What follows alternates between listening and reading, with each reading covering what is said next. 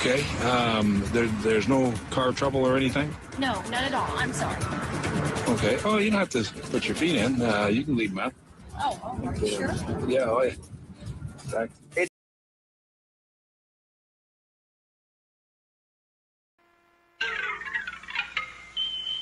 Skeletor to King Randor! Skeletor to King Randor! Come in, you royal boo!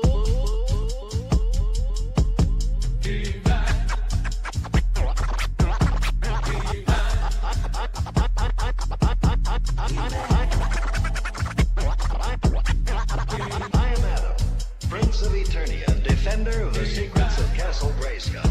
This is Cringer, my fearless friend.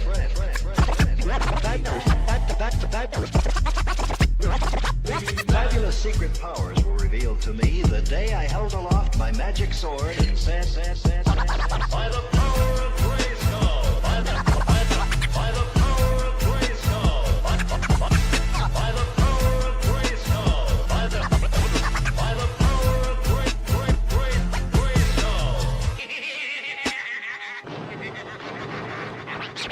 I have you now, you muscle-bound oaf!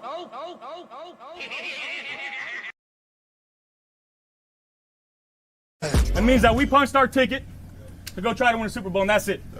We got one game at a time, starting at 1 o'clock on Sunday. Love y'all, boys. Love you. Love you. I'll go to war with every single one of you, every fucking game, all right? Love you, 1-7. Here we go! 1, 2, 3, 1, 2, 3! Win!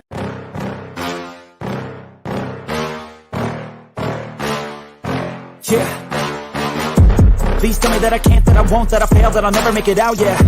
Please tell me all the bad, never good, fill my head full of every single doubt, yeah. Please say any negative thoughts, I pop off when I hear people say I cannot. I get off to the thought of proving everyone wrong, I won't stop to the top, so you better back off and get lost. I'ma stay loud, stay proud, never running out, never heading south. I'll be spreading out, call it word of mouth, can't put me down, I'll be getting loud. You can have your doubts, not what I'm about, have your fucking clout, it be raining now, I keep making sound, go another round, bitch I'm legend bound, can't stop me now. You don't wanna fuck with me, a slow burn like a disease. Just tell me that I can and I'll show you things that you couldn't believe. Just tell me that I can. Just tell me that I can. Just tell me that I can. Just tell me that I can. It's showtime. Welcome to the Mafia Sports Report. I am Tommy to the highest degree to the TOP from the 313. Please like, subscribe, hit that notification bell because I always forget to tell you. Welcome, by the way, to the Down and Drought series. Buffalo Bills 2015 season, episode number 16. The Rex Ryan era begins. Oh, Rex Ryan. 2 years in Buffalo, 2015, 2016. This is actually Terry Bagula's first coaching hire after buying the Buffalo Bills in 2014. So they move on from St. Doug, Doug Marrone. Actually, Doug Marrone moves on from the Bills. He declines his third year as the head coach of the Buffalo Bills, moves on and goes to Jacksonville. So today we are on, like I said, episode 16, 2015 Buffalo Bills. And this is a long one. Actually, the next, this episode and next episode are going to be at least 3 hours. So buckle up, get some popcorn, get some drinks, and kick back and chill and get ready for the roller coaster of the Rex Ryan 2 years here. Let's get to some of the comments before we move on. Bob and how Shady was the best player on this team. Of course he was. And that was actually one of their first moves they made in 2015 season when Rex Ryan became head coach. How rude of me. What up, Tommy? How are you today? I am doing okay. I told you the update. I don't know if I told you, but the update so far on my situation. I did find a home that allows Princess to, because not a lot of homes are renting to people with bigger dogs. So I found a home. I put the initial deposit. I'm still trying to come up with the bigger deposit, the main deposit, and moving costs. So I still got my GoFundMe up. If you guys are interested, there'll be a link in the description. I think there is. I'll put it in later. If not, I will pin that in the chat for those that are interested or want to share this. I still need help. If you guys can, like I said, or just keep me in your prayers. I appreciate that. But so far, so good. It's looking good. I would move in August 1st. And so I'm happy with that. Give me 1 second, guys. Let me put that in the chat real quick for you guys so you have that. Let's see here. But how was your guys' July 4th, by the way? I chilled at the house, of course, with Princess. Let me tell you something, man. The firework thing. Look, I know I'm going to sound like an old grumpy man, but enough already with the damn fireworks. I don't know, man. Like, you seen one, you seen them all. It seems like, right? Like, I know I sound old once again, but dude, like these motherfuckers around where I'm living here, blasting these fucking fireworks, and I'm talking like they sound like fucking bombs going off. It's like 1 a.m. My dog, she doesn't get scared, but she gets wound up and like worked up and barking and just, I think it's more stressful, right? And some dogs do get scared, right? And cats and dogs, all kind of animals, man. And people got kids and shit. Like, I don't know, man. Like over here, I guess in Michigan, they got 11:45 as the cutoff time, which is a tad late, man, for the, these, like I said, once again, these ain't like little fireworks. These are like massive explosions going off, almost shaking the house. And I don't know, man. For me, like, even as a kid, they were cool, but eventually I'm like, yeah, okay. Like, cool. I don't know. Like, I can only sit there so long. Once again, I've seen it a million times, right? So I don't know. People be spending like thousands of dollars on these fucking dumbass fireworks. I don't get that either. You know what I mean? Like, if you're that into fireworks, go to a fucking fireworks show. I know they have them. And just watch them fucking spend the city or whoever's spending money on those fucking dumb things. But yeah, man, all night, man. So 1 a.m. I couldn't believe it. 1 a.m. I'm still hearing them go off around my neighborhood. I'm like, this is insanity. Anyways, guys, I did pin that GoFundMe in the chat. If I think I have it in the description. If not, I'll put it in the description later on. Rex, it's over, buddy. I actually like Rex Ryan as a coach. I think he's a better head coach than Sean McDermott. I know that's crazy, but I have my reasons for that. But, a lot of people hated Rex Ryan. I think 2 years wasn't enough time for any head coach to turn around a bad franchise. I mean, come on, guys. We're doing this series for a reason, right? The down and drought years, right? We are now in 2015. We haven't made the playoffs, in 15 years at this point, right? That's wild. And you expect the guy to come in and just overnight, without a franchise quarterback, turn around and just get the team, into the playoffs and this awesome team. Like, it takes, I always say it takes at least 3 years for a head coach to kind of, do his thing. And especially when a team is so bad, like the Buffalo Bills were, there's a lot of work to be done. And not only that, look, I told you guys, it starts with the owners, then the GM, then the coach, and then the players, right? They all got a link, right? It's like a chain, right? And obviously Doug Whaley didn't know what the fuck he was doing. Terry Bagula just bought the team, so clearly he was clueless at the time on if Doug Whaley was a good GM or not. Clearly he wasn't. And then obviously there's a disconnect there, right? And Rex Ryan inherited this shit team, right? Rex Ryan, look, let's be real here. Rex Ryan, if we're going to compare the two, Sean McDermott, Rex Ryan, way better defensive-minded head coach compared to Sean McDermott. He had way better defenses in his time in the NFL. And he came from like a bloodline of coaches with his dad and his brother coach and him. And he's proven that his defenses can be a legit difference maker.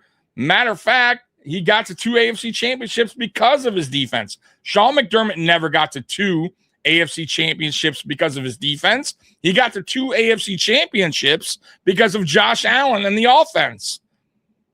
Did you ever think about that? Of course not, because people want to just be like, oh, Rex Ryan fucking sucks. Yeah, Rex Ryan did just as much with less with the New Jersey Jets than what Sean McDermott did here with an elite, maybe the best quarterback in the NFL today. And he had that quarterback, Josh Allen, for 8 years. And he got to as many AFC championship games as Rex Ryan did with Mark Sanchez and the Jets. Make that make sense. But we want to shit on Rex Ryan, what he did here. If Rex Ryan had Josh Allen and Brian Dable in that offense, Rex Ryan would have had that defense eventually playing the way the Jets did. We would have won a Super Bowl by now. I'm gonna say it right now. I know. I get that. I get you guys might not agree with that, but I really truly believe that. Anyways, let's get to some of the comments. I'm probably getting a little behind here. Bob, my dog ate some too. Yeah, dude, and a lot of dogs too. Like, if you leave your dog in the backyard, like dogs are like they're looking to run away. Like they're like scared and shit. You know what I mean? Like cats, like they're trying to take cover. They don't know what to do. Like, yeah, they're fucking dumb, dude. Twins, I always pray when I wake up before dinner and before I go to bed. Okay, well, hey, ain't nothing wrong with that. I mentioned the ones that need it the most. You'll be fine, Tommy. Yeah, I appreciate that, brother. Yeah, not everyone can handle that them for long. Yeah, it's just I don't get it. Just chill and relax. So Matt Chatter, start telling me if your duty as a human is to put up with dumb things that other humans like people who care about Wall of Fame. Sorry, Tommy, if my duty as a human is to put up with dumb things the other. Well, first of all, I'm just giving you an opinion. I'm not saying people are dumb. I'm saying I'm saying that I don't get the whole firework thing. I'm not saying that you're dumb for liking fireworks. However, what I think that is dumb is people lighting fireworks off at 1 a.m. I mean, that's dumb, right? Like that's selfish. No.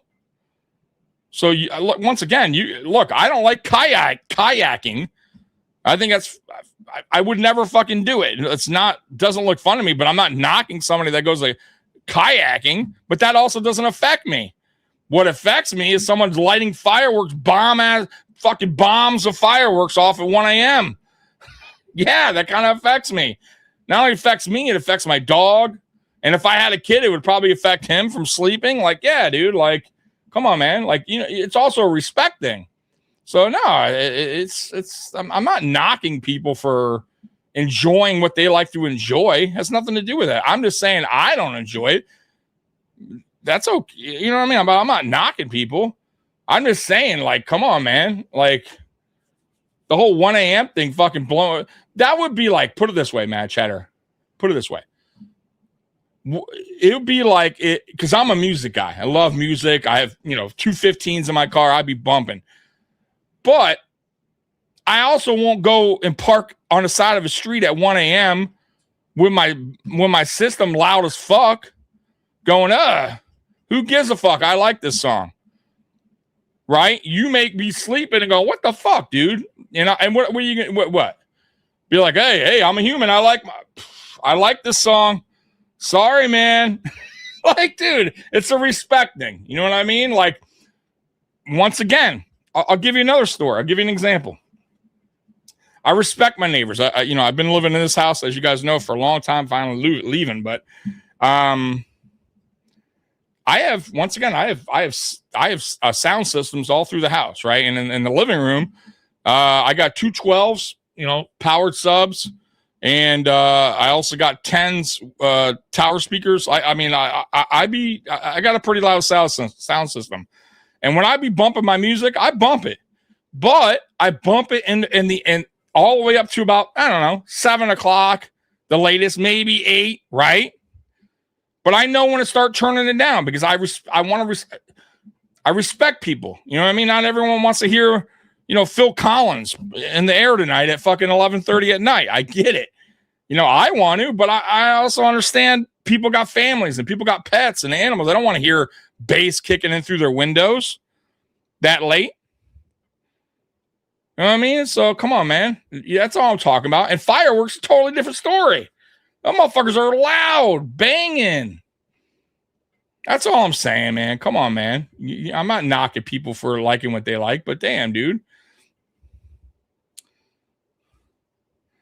Well, Rex probably good, but Noon's winning ship with Tyrod.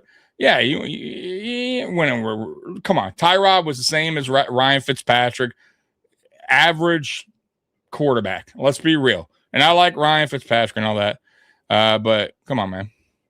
But you all understand what I'm saying. That's all I'm trying to say, Mad Chatter. I ain't knocking you for liking fireworks. I could give a fuck.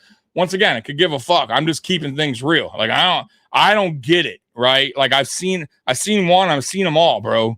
I can only stand outside for so long and watch fucking fireworks blow up in the sky. Like that's all I'm saying. You can go out there and stand. I don't give a fuck if someone wants to stand out there for fucking 24 hours straight and watch fireworks, as long as it's away from my fucking house. You know what I mean?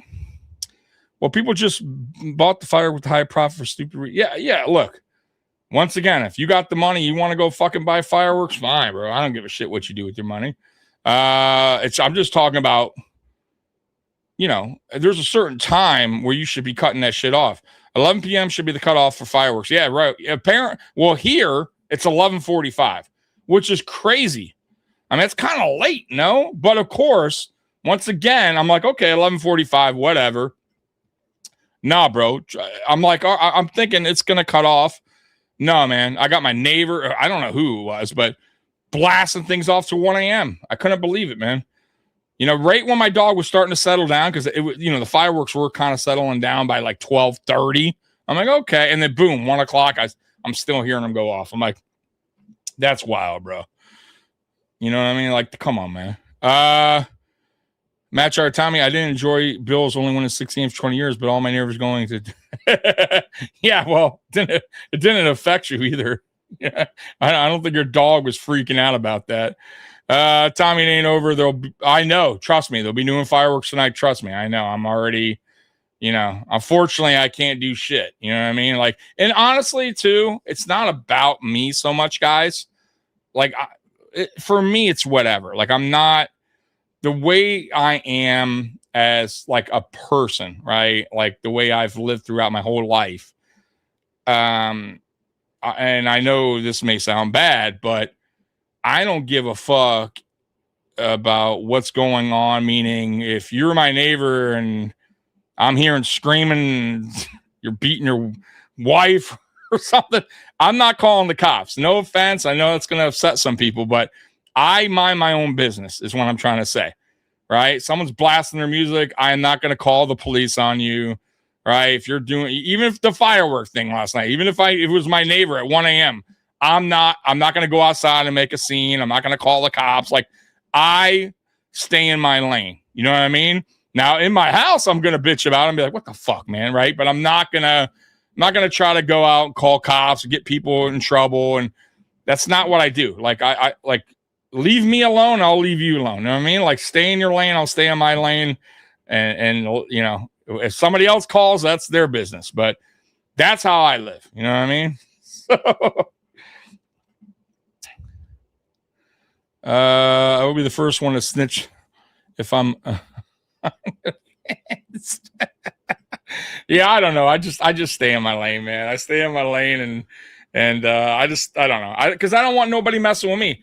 You know what? I totally messed up my story. So I was blasting music on Thanksgiving, and it was like, it was during COVID too, of all things. Like nobody was even working. Like we were all stuck at home. I know you guys remember this. And it was Thanksgiving Day, and it was like, I want to say 12:30 in the afternoon, and I was jamming. I mean, my system was pumping, right?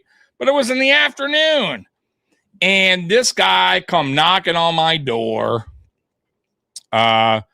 complaining, right? And I'm like, dude, listen, it's 12:30 in the afternoon. I could play music all the way up until 10. Like, and I'm not going to do that. I normally turn it down by 7, 8 o'clock. But I said, this ain't an apartment complex. I don't live in a fucking, a town home or anything like that where there's rules in the community. I'm like, dude, I rent a house for a reason so I can do this kind of stuff. And it's not even late. So he's like, well, I just moved in and I got migraines and I live 3 houses down. And I can hear your system. And I'm like, I said, bro, I'll turn it down a little bit. Now, mind you, I lived in this house at that point for like 7 years or something like that. Not one neighbor ever bothered me. Now, this guy fucking new guy moves in, renting a room 3 houses down. First guy ever to come and knock on my door, complain about my music in the afternoon, by the way. And I'm like, so I told him, all right, man, I'll turn it down some. So I did. So like an hour later, I get a knock on the door. I think it's him. I'm thinking it's him again. I'm like, this fucking guy. Open the door. It's fucking cops. They're like 3 of them. And I'm like, what's going on, man? Now, mind you, my system's still pumping too. So I turn it down. And they're like, hey, we got a call about your music. I said, bro. I said, really, man? I said, look, I know the rule. I know the law. I know the rules here because I made sure. I said noise ordinance, whatever you want to call it, is at, I think it was like 10 o'clock. I'm like, bro, it's 12. It's like at this time, it was like 1:30. I'm like, it's 1:30 in the afternoon, guys. So they're like, well, you're still disturbing the peace or whatever they called it. I said, bro, so what's the difference? So you're saying a noise is allowed till 10, but I'm disturbing the peace now. So they're like, yeah, man, just do us a favor, turn it down some. And I did, bro. But I would never call the cops on something. I even last night, 1 in the morning, once again, it sucks. It's not my, it's agitating. It's bullshit at 1 in the morning. I want to do that, but I want to call the cops on people. So this fucking guy pissed me off that day. Ruined my Thanksgiving by having the cops show up at my house on Thanksgiving. It's because they were 12 shooting last night. Yeah, fucking bullshit. I'm the most patriotic mother, Luca, you will find until 11, then it's over. Yeah, exactly. Dang, it must suck to be a cop if there's a shooting of fireworks. Yeah, it does. It depends on who you playing. If you play that lame, they're not like us song. No.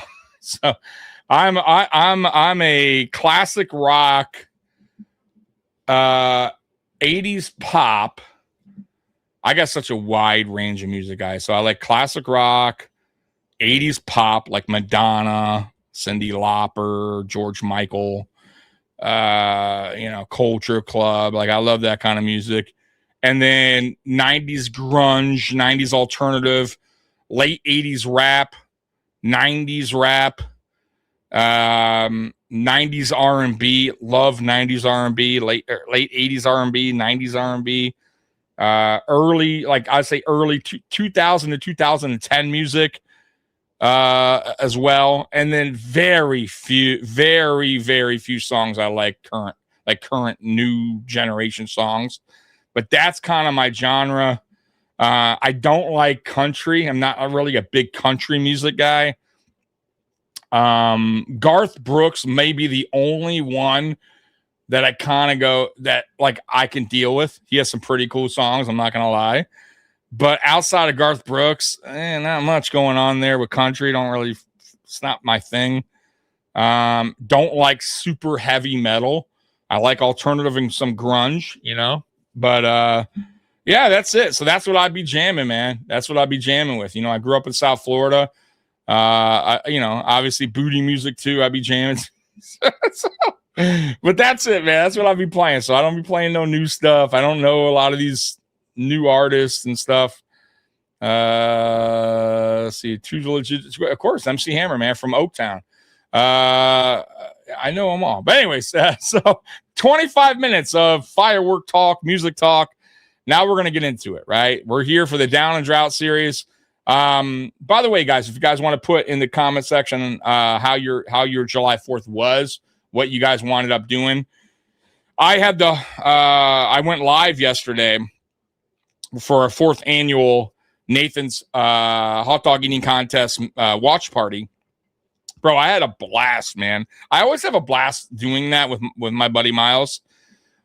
Believe it or not, that's one of my most busiest live streams I do on this channel because I think it's such a unique thing that not a lot of people are having watch parties, right?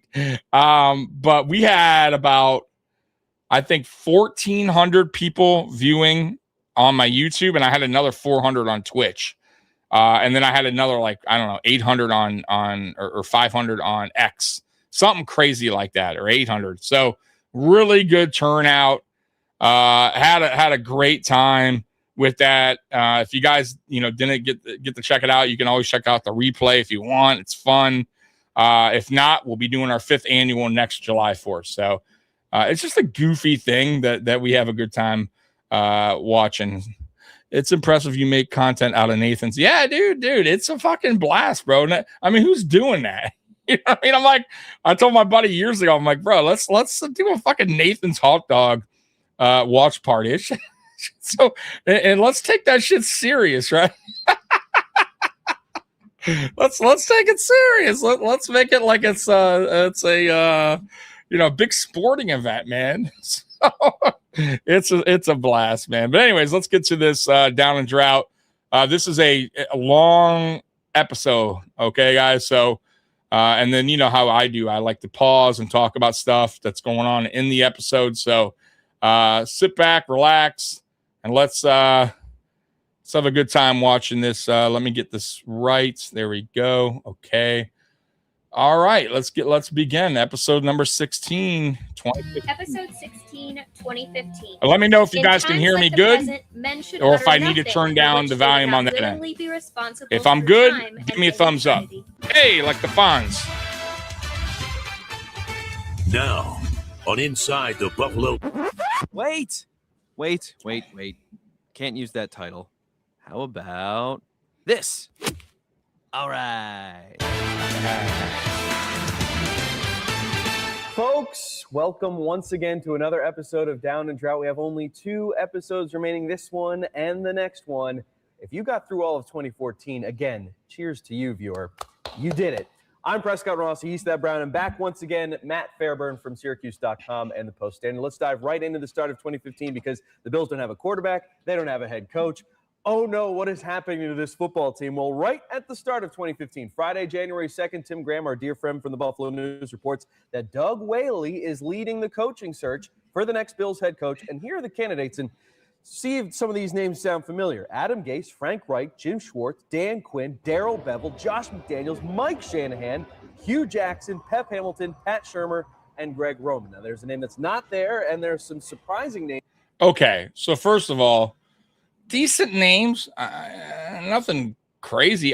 Listen, Rex Ryan, for me, that's a great hire. Like for a first-time owner, you're getting yourself a guy that's at least gone to 2 AFC championship games with the Jets, and a guy that knows football very well, right? It's in his bloodline. So for me, I was not pissed off about the hire because up until this point, since they fired Wade Phillips, right? When, the late Ralph Wilson fired Wade Phillips, we had a bunch of bullshit ass coaches come through. A bunch of guys that I didn't know at the time, never heard of at the time. Greg Williams, right? Like just a bunch of garbage. Mike Mularkey, Dick Geron, Like just a bunch of no-name guys that weren't going to do anything. We knew it. And then you finally get a guy like this. As a fan, I was excited. I'm not going to lie, because at least we got a guy with some pedigree, a guy I knew, right, who's been coaching in the NFL for, quite some time at that point. And once again, it ran in his blood, right? His bloodline. His dad was an excellent coordinator. His brother was a good coordinator too. He's been around the NFL a while. And Rex Ryan, once again, he accomplished some things with the Jets with a bad quarterback. So I was cool with the hire. Tell me if you guys were cool with the hire. Shipping on not Clemson. Thumbs up. Okay, Bob. So we're good. All right, thank you. Yeah, I know. And they got back-to-back Clemson players in the Rex Ryan year. So, all right, let's in there. continue. What were your thoughts at the start of the Bills coaching search in 2015? I didn't have a guy I liked, but I thought it was a pretty good crop to choose from. It seemed like there were a lot. I mean, Dan Quinn was hotly desired. Todd Bowles was pretty well regarded in a lot of places. Adam Gase, obviously. So there were Gase for the Bills, and as opposed to the good Lord coaching search, where I didn't think they really had much a disaster. to choose from. In 2015, I thought I done nothing for me. Especially if the Bills wanted to go young and up and coming. Not that Rex Ryan wasn't a disaster here, but 2 years is not long enough, guys. Happened like the Pagulas weren't necessarily expecting it. They were pretty much brand new owners, and there was all the Bill Polian stuff that was floating around before that. And so when Doug Marrone decided to opt out of his contract, all of a sudden they were like, okay, we need to cover all of our bases, talk to as many people as possible. And I think that's why the net was so wide that time, as opposed to this year. They felt like they had already talked to a lot of those people before, and they had a different idea of how to go about it. And it was an interesting coaching search. Obviously, Doug Whaley was leading it to start, but Russ Brandon was involved. You got to give Rex credit too, man. His press conference is unlike a different road. Yeah, they sure did. Many others as far as coaches go. Oh, another one? Way more like get you a little bit more fired up than your traditional coach speak that they all give you, right? He's not going to join. So I'll give him that too. At least he hyped you up. After the news that Whaley is leading the coaching search, Adam Schefter reports that Marrone was unhappy with the Watkins trade and that the Bills are going to interview Rex Ryan and Kyle Shanahan. And then, as you see later in the week, that Schefter tweets, and I remember, Thad, you and I were working on this Saturday, that the Bills are going to bring in Rex Ryan for a second interview. And then all of a sudden, just, as these things tend to happen, okay, here's the second interview, and about 12 hours later, there's our guy. So, yeah, the fact that Rex is coming to the Bills is unveiled on Sunday, January 11th at 7:57 a.m. But then Kim Jones reports that Rex has a 5-year deal, and Alex Marvez says that the Pagulas are heavily invested in the coaching search. And the whirlwind and the unknowing of who runs the Bills is pretty evident at this point, because who's calling the shots? And as Russ Brandon even says in his press conference, that he was heavily involved as well with the Rex Ryan hire. Just your thoughts as Rex is now the guy, and it seems like the Pagulas have taken this decision away from Doug Whaley. If I take myself back to when the move happened, I really liked it. I thought Rex was the right guy at the right time. Absolutely. I had no problem with the hire, guys. I really didn't. With that great, talented defense, you let him do his rah-rah thing and pump the team up for a couple of years. I just think Terry Bagula 9-7, 8-8, which is what they were the year before, to 10 wins, and you could. I think Terry Bagula didn't really realize what he was getting with Rex as far as personality goes. And if you see the way Terry Bagula presents himself, how he acts, they are quite different, right? They are not like they are just very different people in the way they conduct themselves, right? And you could see, I don't think Terry knew exactly what he was getting when he got Rex in, right? And I just think like 1-2 years is not long enough. And I think he fired him after 2 years because I don't think he liked his personality, to be honest with you. I think that played a part of it. And I just don't think he thought it was going to be a good relationship, owner-coach relationship down the road. You get what I'm saying? I think he cut ties. I think that was part of the reason. Obviously, losing is another, right? But 2 years, I mean, guys, that's, I get Sean McDermott got us to the playoffs in 2017 with 9 wins. It was kind of a fluky, way to get into the playoffs. Let's be real. 2018, we were terrible and was expected. And it really, honestly, 2017 was supposed to be like 2018. It really was not supposed to be like a playoff, year, right? Like that was the start of, okay, let's just, we inherited this team. We got Tyrod Taylor. Let's just kind of finish the season out. We'll draft a quarterback in 2018. We'll be in the top 5 probably, right? Because we'll probably have a bad season in 2017. Like that's normal, and that's normal. You should expect that when you're doing a full rebuild. Like, kind of like what the Dolphins are doing, right? In the Jets, that's kind of what you got to do, right? And then you start building up after you find your franchise. But Rex Ryan was never given that opportunity.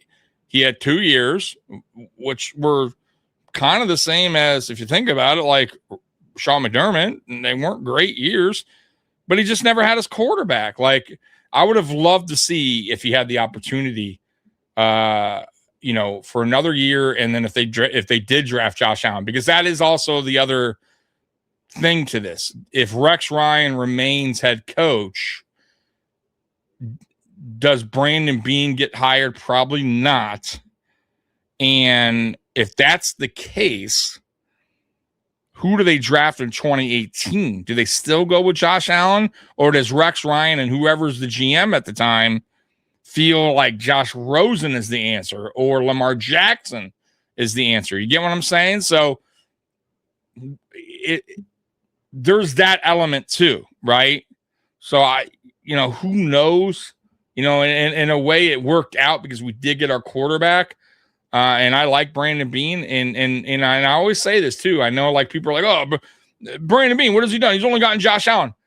Yeah, he's gotten more than that. But if that's what you're sticking with, if we had another GM in place, guys, it could have been Rosen here. It could have been somebody else. Could have been Like, we don't know how that would have went.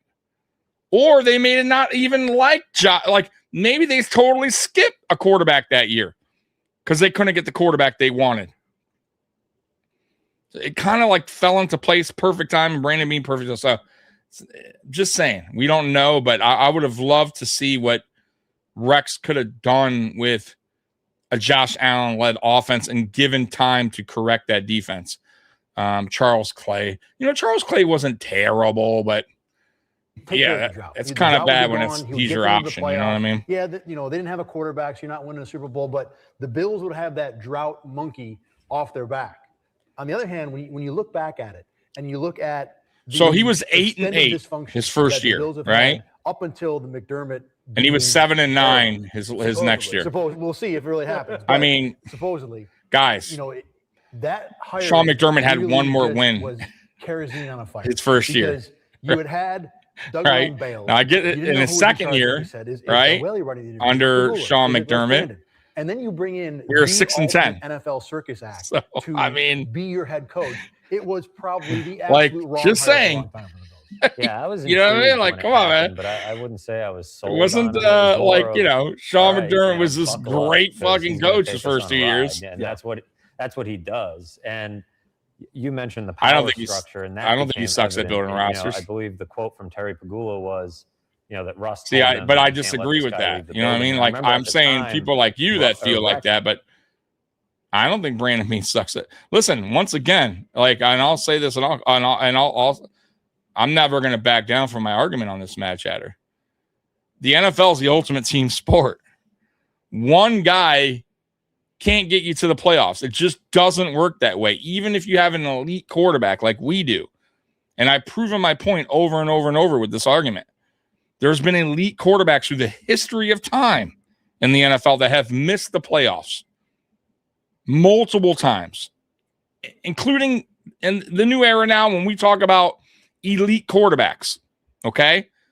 Patrick Mahomes, Josh Allen, Lamar Jackson, Joe Burrow. Even fucking Mahomes missed the playoffs once. Now, I'm going to keep him out of the loop because he's won Super Bowls. But Joe Burrow has missed playoffs. He's elite. Lamar Jackson has missed playoffs. He's elite.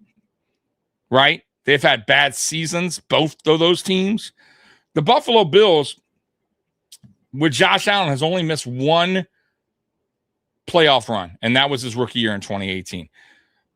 But what that tells you, what that tells me, and what that should tell you is it's a team sport. It's the ultimate team sport. It takes multiple things to go right to get your team into the playoffs each and every season. And everybody has to do their job. Now, there's guys that aren't going to be so good. They're not going to do their job. And that's what, records take place and, wins and losses start adding up or losses start adding up. But when you're constantly winning 12, 13 games every year, like the Buffalo Bills have done in the last 7, that tells me the roster is not as bad as you want to make it out to be. Josh Allen isn't just doing it himself. That's not how it works. Is he a difference maker? Of course. Does he help that out a lot? Of course. When you have an elite quarterback, that does boost your opportunity to get into the playoffs a little bit more. Of course it does. I'm a realist. I get that. But you also have to have other players step up and do their job. And that's what a roster's about. So you can't tell me the roster's garbage. This roster has gotten 12, 13 wins almost every year in the past 7 years. It's not just Josh Allen. So I don't buy into that. Like, I'm sorry, I don't. You know what I mean? Like, go look at other rosters on paper. If you look at the Baltimore Ravens on paper last year, going into the season, you go, oh my God, all these All-Pros, Pro Bowl. Bro, they missed the playoffs. If you look at the Bengals roster, for many years, they had All-Pro, Pro Bowlers all over the place. They start off slow every year and are fighting for playoff spots. So don't give me that. Like, I don't buy into it. I'm sorry, I don't. And especially when you're picking at the tail end of every draft. So I don't know. I won't. I don't buy into that notion that we only get into the playoffs because we got Josh Allen. That's it. That's the only reason. That is such a lazy thing to say, bro. I'm sorry. I don't buy into that. Dan Marino's missed playoffs, right?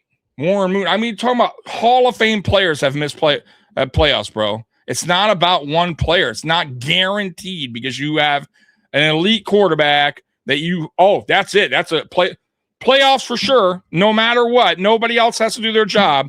Like, come on, man, stop. We're not in. By the way, we're not squeaking into the playoffs every year. It's not like we're like dragging into the, 9 wins like 2017. Fighting for our 10th win at the week 18 mark. We're a very good team, bro. Like, come on, man. I'm sorry, dude. I don't buy into that, bro. And I refuse to, bro. I refuse to. This was kind of an interesting candidate because ESPN was after him. There was rumors that he might go into television. Atlanta was sort of on his trail. And then, I remember thinking the Pagulas made the splash hire. Once again, okay, you know what, Matt Cheddar? Look, I already told you why. In my opinion, I've never, not one time since I've been doing this podcast since 2020 and follow the team. And obviously I follow this team since 89, but I've not one time come on here and be like, oh man, the roster was the issue. The roster's the issue. Bro, the issue is now no longer here. The issue with Sean McDermott. You can't tell me the Bills shouldn't have made a Super Bowl appearance in the 9 years that Sean McDermott was here. You cannot say that to me. The Buffalo Bills definitely had a good enough roster in that run to make at least one Super Bowl, if not win a Super Bowl. We were toe-to-toe with the Chiefs, who won Super Bowls. We gave them the biggest fight. For a reason, by the way. And a lot of those losses came down to poor coaching and poor defense, which Sean McDermott was responsible for because he is the defensive-minded head coach and the guy that It's his scheme. It's his vision. It's what he rolled out there. So I don't buy, like, the reason why we didn't go is because of the head coach and his shitty ass defense. We should have at least made one appearance, at least one. And then all this talk is gone. It's out the window. But Sean McDermott didn't give that to us. He took it away. Like if we're going to be real and we're going to go back in time, right? 2020, I'll give a pass because they were just trending up. Everything was kind of building together. But, dude, our offense was fucking rolling in 2020, 2021, 2022, 2023 even. Rolling. Brian Daboll had that offense scoring at will. The offense was never the issue. But we were smoking teams as far as on offense goes. Brandon being built around Josh Allen.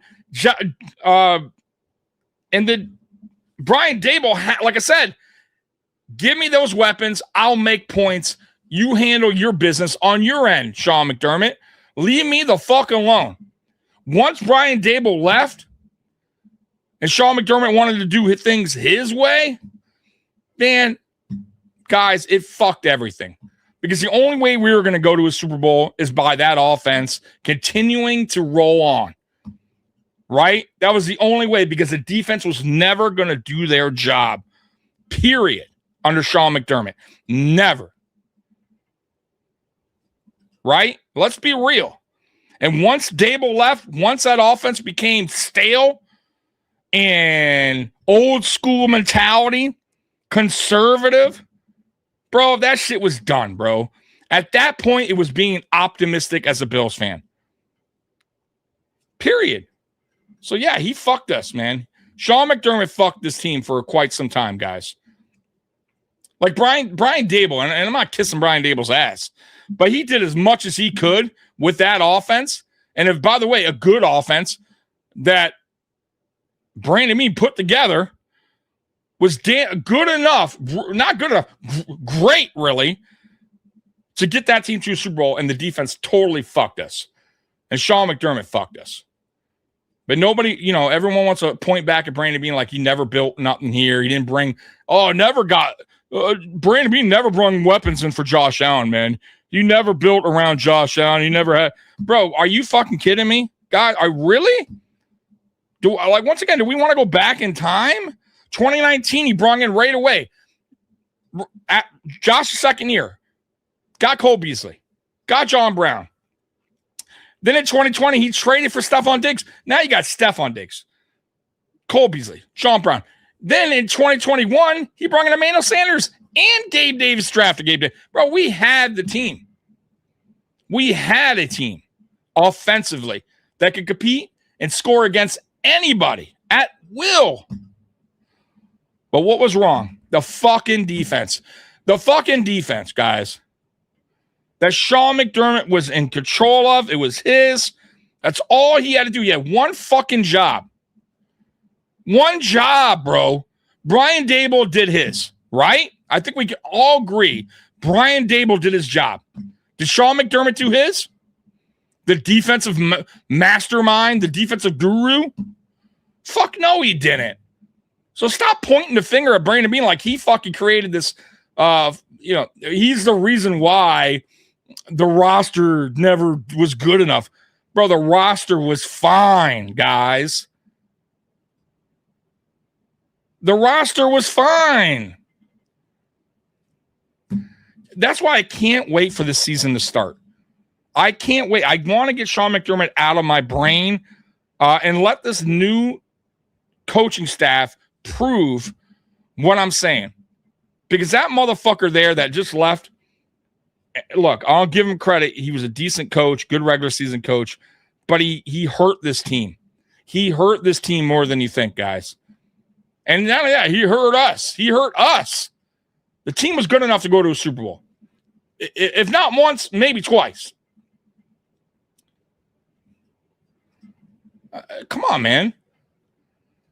Daboll left and he promoted Dorsey. By the way, I was all for it, but if you all recall, Dorsey took over, and Dorsey came from Miami, like the Hurricanes. Like the dude was a former quarterback. He knows offense. It wasn't like the Hurricanes' offense was garbage. Like it was high powered, one of the best, probably the best college football teams of all time when Dorsey was there. And he took over, and he kind of was running the Dable system the first year. By the way, the first year we were top 5 offense. So go back and look. I'm not just lying to you. Matter of fact, Stephon Diggs was very happy with Ken Dorsey, and so was Josh Allen. The second year was the problem. Kind of like the second year was the problem with Joe Brady, or really the first year, right?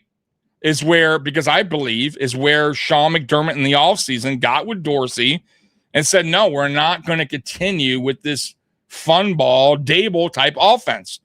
This is what I want to do. We're going to run heavy. We're going to use our tight ends more.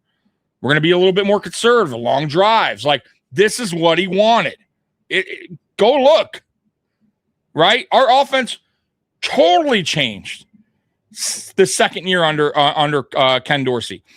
Then when Ken Dorsey gets fired, if you all remember that year, after the Bronco loss, Joe Brady comes in, and at that point, I think we're like teetering to even make the playoffs, if I recall.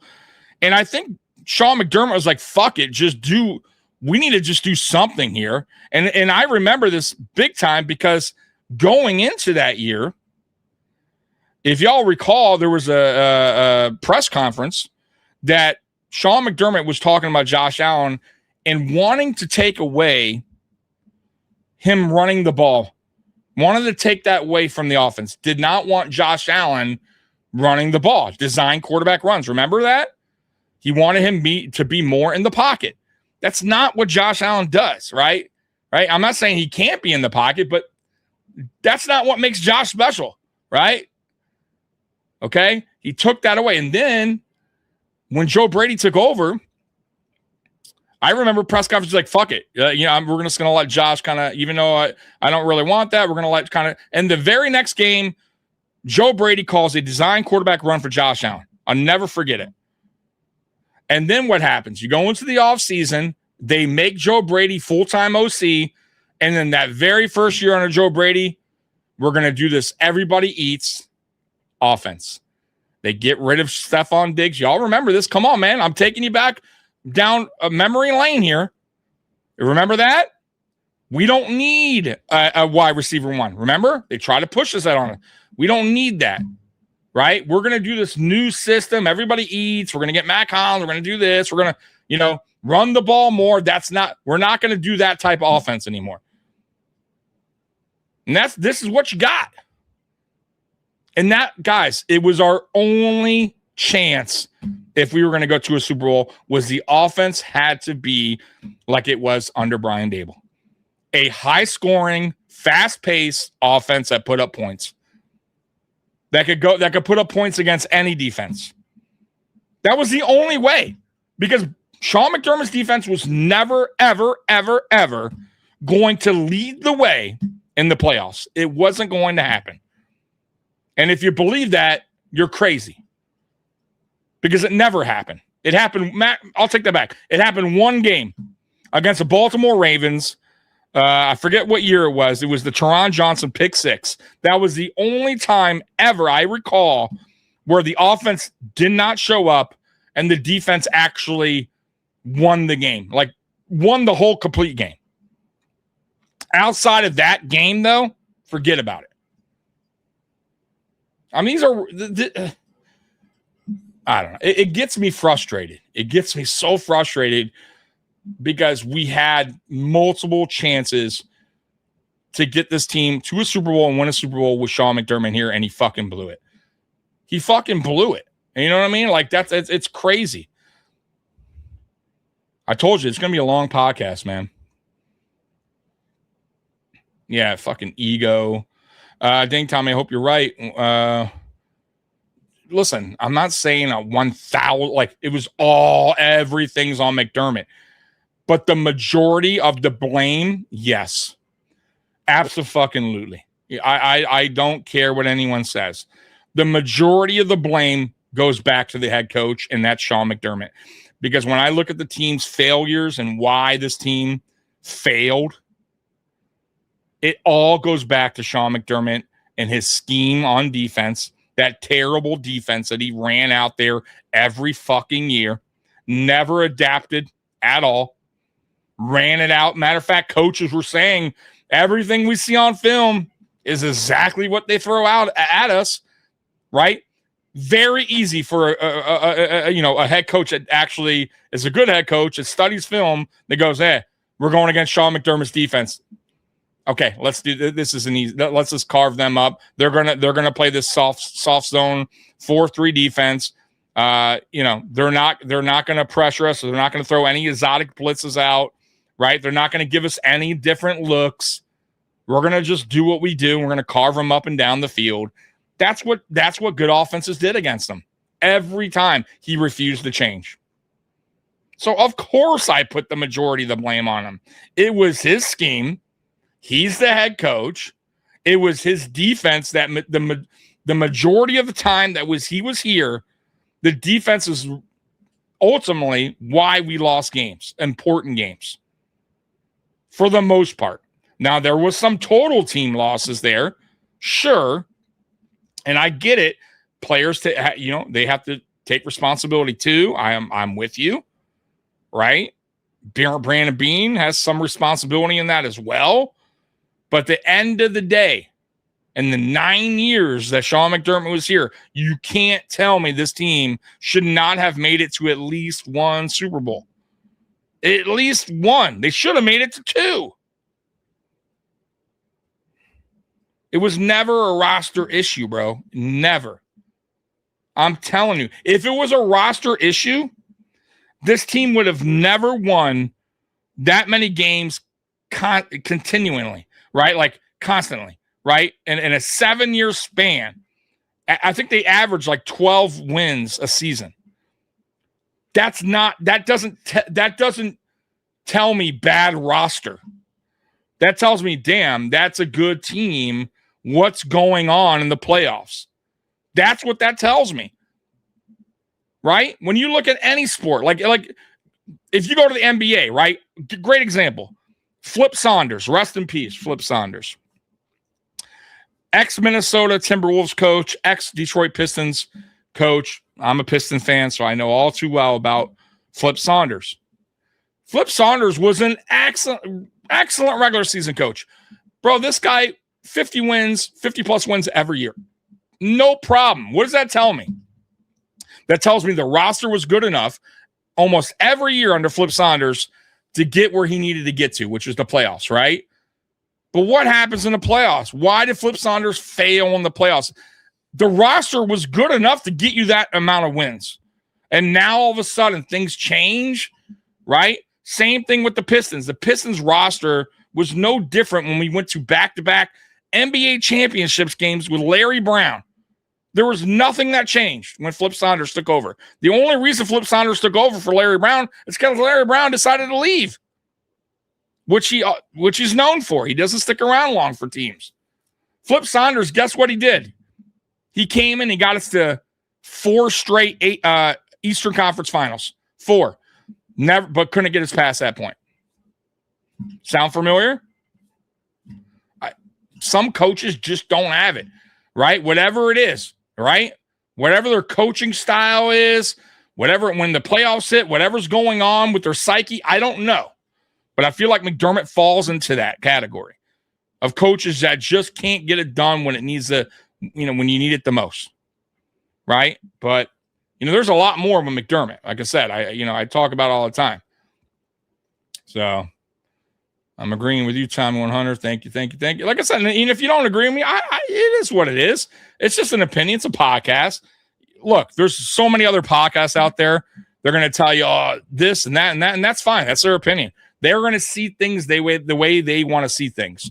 And I'm not knocking anyone who sees things differently than I do. It is what it is. That's the beauty of having a podcast. Like, I can voice my opinion. And you guys could take it however you want to take it, right? But when you guys say something, I'm going to respond. Like, that's the beauty of my show. Like, unlike a lot of other podcasters that just ignore you guys in the chat room and let you guys just talk and talk and talk and not even respond, I'm going to respond, right? Whether, you know what I mean? Like, if you guys throw a comment out there, I'm going to respond to it. We're going to have a little back and forth. That's the fun of the show, right? Keeps you guys in the loop. Hello, Tommy. Happy 5th of July and happy 250. Yeah, Mr. Fulton, the most interesting man in the chat. Whoever started Everybody Eats Crap is a Bum. That to me was like a marketing bullshit. It was almost like a marketing campaign, right? It felt like one. Like, because they moved on. I don't know, brother. I'll have to look later. I'm doing the podcast now, but I'm sure it's dripping, man. Yeah, I think honestly they did the Everybody Eats bullshit because they wanted fans to have a reason to be excited for the upcoming season without a true number one. I mean, that's the reality of it. If we're going to be real, they got rid of Stephon Diggs. They did not replace him with a one because they didn't want a one. And that you can't, for me, and that's another thing why I kind of have a back and forth with Bills fans. Sean McDermott didn't want a one. He didn't want another guy like a Stephon Diggs. He didn't want an alpha receiver. He didn't want a guy coming in, running his mouth, wanting, saying, I need this many, passes thrown my way. I need to be, I need to be the main part of the offense. Like, he did not want that. He had it with Stephon Diggs, and obviously they had a clash. They clashed, and that's the reason why he pushed him out. And that's another reason why he came up with the Everybody Eats. He didn't want another guy coming in that was going to be a distraction, according to Sean McDermott. And Brandon Beane's not going to go rogue and go, you know what, Sean McDermott, fuck you, right? I'm not going to trade Stephon Diggs, or I'm trading him, but, I know you want to do this kind of offense that you're talking about, but, yeah, I don't think it works, bro. I think we need to get a number one. Like, that conversation wasn't going to happen. A GM's job, his responsibility is to work with is to basically go by with what the coaches want. And that's the head coach, basically, right? So if the head coach comes to him, Sean, and trust me, they had the conversation. They did. They did, because there's no way that Sean McDermott goes into Brandon Beane's office, says, hey, I know you just paid all this money to Stephon Diggs, but he's a problem. I can't deal with him. I need you to get rid of him. And you can't tell me that Brandon Beane didn't go, okay, well, we're going to lose a lot of, dead cap, and who are we, what are we going to do? We're going to, who are we going to replace him with, right? Like, Brandon Beane's like an idiot, right? He knows who's on the roster. And I'm sure Sean McDermott came with the whole, well, we got Joe Brady. He's going into his first year officially as OC. And we're going to do this Everybody Eats thing. I don't need a one, right? I have a vision for the offense now. It's going to be run heavy, slower methodical drives, conservative drives, get the tight ends involved, right? This is what I want to do, right? So we don't need a one. Trust me. There's no way Sean McDermott said, well, look, I need you to get a number one right away. If he did that, we would have got it done. I promise you. The only thing I'll say about where Brandon Beane should have probably stepped in and said, nah, fuck that shit, was when the shit wasn't going right that season, clearly wasn't, offensively, and he traded for Amari Cooper. And it's funny, when he traded for Cooper, who had very little left in the tank at that point, but still was respected enough by NFL defenses and defensive coordinators as a true number one, our offense got better, and players around him, Cooper, got better because of it. Keon Coleman had his best offensive game the same day Amari Cooper played his first game in Buffalo. Is that a coincidence? Come on, man. No, it's not. It makes sense. So if I'm going to blame Brandon Beane, is after that season, he should have had a talk with Sean McDermott and said, bro, like, I know what you want to do. I get it, but like I had to trade for Cooper and like it maybe that's not working, that concept you're trying to run. You know what I mean? But as you know, and I'll say this again, as a good GM and what the best GMs do, you have to work with your coach.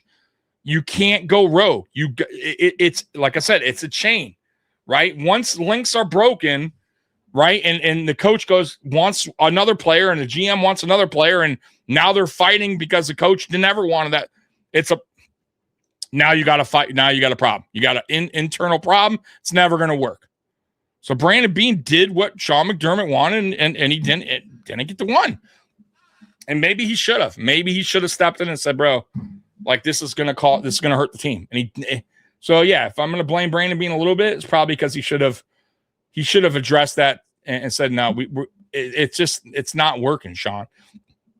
Tommy, you wanted me over a bit, but how do you explain a guy like me who barely is over double digit? I told everyone who listened, we need CB's a 13-second year, the GM. I get it, but once again, that's Sean McDermott is responsible for the defense, right? Sean McDermott I don't believe Beane went rogue and picked out players that Sean McDermott didn't want on defense. Matter of fact, man, look, if you go back in Sean McDermott's time here, Sean McDermott's very first draft was without Brandon Beane. What did he do? He traded away the first round draft pick that went to Kansas City Chiefs, which was Patrick Mahomes, for Trey White. He went defense right away. When we went offense, because we had to the very following year, and thank God we got Josh Allen, we went right back. They started building around a little bit through free agency and trade for Josh Allen, right? Cole Beasley, free agent. John Brown, free agent. Stephon Diggs, trade. Everything else, though, was drafting defense. Defense. This is all McDermott. Listen, just like this past draft that we just went through, Joe Brady is an offensive-minded head coach. Even though we drafted defensively heavy because we need to, Joe Brady probably didn't have a lot of say in the defensive players that were getting picked. I'm sure he was in the room. But you know who did? Jim Leonard. Because it's his defense. He's a defensive coordinator. He's the guy that's running it. It's his scheme. It's his vision. And that's how it should be. And that's how it worked with Sean McDermott. It was never Bobby Babich pick and play. This was always McDermott's defense. This was always McDermott guys. So no, I still don't blame Beane for the draft picks either as far as defenders go, because McDermott had his hands on that big time. Big time. I'm telling you right now, there was not one single player drafted defensively that I recall that Sean McDermott was like, right? That there was a report that Sean McDermott didn't want anything to do with that player, right? I don't buy into that either. Matter of fact, you have a scouting department. Every NFL team has a scouting department. All year during football season, they go out and scout, right? Now they're scouting for players that the coaches scheme fits, meaning the players that fit in the coaching scheme, right? They're not going out there and going, man, scouting guys that are, not a good fit for what Sean McDermott likes. So their job and responsibility is to come back with a group of players and film that best fit Sean McDermott's likings, right? And then they all go over and sit down and watch film, and then, the whole draft process, they interview these players. So trust me when I tell you, Sean McDermott was heavily, heavily involved on the defensive side of every single draft. Every single pick. I'm telling you. Brandon Beane did not go rogue. Sean McDermott was there every meeting. He had big time say in every pick, every selection. That's what he wanted. And just like this year's draft, Jim Leonard, heavily involved. If you look at the draft and the picks that we got, they are way different than what Sean McDermott would have drafted because it's just, these are guys that fit Leonard's scheme. They're just different type of players. Even free agency, the kind of players that we brung in are definitely not Sean McDermott type of players. They don't fit a scheme. They don't fit character, right? Certainly not. Jerry Hughes, yep. We're going to get back to this, man, down and drought. We have not even, man, hour in. I told you it's going to be long, man. It wouldn't matter because all you would play soft zone. Yeah. He never changed anything. Right now, we should be alarmed. Allen getting old. No, Allen's 30, bro. He's fine. I would still say, I say to be honest, I would say he has a good 4 to 5 years left in prime Allen. So, though that will creep up mighty quick, they still got it. They still got that window open. You know what I mean? But you don't want to be fucking around either, because before you know it, year 4 will be kicking in. You know what I mean? Like, and now you're getting close. So I understand your point. At the same time, can we just at least this new coach staff develop these rookie players? Yeah, especially for the defense, right? Like I said this before. Jim Leonard inherited a lot of these players, right? And it's funny, we're talking about what? What are we talking about again, guys? Defense. It's always been defense, right? Defense the issue. This is the issue. Defense, corners, edge, not getting to the court. Why? Why are we even talking about this when you had a defensive-minded head coach here for 9 years? Why is this a problem? You know what I mean? We're not talking about offense. You know what I mean? Like, we all knew what the problem was with the offense. It was one single problem. We needed a go-to guy. We needed a wide receiver 1.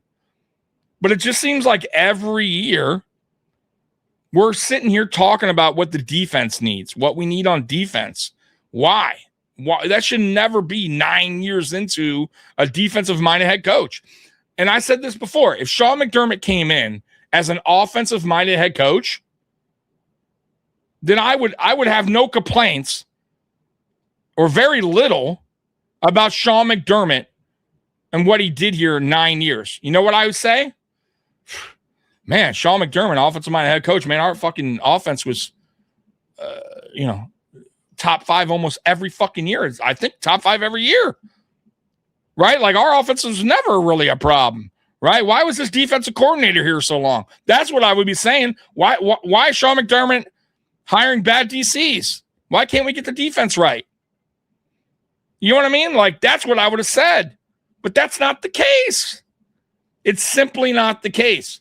So just like this now with Joe Brady, if 3 years from now, let's say, Joe Brady gets fired, let's just say hypothetically, and we're talking about this team the way we're talking about it now. And I'm saying, and let's say it's the opposite. Let's say the offense is now the issue, right? Let's say we get into the playoffs, right? We're still a playoff team, but the offense is failing. Let's say the offense is only scoring 14 points on average in the playoffs, or for the first 2 years under Joe Brady, right? 2-3 years, whatever. We would say the same fucking thing. I would sit here and tell you guys, what the fuck is going on? Why did we hire a guy that's an offensive-minded head coach and Joe Brady, and now our offense can't score points in the playoffs? You got to fire that motherfucker. His one job, the one thing that he is known for, offense, is the one thing he's failing at. You understand where I'm going with this? It's really simple to me. It's just that simple. And if I was Terry Bagula, right, and I would have done this years ago, I would have said the same. I would have thought the same fucking thing. I would have had Brandon Beane in the office, I would have had a meeting, and I would have said, bro, Brandon, isn't Sean McDermott a defensive-minded head coach? What the fuck is going on with the defense? We are year 7 in. Why is the defense constantly shitting the bed in the playoff? What is going on here? I think we need a change here because we've been through defensive coordinators now twice. And matter of fact, Sean McDermott ran the defense one year. Remember that? And we still were shitty in defense. Why is the offense the only unit that's working in 9 years, 7 years, whatever at that point I'm having this conversation? Fire his ass. Bro, it's so simple. If you hire a guy that says he's great in sales, and 2 years in, his fucking sales numbers are terrible, you probably should fire that guy. I don't think it's going to get better. Right? His one job on his resume that said he's excellent, like I specialize, or how about this? He gets hired and he promotes himself as, the best, I don't know, coffee salesman, but yet he can't sell coffee for the first year. You should fire him, right? Oh, but he does this well though. He does the dishes real well. He cleans up very well, but he doesn't sell the coffee. He told me his best thing he does well is sells coffee, but all he's doing is doing a great job in washing the dishes. Like, come on, man.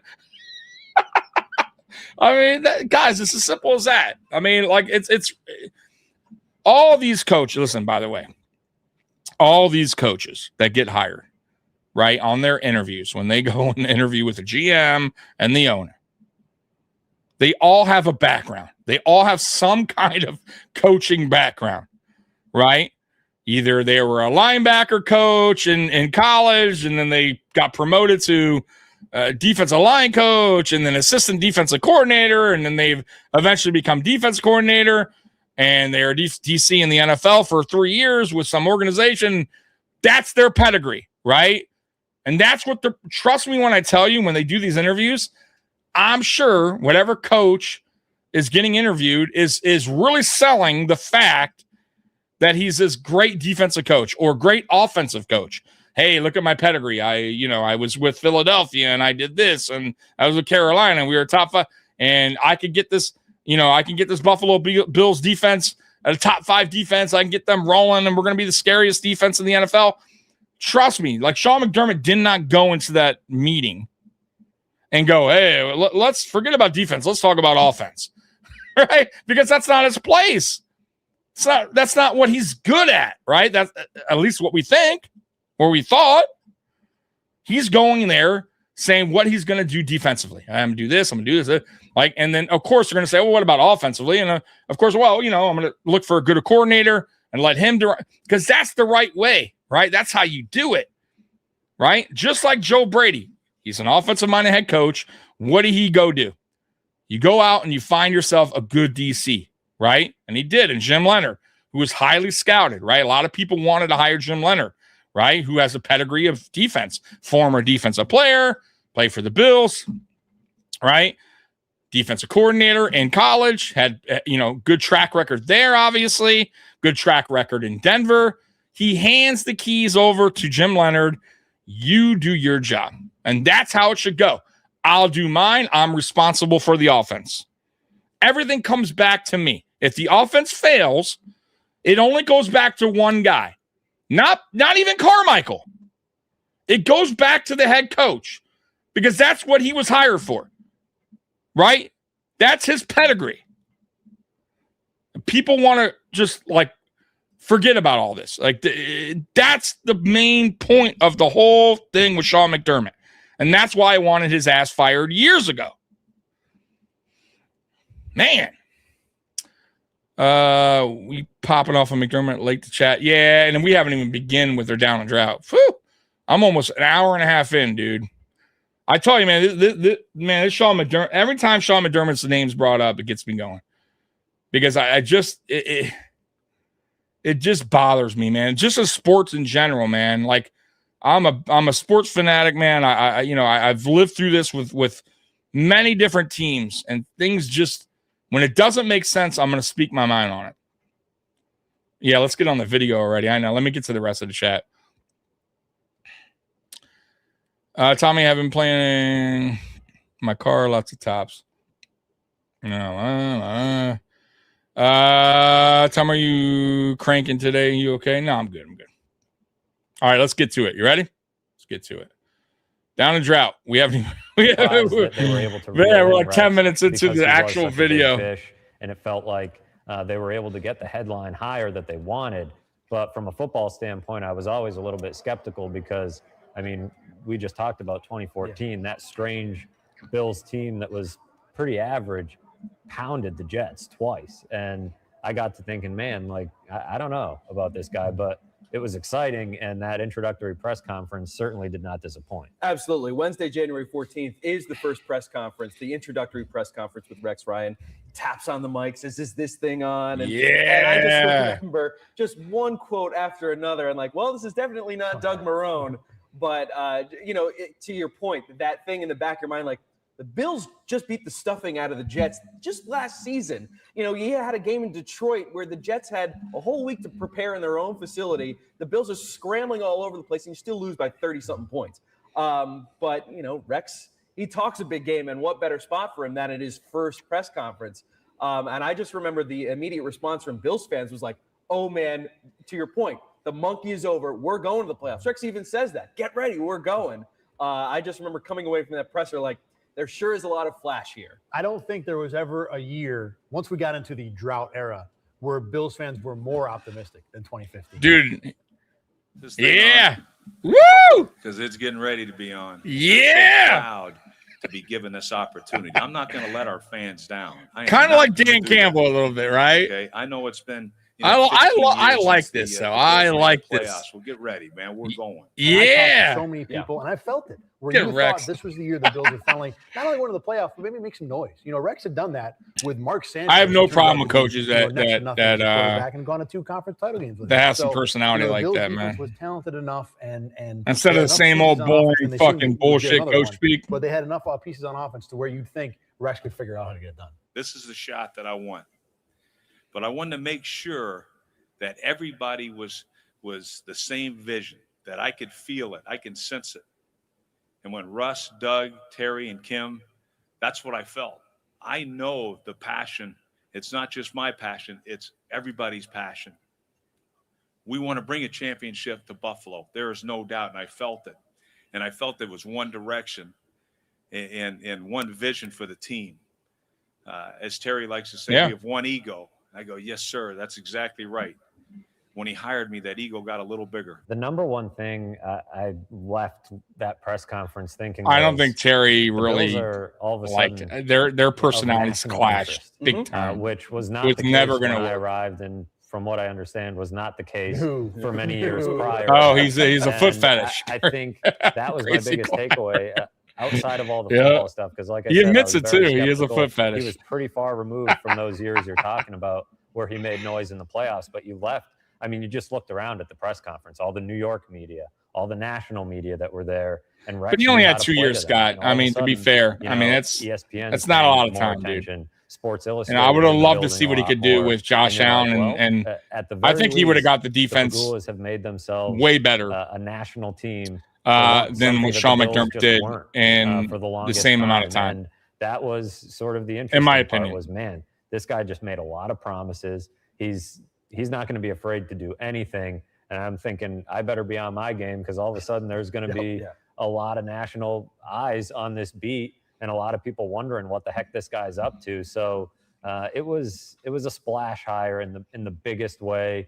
And the offseason kept rolling from there because Rex isn't afraid to make the splash moves. And he made that pretty evident very early on. And the thing that I said too right from day one, and it was never untrue, was that with Rex Ryan, you could take a Wednesday press conference in week 6 after a game where the Bills had gone, they're 3-3. In other words, not relevant or story worthy at all. And Rex would give you something, and you could not miss it. And it was, you could not stay away from those press conferences. And we've become to realize it now that we've seen Sean McDermott do a few. I've never lost my swagger, my confidence in myself and the people that I surround myself with. We absolutely are not going to be pushed around.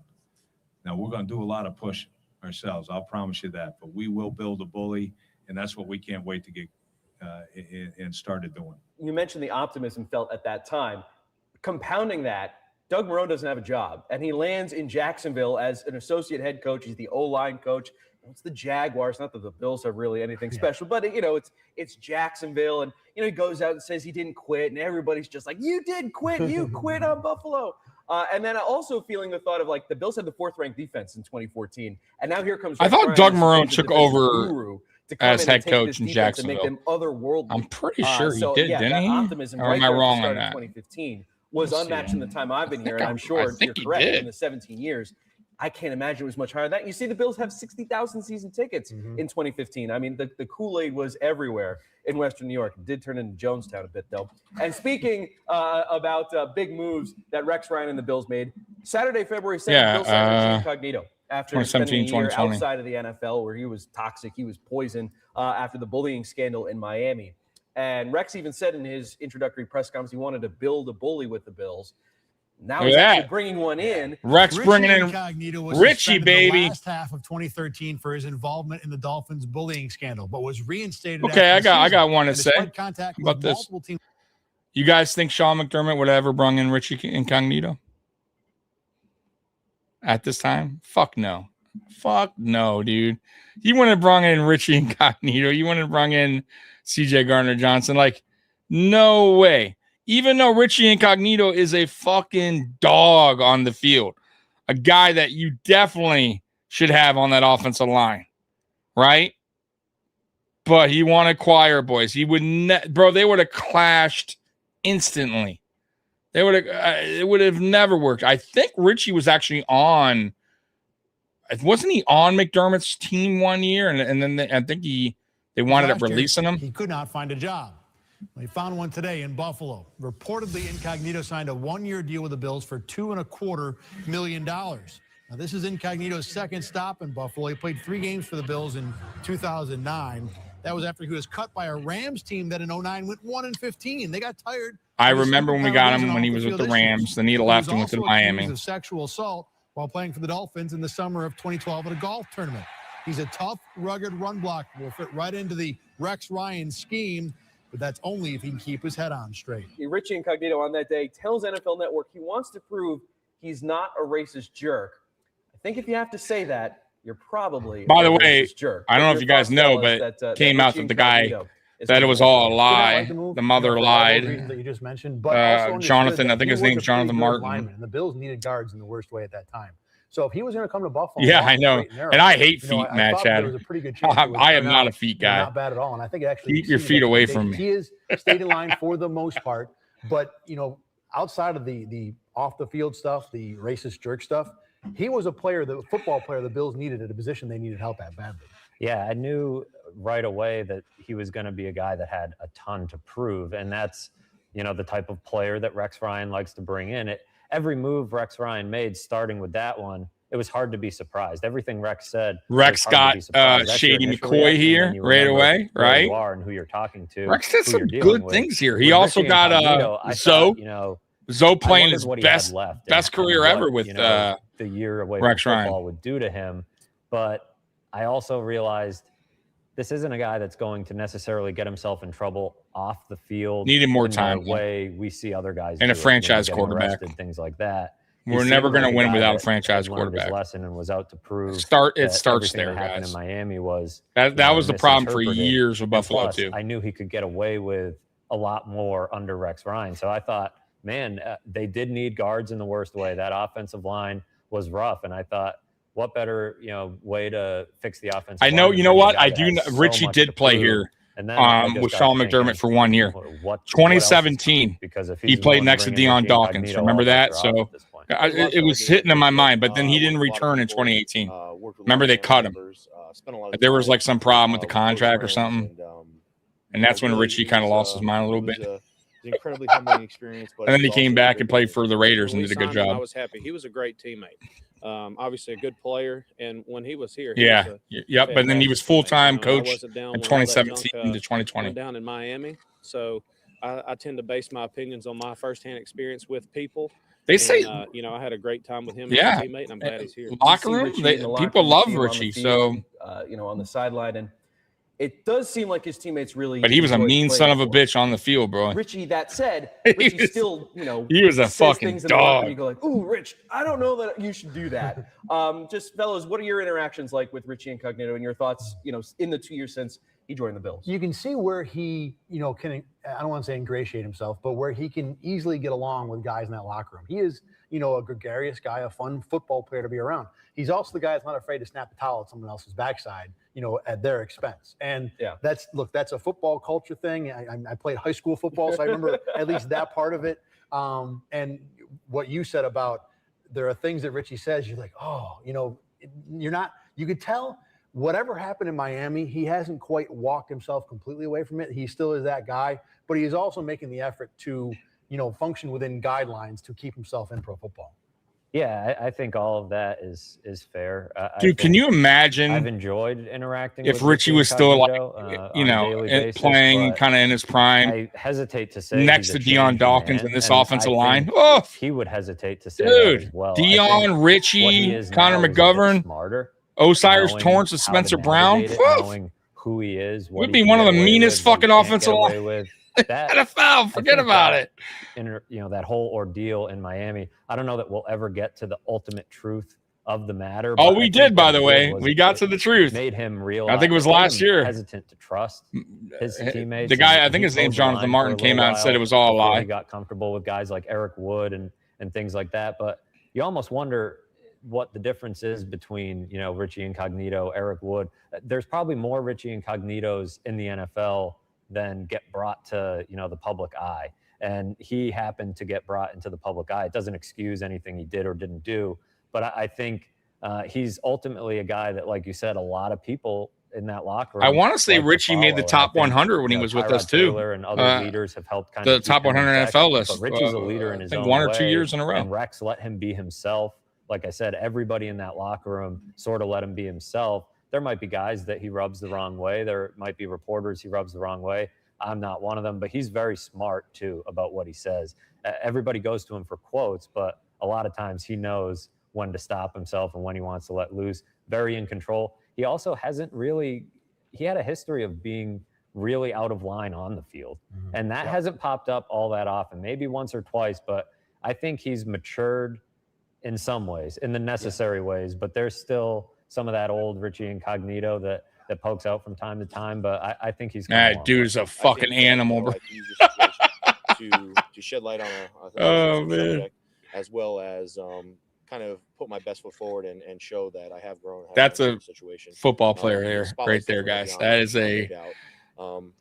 that's a real, true to show that I'm changed, and to show that I'm football player. To be a productive member of the Buffalo That community. dude will At this point, they go out there install a ping pong table in their do locker room. whatever he And wants you see it to when we go in there during media availability. He was a beast, man. He has fun with those guys, and he cracks jokes, and you can't, they're funny, and you're standing there and you laugh, and then in the back of your mind, that little voice says, "That's the same guy from the scandal in Miami that led to."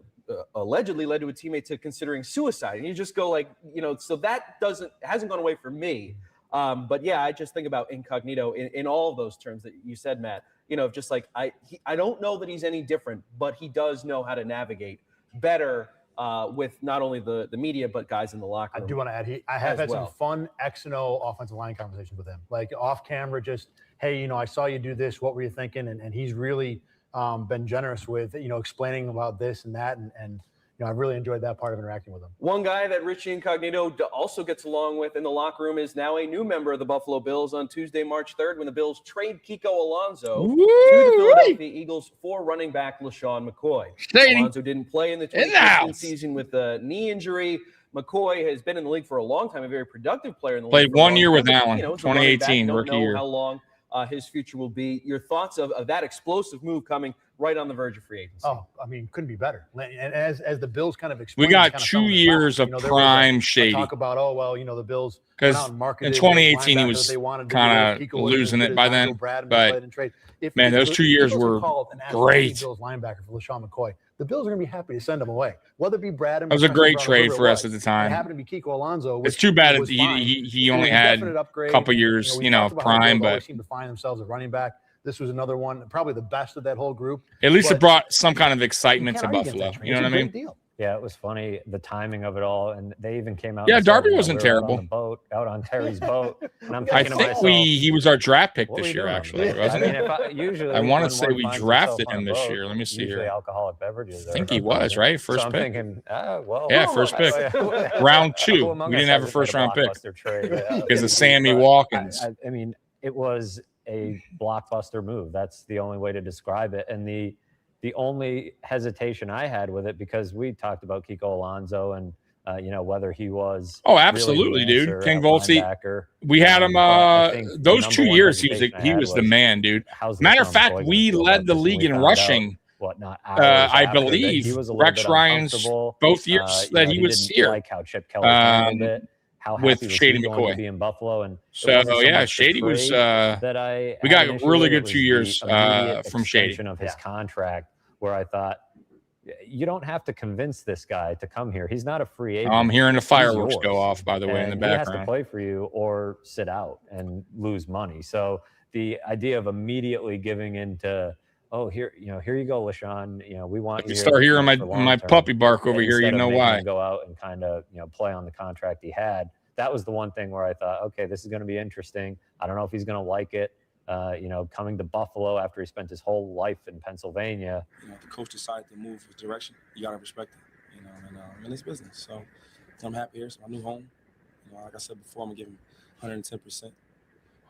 I want to win. He was Shady was a really good teammate. Like that dude never, especially, or at least I never heard anything about drama.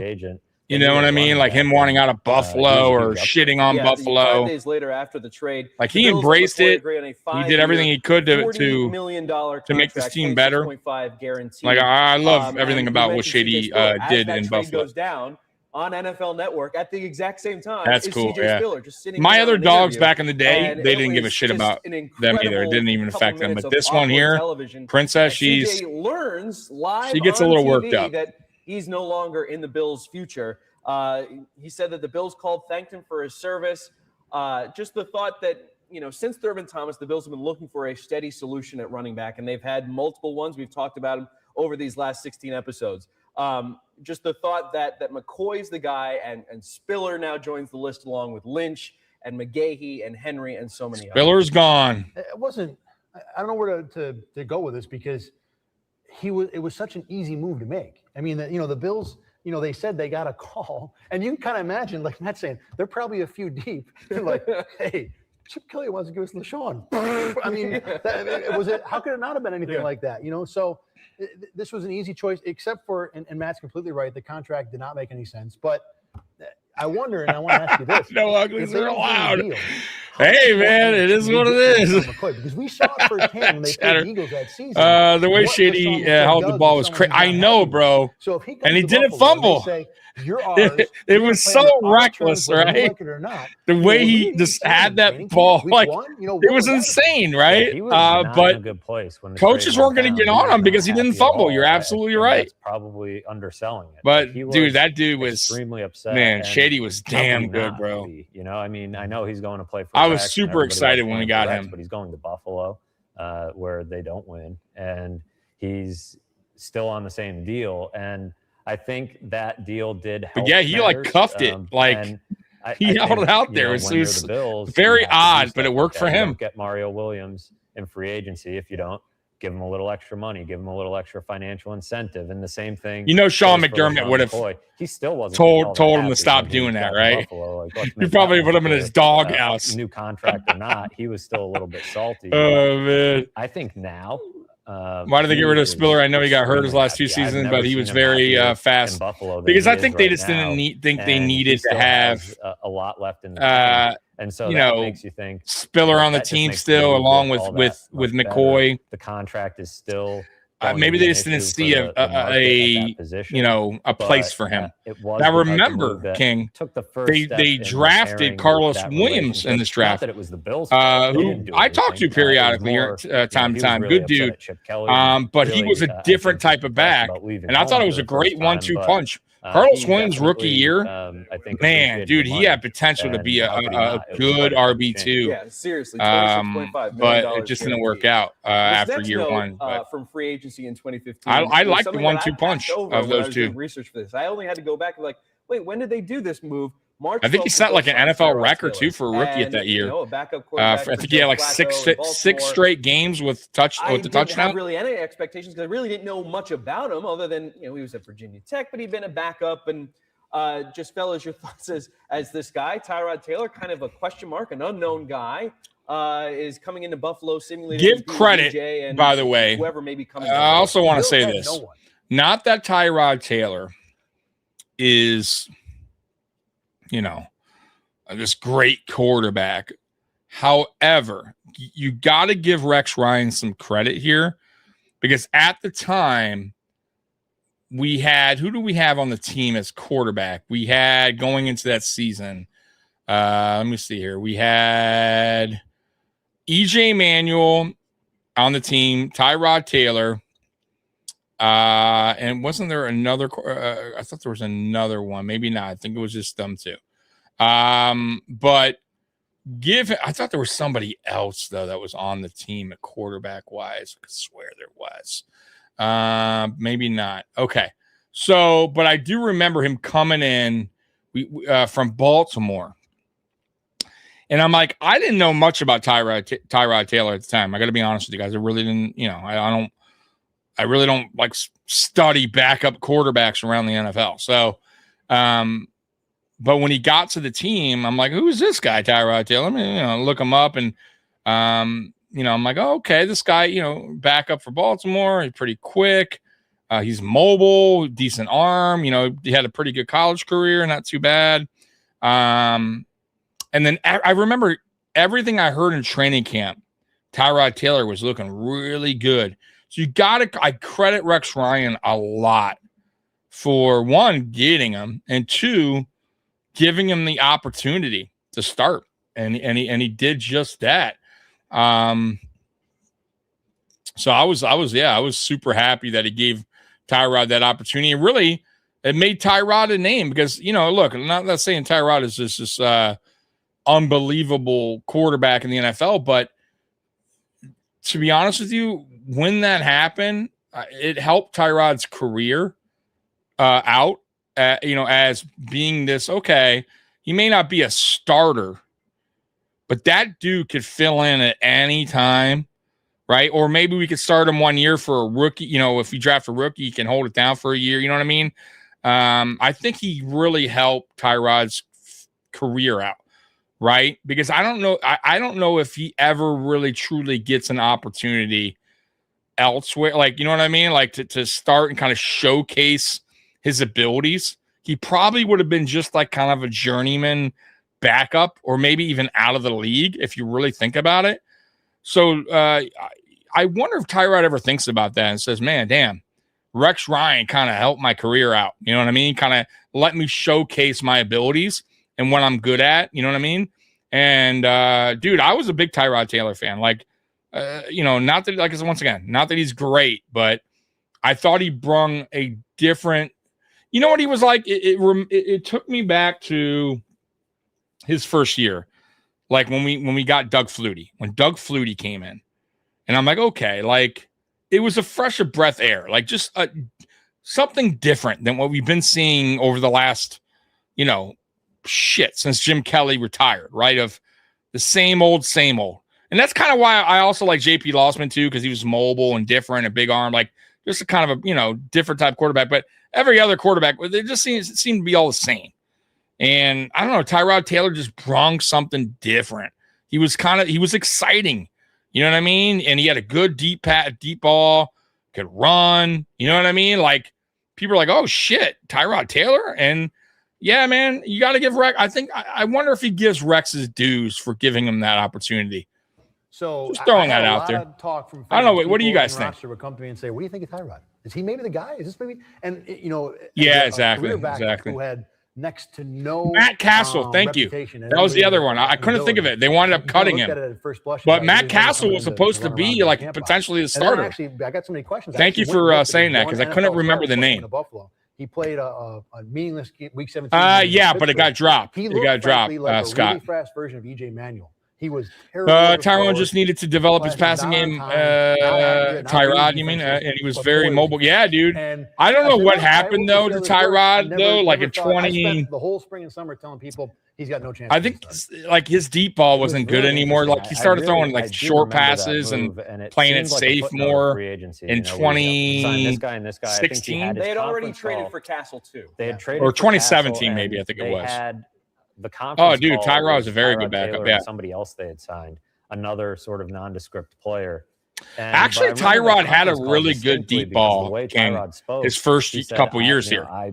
Like he didn't have a weak arm and at all. even if he was coming to be a But backup, he I could've don't done know that what in Baltimore. happened to him. Denver was interested in him. There was Because a in lot of other 2017 stuff he around started like Tyrod really Taylor that playing made it me think, safe and okay, maybe he everything has a was shot. kind of But I short. do also remember thinking, Remember that? Doug Like Whaley spent he the first wasn't round the pick on DJ same Manuel. quarterback They that he just was traded with for Matt Rex Ryan, Castle. where we They were like, don't- they damn, have this the dude can least throw amount bombs. invested in He can Tyrod Taylor. So move. if he Like wants to win this job, he has to go and get it. he definitely But they did changed. say Something three-way happened competition between and didn't feel like 2015, in the 2016 to spring 2017. and early in the summer that they weren't giving him a chance to win the job. He was And getting remember, fewer like Sean reps, McDermott benched and him at one all point the talk was about EJ and for Castle fucking and all Nathan this, Peterman. but Like what the the fuck? more we watched him, the more comfortable. You want he to got, praise and the Sean more he McDermott? The looked guy at don't even EJ know and Matt Castle quarterbacks. and said, "These guys are nothing." Why Nathan not go Peterman. with a more exciting. You couldn't tell you know, the guy with difference more between potential. shitty But it's just Peterman really and funny Tyrod how Taylor. you mentioned Not that all Tyrod the Taylor is questions great, from fans and all the excitement. but compared to as he got Nathan going in Peterman, training he's camp a and Hall of preseason. Famer.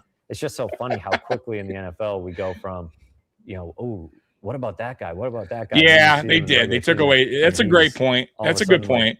The object. But of all Tyrod this Taylor's still criticism, not. He's and but he has he strength. goes from intriguing But he to, still has some oh, he's good not a franchise qualities. guy You know what I really mean? quickly, Better in this qualities than whole Nate deal. But I Peterman. think it was a really interesting move. Who, and you the know, way it McDermott developed felt throughout like the summer was fascinating. to was the watch. guy And the that Bills' could free potentially agency lead us to the period, playoffs. Like I say, I Tyrod don't know. Taylor is kind of a footnote because so many things happen. You have Oh, incognito, my you have God. LeSean McCoy, Kyle Williams, and Jerry Hughes get new contracts, and the Bills go out and sign Charles Clay and Percy Harvin. So there are big names that the Bills are bringing Percy in, certainly Harvin. one right after the other. I was excited And for I just him. remember in that 2015 offseason that I remember the day that they signed Tyrod Taylor. It just happened to be a day I anchored, and it was just a line. It wasn't a story. It wasn't anything. It was like, oh, yeah, and the Bills signed this quarterback. The Bills making news as well. They have signed Ravens backup quarterback Tyrod Taylor. Athletic. There it is. And move quickly. He's been Joe Flacco's backup for the past 4 seasons. That's not all for the team. A check of our Buffalo Blitz. Bills also re-signed wide receiver and special teams gunner Marcus Easley. Was the Bills' 4th-round pick from the 2010 draft. A real solid special teams player, one of the best in the NFL. Battled a heart condition that ended his 2011 season. A real inspirational story for Easley to make it this far. Today, rewarded with a new contract for a reported $7 million over 4 seasons. Rex had all this talent on. So, by the way, you want to know, like, when our idiot head coach, Sean McDermott, decided to bench Tyrod Taylor? Okay. Tyrod Taylor at that point, right, is not that he was playing great, but he wasn't playing poor either. He had 14 touchdowns and 4 interceptions that year. Nathan Peterman, who came in for Tyrod Taylor, who's benched, played 2 games. All right. He had 2 touchdowns and 5 interceptions. Guys. This is our head coach. This is the decision that he decided to go with, right? Like, so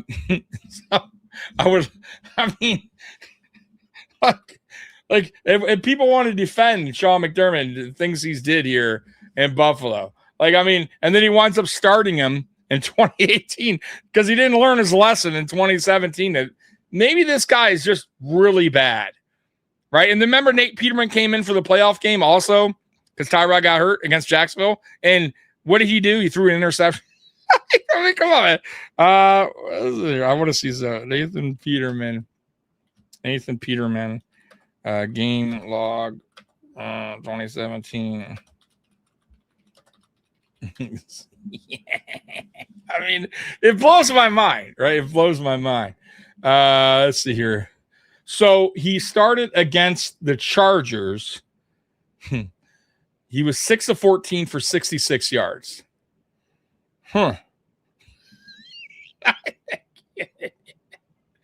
Not good. 5 of 10 for 57 yards against the Colts, where he won 13-7 in overtime. I mean, like, oh, dude. So, yeah. Let's see here. Peterman threw 5 interceptions before halftime against the Chargers. Y'all remember that game. I mean, like, oh, I'm pulling up. Wait, is that 20? No, that is. I'm sorry. I should have put up 20. Yeah, that is 2017. He came in for 2017. So, holy shit, right? Like, what are we doing here? What was Sean McDermott thinking? Like, and then you go and start him again in 2018. Remember, Tyrod was never the same. Yeah, that's what I think that hurt. That injury fucked him up. I was more of a Tyrod guy than a Fitzpatrick guy. You know what? I have to say, I might be with you on that. I think I was more excited as a fan to see Tyrod Taylor play as a quarterback than Ryan. But Ryan Fitzpatrick,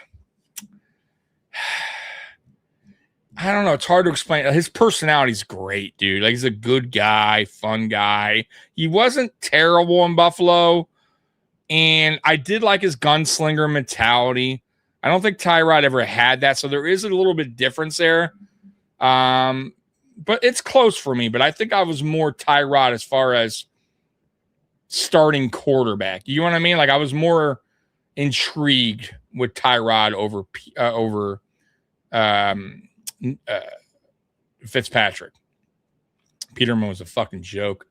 You might as well stuck with EJ Manuel instead of I know, like, awesome, says Ronnie. How you doing, Ronnie?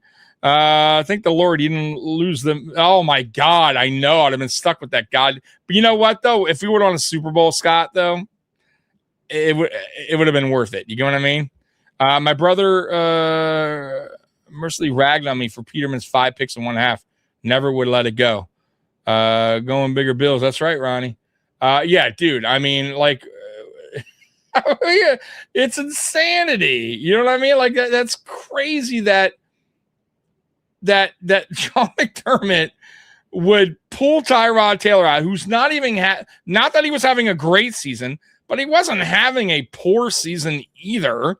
To pull him out for this fucking guy, and then just to go back to Tyrod Taylor, like, and then to start him once again in 2018 was a total joke. So, yeah, I mean, against the Chargers, losing 54-18, his first game. Yeah, let's see here, because I want to get this right. This is the guy that you fucking started that game. Yeah, he had 5 interceptions and no touchdowns. No touchdowns. He was 6 of 14, 66 yards, 5 interceptions. I mean, like, it doesn't get any worse than that. It just doesn't. It's a joke, man. Like, and that's our coach. That was the decision making from our head coach. You know what I mean? Back in 2017, bro. So, and this is the guy we fucking kept on this team, coaching this team for fucking 9 years, bro. Couldn't even figure out the quarterback situation. I think they wanted Matt Castle to come and just not screw it up. You know, Rex had the experience with Sanchez. I remember Cardell Jones. You're right about that. He came on the team too. Red, yellow, green wristbands on. Actually, we drafted Cardell Jones. What am I talking about? We drafted Cardell Jones, I think, late, right? He's a late draft one of pick. the more underrated stories that summer, I think Matt Castle really felt a favor in the summertime. You know, in OTAs and minicamp. By the time he got to training, by the way, Nate Peterman retired to make it, this offseason. They had. they had to make that a legit open three-way Tyrod over competition Fitz all because Castle day. had lost a step on his fastball. Fitz had some late he never really fatal had picks in a lot of much games, but we mustard did on need a that little fastball, and gunslinger out it of our was quarter. interesting Yeah, 'cause like I said, he was a Doug once again, he was Whaley another was guy in that was kind of EJ's a corner. Greg bit of Roman fresh, was in you know, that fresh Pablo air, I corner, guess, at that but time. Rex running A the guy that was team willing to said, just take more "Let's open chances this thing up." downfield. And I think Rex, You know, we had always some been fucking a Tyrod safe guy, and he was quarterbacks. the one who was, Trent Edwards, really intrigued captain by check Tyrod down. and wanted to bring him in. And so, if not for Rex, I don't think Tyrod gets a fair shot at that job, to be honest. And if Doug He said Marrone the same is thing still I a said. coach, I See? don't think that's a move that they make. Yeah, I don't think he's even in Buffalo if Rex wasn't there. And to be honest, I mean, you can make an argument he's the best quarterback they've had since Jim Kelly under center, or maybe since Doug Flutie would be. Yeah, more I'm with you, accurate. Scott. He did Drew take Bledsoe risks would throughout be his in the whole career, by the way, conversation. not But just in he's- Buffalo. He was definitely an upgrade over what they had. He's a lot and it like was good Jameis that they Winston. made it a three-way competition. Like, they are because, like I very said, similar. Castle did not Winston look and good, and by one of Fitzpatrick. the, Fitzpatrick's had last some preseason monster games, he games in wasn't the even NFL. Too many reps. Remember that? He set like a record for like it was with obvious that he Tampa at was one not the point. answer, He and like that if 3 they straight wanted games with like him to be 500 the yards or guy something crazy that like they were that. gonna be But then really after that, he fighting starts an uphill battle. throwing He wasn't a even million at Mark interceptions Sanchez, for like 3 rookie straight games. level. To me, He's I just thought he didn't look that's good his at all. Fitzpatrick's career. The competition seemed to almost bring out the worst in EJ at times during camp. He had some moments, but he didn't look good. And Tyrod just really rose to the occasion. And I thought it was a really impressive You know what? summer from God, him. that's And like I what this think guy a just lot said. of credit goes. I gotta say, it's. I mean, obviously, Allen now is the best quarterback since Kelly, but at this time, this 2-year span with Tyrod, I gotta say he's not really wrong. Tyrod Taylor probably was the best quarterback since Jim Kelly at this time. You know what I mean? Like, I don't think he's wrong. In that moment to Rex Ryan for recognizing that it needed to be. Bledsoe had 1 year, man. He gave it everything he got, but we had Greg Williams as our coach, that doesn't always who happen. fucking ruined Moving everything. forward, the 2015 NFL draft may be the most Yeah, he did. He irrelevant had that. draft that the Bills That's had why he's over the course of Fitzmagic, the right? draft He because had. they don't have He a brung it first out round pick because of the sometimes. Sammy Watkins trade. That is pick 19. Cam Irving, a center, goes to Cleveland. The Bills' first pick is pick 50. Ronald Darby, Round 2, out of, Ronald Darby. Florida State. He wasn't John bad. Miller is the Darby third wasn't round pick. bad. Their 4th round pick also goes to Cleveland. They draft Carlos Williams in the 5th round, and then you have guys like Tony Stewart, Nick O'Leary, and Des Lewis to round out the draft. And I just remember leaving Orchard Park at the end of the 2015 draft. It wasn't okay. an exciting Sure. draft, Yeah, that's for there sure. was nothing that moved the But needle. that's because nothing we that made you think, traded oh, this guy's going to be so particularly many good or players particularly away bad. It was for kind of a mad Sammy trade at the Watkins. time, and looking You know, back, first round was Darby's had some gone. moments, Miller as well. But nothing too impressive. With Darby the was okay. I thought that was kind of a down the road draft. They were kind of forced into it without having a 1st and a 4th. Carlos To had the me, 1 Darby year. I thought the Bills drafted Darby as a replacement for the Otis McKelvin the next year when McKelvin's contract came up. That's what was my first thought there. A physical, not only Not the greatest draft, really, against ball carriers, but as a press guy. I mean, actually, nobody Rex is a worked big out. Press guy. His physical attributes, height, weight, and obviously blazing speed. The production Tyrod, wasn't yeah, that high this he year. actually but, did. he Scott also wasn't challenged that much. But this you year. know who almost Corners, you can ruined never have that, too much. Scott? Unfortunately, the last 2 years. You know who almost ruined? This is, and I hate to keep going back to Sean fucking McDermott, but Sean McDermott almost ruined the playoff drought, like breaking it. He by starting Nathan Peterman for 2 games, right? Imagine if you kept him in longer, right? He could. 2017 may never have happened. We still might have been in the drought, right? To be honest with you, like Tyrod Taylor came back in and we won some games, right? And we finished with 9 wins. But imagine if he continues on with sorry ass Nate Peterman. We still would have been in the drought. So he almost ruined his own team by doing a dumb decision and going with Nate Peterman. Like, so stupid. Yeah, and Andy Dalton was, 9 wins don't really get you into the playoffs. Like, that was things just happened to go right there. But yeah, very bizarre. Like, you know what? If you go Nate Peterman because you're trying to get a top 5 draft pick in 2018, I'm all for that. That makes sense. And then I would talk about it like, okay, the Bills were purposely trying to tank. They have this shitty ass quarterback, Nate Peterman. They know they're not going to go anywhere. And I would have been fine with that. I would have said that makes a lot of sense. You're trying to get a top five pick. You know you need a quarterback, but that's not what he was doing. That's not what he was doing. He started Nate Peterman over Taylor midway through the year, whenever that was, because he thought he gave him a better chance to win. What? Guy comes and throws 5 interceptions first game in the first half. Oh my God, bro. It's just it's crazy to me, man. Years our corners we've had to deal with injury problems, so having another guy in there it makes you feel secure with what he made Rex some likes to do on the head defensive side of the scratching ball. decisions. We talked about man. what they needed a guard. John Miller just made sense. They were dead at that position. They had to sign someone and draft someone. You know, I didn't know at the time if he'd be any good, but from a positional point of view, they hit needs. One current and one I thought a year away. Yeah, that was an interesting draft, kind of a downer of a draft, because there's no first-round pick. 2017. It was a bad quarterback group after the top two, Mariota and Winston, and so they kind of lucked out in the fact that they gave up their pick in a year that they wouldn't have been able to get a quarterback anyways. The one big picture takeaway I had from that group was a lot of off-the-field stuff that they let slide. Ronald Darby was with Jameis Winston the night he was accused of raping a woman at Florida State. Carlos Williams was tied to a few different off-the-field incidents that were rather serious. And so they let a lot of stuff slide. And that was my big takeaway, because Doug Whaley didn't really have a good answer for it other than, oh, yeah, we checked these guys out. They didn't even bring Ronald Darby in for an interview, if I recall. And, asking Doug Whaley where he drew the line, he said, stealing from a teammate was the thing that he couldn't let slide. And so you had, geez, Doug Whaley, that's who the was tied to some stealing weird from a stuff. teammate. Carlos Williams, who that's was, it.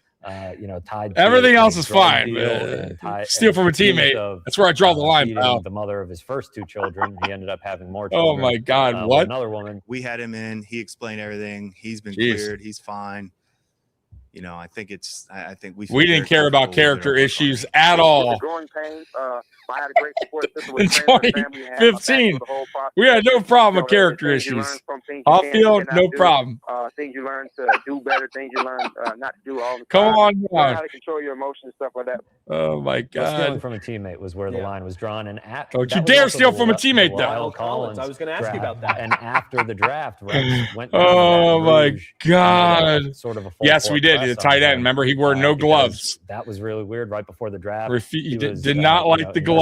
for murder, or was a suspect, and it ended up being nonsense, and he ended up getting cleared, but he slid all the way out of the draft. He was a guy that could have been in play in the first round, and all of a sudden, like you said, they needed offensive line help kind of all over the place. And all of a sudden, he's available for. Boy, we really had no issues. Recruiter is going down to try to get him with off-field issues, really boy, this year, huh? Well, Rex is like, just go get him. Was involved with, go. He wasn't I don't teammate, care. So get whoever. Go on and get you some, Rex. Yeah, and, I know. And it didn't work out, but that was my big takeaway. Bring them all in. I started slowly realizing very few things were off limits to Rex Ryan and Doug Whaley, and as things materialized in the summer, we got more reminders of that. Sure did. Now, News 8 Sports. With I don't mind sports some director off-field John stuff, but Less than 3 there's a little weeks line to training cross, camp begins probably. at St. John Fisher. What's supposed to be quiet Oh time man, for NFL coach! teams Aaron instead, Cromer. We wake up to news of a Bills coach getting arrested for punching a kid at Go top. fucking get off my fucking stealing my fucking beach chair. Coach Aaron Cromer was charged in Walton County, Florida, near Panama City. Get him, this morning Cromer! On a Go misdemeanor punk-ass battery kids! After an altercation with 3 boys there, the incident centered around the use of beach That's right, chairs, Ronnie. if you can believe that. A police report indicates Fucking Cromer touching my threw beach one chair, of you the little boys' punk fishing ass. poles into the water, pushed one of the boys to the ground, punched him in the face, and Well, fuck threatened you to think kill you his are family. taking This is my footage beach from chair? our station I in run Panama this City beach, from the motherfucker. beachfront property where all of this allegedly occurred. The Bills Oh, acknowledging they Cromer. are gathering more information. Wow, that was quick. Yeah, man, you punk ass motherfucker coming on my beach property, taking my fucking chair. Oh, it's motherfucker, Cromer. Woo, boy, I'm gonna tell you right now, I don't know. Fuck with this beach chairs. Dude, I I was stunned he kept his job after that. Woo! I thought that Rex Ryan said, you're good, it man. seemed like one of the dumbest things for someone in the public spotlight. And this isn't some longtime assistant coach. This is a guy that's been a coordinator in the league, had held positions of stature in the NFL. One of the best to be do it. involved in something like this. Cromer ain't fucking you around. want He's this taking on your his team. beach chair. You don't want someone that stupid on your coaching staff, especially when you get Richie Incognito in this position group. Oh, I it's was fucking surprised great, dude. Yeah, I was a little surprised he kept his job. I imagine they were not pleased to wake up to that story. I certainly wasn't. It was my last day of vacation, and I had to work. But it was just, like you said, so stupid. Yeah. I mean, just read the headline. Aaron Cromer was in a fight with 3 boys over beach. Have a chairs. bad I mean, game. this is a Yeah. grown man. Yeah, And he's you threatening forgot to the kill people's S families, after allegedly. game. And you know, and they did go to the police. Charges got dropped. He lucked out. He got suspended and all that. But it did feel real. Like I said, got more. What did Nate Peterman? I'm very curious now.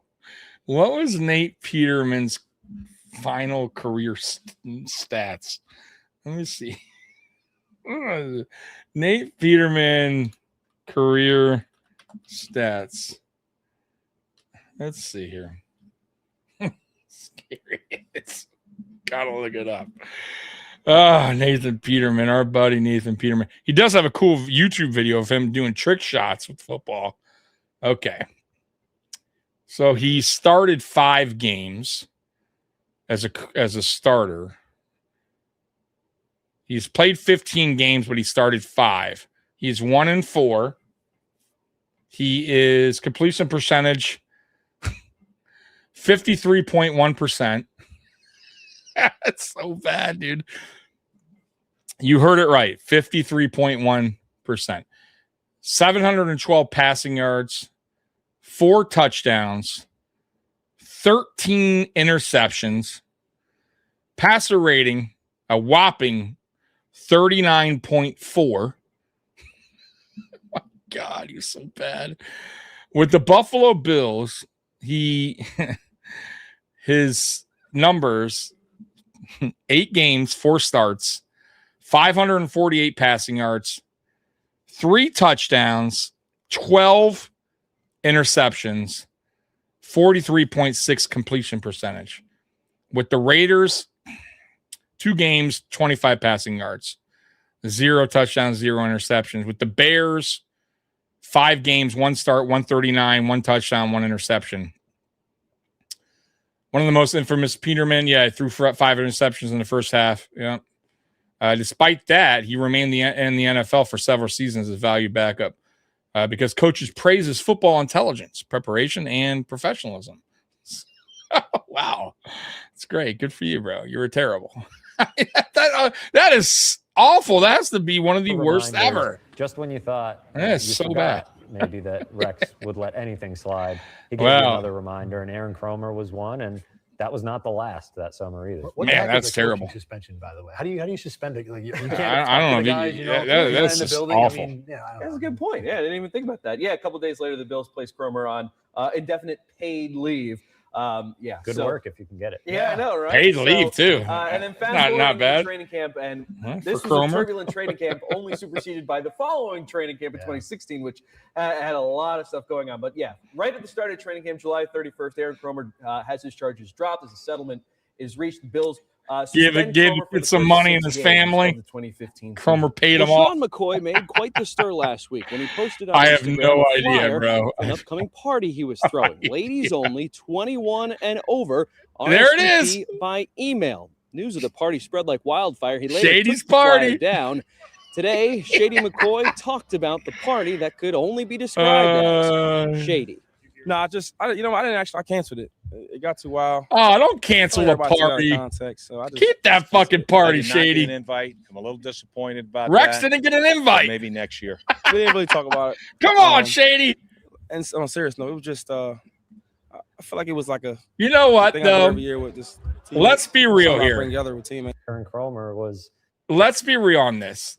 I absolutely fucking love Rex Ryan's response. There is no way in fuck that Sean McDermott would have responded to that, about that situation the way Rex Ryan did. Rex Ryan took that as bro, like, as you know, it's not that serious. Like, now Sean McDermott would have got on there and he would have been, players got to be more, responsible and do things better. Right? You're gonna think he gave his whole fucking speech, right? Probably put Shady in the doghouse for a second. You know what I mean? I like that. Like, that's not a big fucking deal, bro. You know what I mean? And I don't know. I love that by Rex. You know what I mean? He didn't throw his player under the bus, this is a or call him in the office and, or talk to the media like he's this piece of shit player. And they did go to police. Charges got dropped. He lucked out. He Love got it. suspended. I love it. Hey, I didn't get invited. Feel real, like I said. Hey, where's my invitation? Reminders. Fucking love that shit, dude. You forgot maybe that Rex would let anything slide. He gave you Yeah, did nothing wrong. But McDermott would have had an issue with it. 100%. What the heck is a coaching? Players can't, we don't want that kind of stuff happening here. I mean, High character guys. Yeah, a couple days later, the Bills placed Cromer on indefinite paid leave. Good work if you can get it. Yeah, I know, right? But I love his response. That's and then great. Fast forwarding into training camp, and this was a turbulent training camp, only superseded by the following training camp in 2016, which had a lot of stuff going on. But yeah, right at the start of training camp, July 31st. I'm sure Terry Bagula hated it too. They didn't like. No, that's what I'm saying. They Terry Bagula and LeSean Rex McCoy Ryan made quite the stir last week when he posted on Instagram. They were just total opposites, for an dude. upcoming party he was throwing. Ladies only, 21 and over. What is wrong with RSVP that? By email. News of the party spread like wildfire. I He later don't get took what the flyer big deal down. is. Today, Shady McCoy talked about the party that could only Shady be handled it described well as too, by the way. Shady. No, I didn't actually. I canceled it. No, I didn't like McDermott. I feel like everybody took it out of context, so I just He's right. I That's did not bullshit. get an Like- invite. I'm a little disappointed about that, but maybe next year. Maybe next year.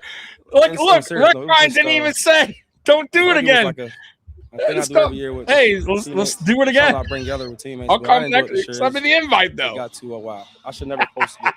I'll take blame for that.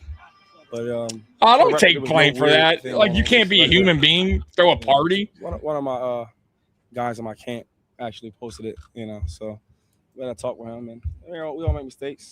I didn't think it was that serious, but I could see where people could take it the wrong way. So I'll Bill's give credit. training I'll camp give is credit now to off, Shady and for I like don't know if we'll get another handling press it or conference whatever. like You know what I that. mean? But he did nothing wrong. There ain't nothing wrong with there, bro. The dog biscuit challenge, and just you talk about like the circus being around the Buffalo Bills, watching.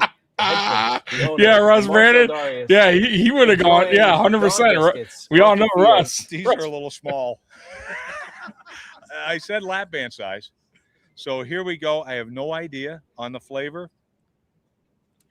My God, Rex Ryan eating a dog biscuit. Terrific. I'm gonna get one more. Yeah, that's outstanding. So right here, Terry Bagula's like, "What the fuck, A man?" little dry. Like, But Pagula doesn't like that. but You know, it's he just he likes Sean McDermott. football. Yeah, like Let's that. just make this a football team. They're I just- remember coming away with that. Their feeling. personalities The Rex did Ryan not surprise me. blend Terry well. Bagula eating a dog biscuit. You had to wonder. That going shit's through his great. mind I as he's love counting that shit. biscuit. Like, why have I brought myself to this? Is Rex Ryan worth? There's nothing wrong with having a little like personality, playing the part of bro. a household pet. I don't know, boss. That wasn't me. Look at but I Pagula. like my job. You should. Huh? Yep. No way. Whoa, You are dry. wow! I can't believe he fucking ate the goddamn biscuit. I don't remember that. Let me think. These are hard to get down, aren't they? I'm going to challenge, because he's like a dog on a bone, Marcel Darius. All right. There you have it. I am So that was the shocked part- that the he Rex did stuff that. didn't surprise Good, me one hey, bit. good for Marcel, Pagula. I'm a he little was a play surprised that guy, he did fine. that. Terry Pagula eating dog biscuits just blew my mind. Yeah, Rex. Yeah, that is everything shocking. so strange That is and really so, surprising to me. Busy. You're sitting because I think maybe you either got Rex Ryan Ryan, or Rex open is him on up at a the little same bit there, time man. doing his press conference. You know? You could never miss. Got the Rex funny because side of Terry it Bagula seemed right like when there. things The would fun slow side down, of him. He would get anxious and he would have to do something to bring it back to him. He's calling And I know that's he's part calling of a his BS. style. Take the That's attention probably away a from real the players cookie. by calling attention to himself, but Right. I was actually yeah. Hey, surprised let's at put how it real quickly quick. I'm never gonna eat a fucking. and I dog found it got biscuit. old. I don't know. Still 2 pretty weeks funny ago, though. maybe It's pretty not cool. even, because you don't realize it when you're in the distance and he's doing it in New York and you see random headlines and you're like, what a goofball. It must be great to cover him. But when it's every day, you're like you said, you're just like, really? Like, we're doing this again? Like, dog biscuit challenge. I'm accepting Terbagula's SP dog SPCA. SPCA. It's the dog off season. biscuit What are these guys challenge. talking about? It's not a big fucking deal. Let me slide out here. You might need Like to sometimes remind people me are what I'm so supposed to uptight about, you know what I mean? Oh, you gotta practice only, no having fun. Come on, relax. CA dog biscuit challenge. Now just eat it, right? Down ahead. It's not a big deal. That's the off season. It's they haven't even. This is like the start of like mini camp, probably. Really, really dry. I really try. Insanely dry. Yeah. Dude, put it this way. Put it this way. Deion Dawkins is throwing fucking watermelons in the air right now, doing a watermelon challenge. It's not a big fucking deal. I'm like, you know what I mean? I'm not gonna get man. Deion Dawkins should not be throwing watermelon. Like, dude, like it's not that big of a deal. You know what I mean? I get what your point is, but I thought you said it was going somewhere else. I'm not eating it. like when everyone has to be like no fun, all serious. In the season, or like when training camp really hits, I get it. But these guys are coming to their cars now. Like it's not a big deal. They're having a good time. Like As long as it's a Snickers You know, bar dog biscuit, I'll I eat have it. no problem with that. That's what y'all wanted to ask me about? Yeah, he just challenged you. Okay. Well, I can't do nothing. I don't have a dog biscuit. I went to school in Long Island. I know a lot of guys that cover I this don't have a and dog talked about biscuit, it. so I don't have to tell you. And they all despised it. I mean, just hated every minute of the jokes and the garbage and just the stupid stuff you had to cover. Yeah, And I yeah. had the same reaction as you. Yeah, it wasn't a great, This you is not- know. because we had. I still think he should. I still wish he'd have got more time. You know what I mean? That's me though. But that's But I understand why Yeah, people and think then, we should have 2K moved on. Ops, I get fun. that, Oh, but man, it continues. I would have Yeah, the loved to Bills see him with first Josh depth Allen. chart, I really Madison, would have loved to Castle, see Taylor, Emmanuel, what he could have all done with that the number defense one and quarterback with on the Josh depth Allen as a depth quarterback. chart. But down in Florham Park, is that where the Jets have their Yes. facilities? Yeah. A dispute arises between quarterback Geno Smith and one IK Impali punches Geno in the face over $600 plane ticket. Remember breaking that? Geno Smith's jaw. And I remember when that news I came remember out that. and happened to be after a Bills practice during training camp. And the setup at Fisher, you know, there's a little cafeteria where the media and some of the volunteers have their lunch. And it's separate from the players' cafeteria, but the players' cafeteria is past the media cafeteria. So you have to walk by it. And I remember sitting in the media cafeteria, like looking at my phone, like, oh my God, what is going on down with the Jets? And Rex walks in with a smile from ear to ear. Now, maybe the two are not connected, but man, it sure looked like Rex was like, I can't believe what's happening. And this is after an offseason where Rex has talked about the Jets at every moment he had an opportunity to talk about how he felt jilted by them and that they did him wrong by letting him go and not giving him a team that could produce. Well, now you see that the controversy is still continuing in the Meadowlands with the Jets. And now here's IK and Impali a day later joining the Buffalo Bills after breaking Geno Smith's jaw. It couldn't have been more perfect. You know, Rex had been accused of the guy who couldn't keep control, who was the circus, and now the Jets apparently were having their own circus without him. So maybe it wasn't Rex. I mean, for all the things that we have talked about that have happened with the Bills, there was no stealing from teammates, and there were no teammates punching each other. So Rex could So saunter there's around. that. Exactly. Like, look at me. It's not me. It's the team. I separated myself from the problem. I'm not the problem. Yeah, that was a really interesting 24 hours because from the moment it broke, you thought, oh no, like, is Rex really going to do this? Is he really going to do this? And, you know. So real quick, and I'll get to your comments real quick. The displeases joke. They displeases jokes. Suffer time. Yeah, Rex is one of the Josh's biggest fans. Yeah. Rex, like, yep. So just to give you guys like where I'm going with the Rex Ryan thing and why I think he would have been a better option if he had more time and Josh Allen as a quarterback here or whatever. But Rex Ryan, just to kind of throw this at you because you guys are comparing just when he was here as the coach for the 2 years and the defense wasn't the greatest. But remember, it takes time. He inherited also. When you inherit a bad team and players, it takes time to develop, to get guys that you want, and then move on from the old players and form a defense or an offense, whatever you are as a coach, to get that right. But Rex Ryan, just a heads up, what he did here, or as a coach, let me show you what he did here as a coach.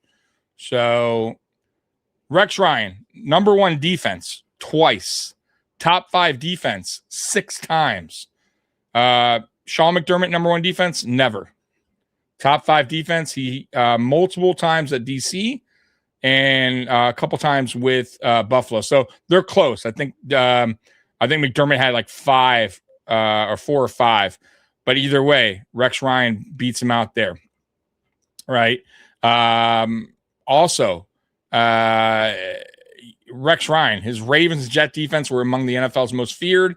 At his best, very few coaches design pressure packages better than Rex Ryan, right? So Rex Ryan, higher peak as a defensive strategist, built 2 number 1 defenses, 2006 Ravens, 2009 Jets. He produced 6 top 5 defenses, widely regarded as one of the NFL's best blitz designers and pressure architects, led defenses that helped the Jets reach back-to-back conference championship games. And the final verdict, best defense genius, Rex Ryan. I mean, and I agree with that. And so I'm just saying, I think Rex Ryan overall would have got this defense to where it needed to be.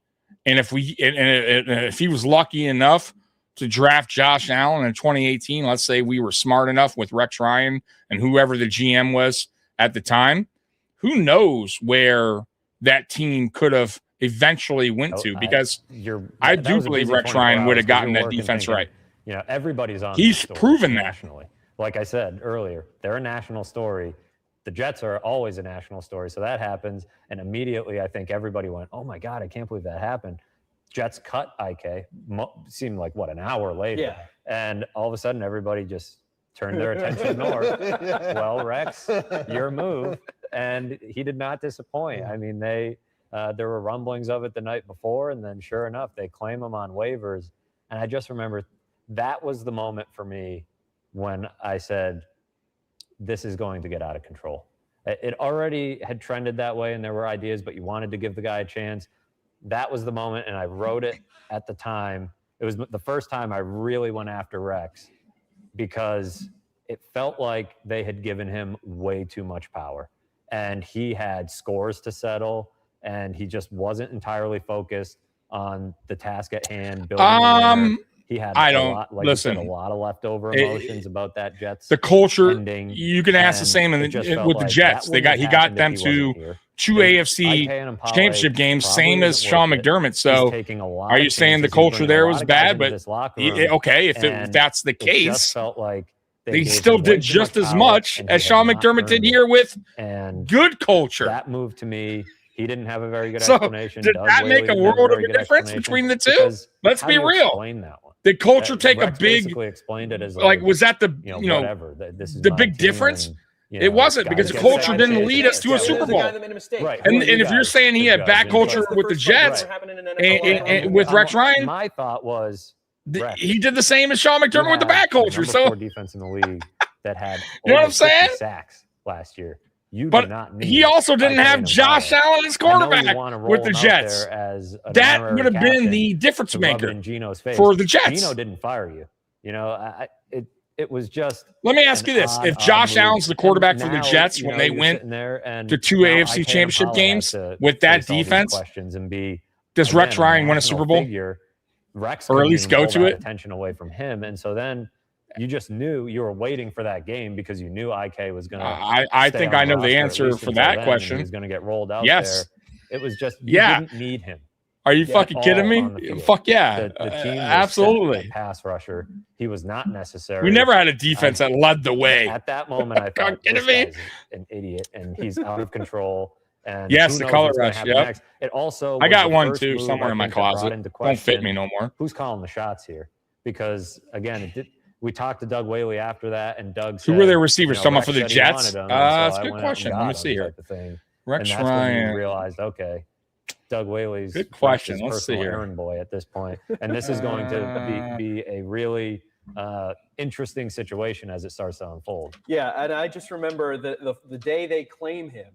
It might not have actually been the same day, but when IK met the media for the first time, he walked out, delivered a prepared statement, and I just remember standing on the field at St. John Fisher, and it was All right, let's me see and here. a couple other camera guys, and It was and thinking, this is the biggest storyline in the National Football League, Kotry, and it's happening on this Braylon practice field Edwards, at St. and John Brad Fisher Smith. College in Pittsford, New York, and there's like And then he had. There weren't that many people there at all because the night Oh, no, wait. before, being about Yeah, no, I'm right. Debate, He whether to had- go back and forth, and usually when there's an off day, I go back to Buffalo, and Yeah, Kotry, there was yeah. an off day, and I talking to the PR people like, should I leave? And 2010. they're like, probably not.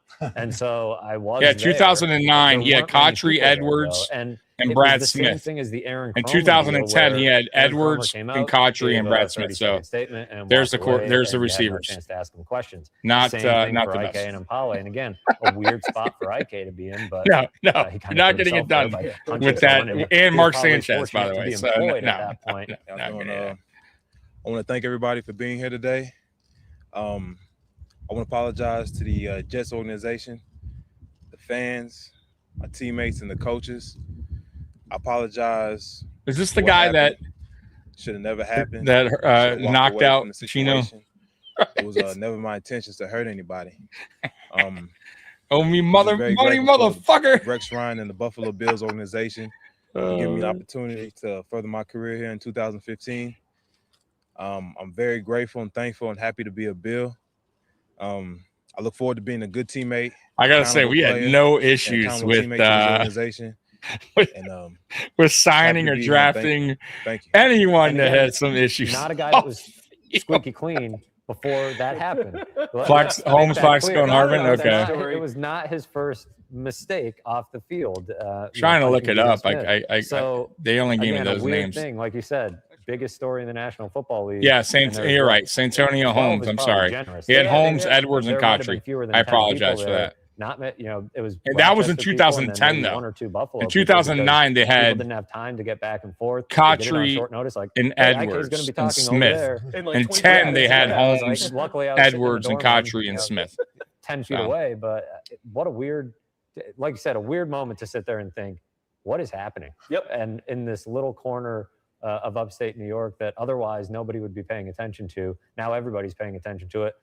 I guess the Pagulas got what they wanted in a weird way. People are paying attention to their team, but Yeah, Holmes, for a lot of Edwards, the and wrong Kotry. reasons. But that was all of the wrong Holmes didn't reasons, come till really. 2010. And then the injury bug. But either way, it doesn't matter. LeSean We're McCoy talking about the tweets his quarterback hamstring play. You know what I mean? practice, Like, and, you're not going to win Brad, with you Mark were at Sanchez. that practice session at St. John Fisher. So my point is, You if know, McCoy, Josh the guy that Allen's they the traded quarterback, for, a guy that does that got make a that big difference contract, a with guy Rex who's been in the Ryan headlines for in things that he said team, about that Kelly. defense? I think it does. He can't even get through his first. We never training had camp. that option here. You know what I'm saying? We never had that elite defense in the in the playoffs, going in the playoffs, right? You know, he had Just there were already questions didn't about have whether or not he could play 16 games. He had, not really been the kind of guy you could depend on to do that. And here we go. This is Buffalo being Buffalo. They have this great trade fall into their lap, and the guy can't stay healthy. It wasn't a shock, but it turned out to be not super serious.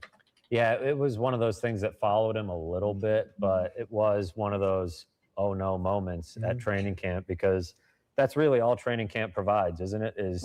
You're sitting there watching. There was Sammy Watkins rookie year where he's making all these big catches, and there's some sizzle, but And usually Taylor is putting himself on the map too. he sure is. But there's also So- it seems like To kind of give you what he did as a defensive coach, like his defensive team, you know what I mean? His side of the ball. In 2000 with the Ravens, 23 points in 4 games. In 2008 with the Ravens, 9 points per games over 3 games.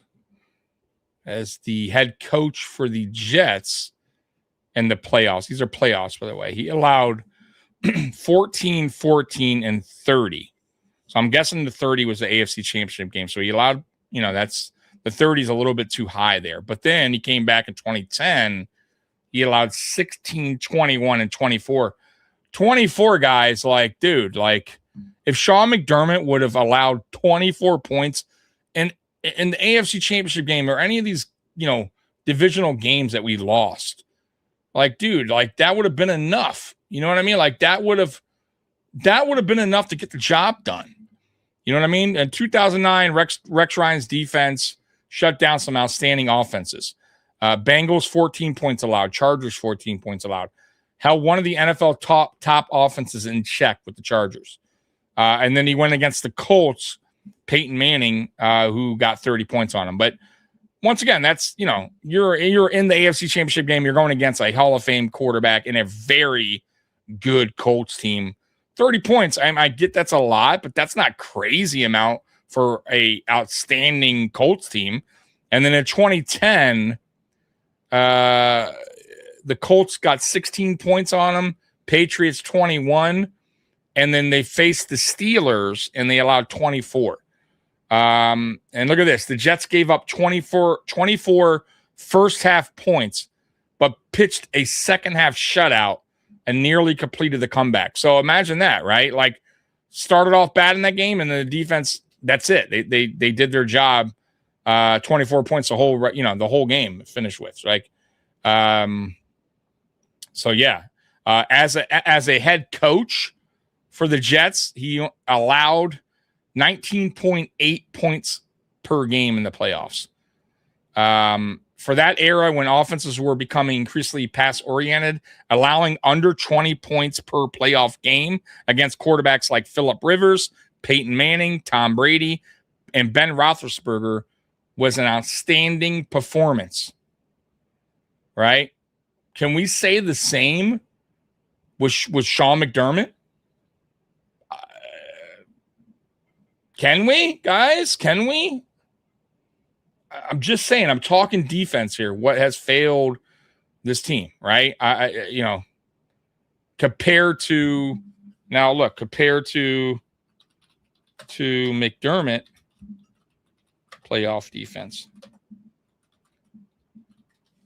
Compared to McDermott's playoff defense, right? Sean McDermott, 2020 AFC Championship game, he allowed 38 points. So the most Rex Ryan allowed against a very good Colts team, Peyton Manning. I think we could kind of, if we're going to compare the great Chiefs and Patrick Mahomes, you got to say the same about the Colts, that Colts team, right? They had great players, great quarterback, elite quarterback, really, right? 2021, they allowed 42 points against the Chiefs. 2022, they allowed 27 against the Bengals. 2024, they allowed 32 against the Chiefs. 2025, they allowed 33 against the Broncos. So are we going to compare the two, like, defenses, guys? Like, really? Like, this is what I'm talking about. Like, when I put up the argument about why defenses do matter in the playoffs, why Sean McDermott's defense has failed us. This is a prime example of two head coaches that are defensive-minded head coaches. One of them did his job, Rex Ryan. One of them didn't, Sean McDermott. Simple as that, guys. Real simple. It proves my point about how shitty Sean McDermott was as a defensive-minded head coach and why you need to be fired. Holding your breath, hoping you're not going to get one of those oh no moments, and that was about as big a one as you could get. I believe that was during the Browns joint practices. I don't think so. No, it was right after. Because he re-aggravated. He had something happen during the Browns practices, but then it was afterwards that he had the more serious hamstring problem. But because he had a few other things he was dealing with, it was nicks and bruises, and that's part of why we talk about the contract. Is running backs are prone to injury, getting the ball as much as they do. So that was the first hold your breath moment, and you started to realize how fragile the whole operation was because it was resting on the soft tissues of one player. And that's when you started to realize, oh boy, like if things start to, if you guys get hurt, they're in trouble. Yeah, and then right after that, almost right on the heels of that, on Monday, August 31st, after they left training camp, the Bills released Fred Jackson, the oldest running back in the NFL. But to your point, they're resting their hopes on a guy's hamstrings that are, seemingly up in the air. By the way, if you want to, compare points per game in the playoffs through their career, Rex Ryan, 19.8, Sean McDermott, 26.3. It's night and fucking day. Night and fucking day. And you can't say Rex Ryan didn't go against unbelievable quarterbacks, because I just told you he did. Tom Brady, Ben Roethlisberger, Peyton Manning. I mean, the list goes on and on. Phillip Rivers. You know what I'm saying? Come on, man. It's a huge difference. 19.8 compared to 26.3. Give me that 19.8 all day. We're a Super Bowl team.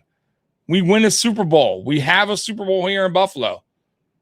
Just wasn't the case, man. And a serviceable backup, is now no longer such a shame, man. And Fred Jackson, it's long documented everything he's meant for Western New York, But both on the field and off the field. But I remember that people day, don't want to. That was a day where I felt understand that. I guess turning on Rex and the Whaley hierarchy of the Buffalo Bills, because Fred Jackson, for better or worse, was a hero for so many people in Western New York, and they just let him go. It's a great point to make, because it definitely letting Fred go. Whatever. There was still optimism. They were moving on. I mean, I love Fred Jackson, but I mean, Rex was a guy that had gotten teams to new coach, you're inheriting a team, you're getting rid of some players, and you're getting guys that you fit your scheme or vision. It is what it is. Matt has said, LeSean McCoy. You're going to see that happen here in Buffalo too next year. Because if guys don't work out in this new vision and scheme, this is probably the toughest day I've had since guys might go as a coach, and the decisions that go into things. It's not always apples to apples, but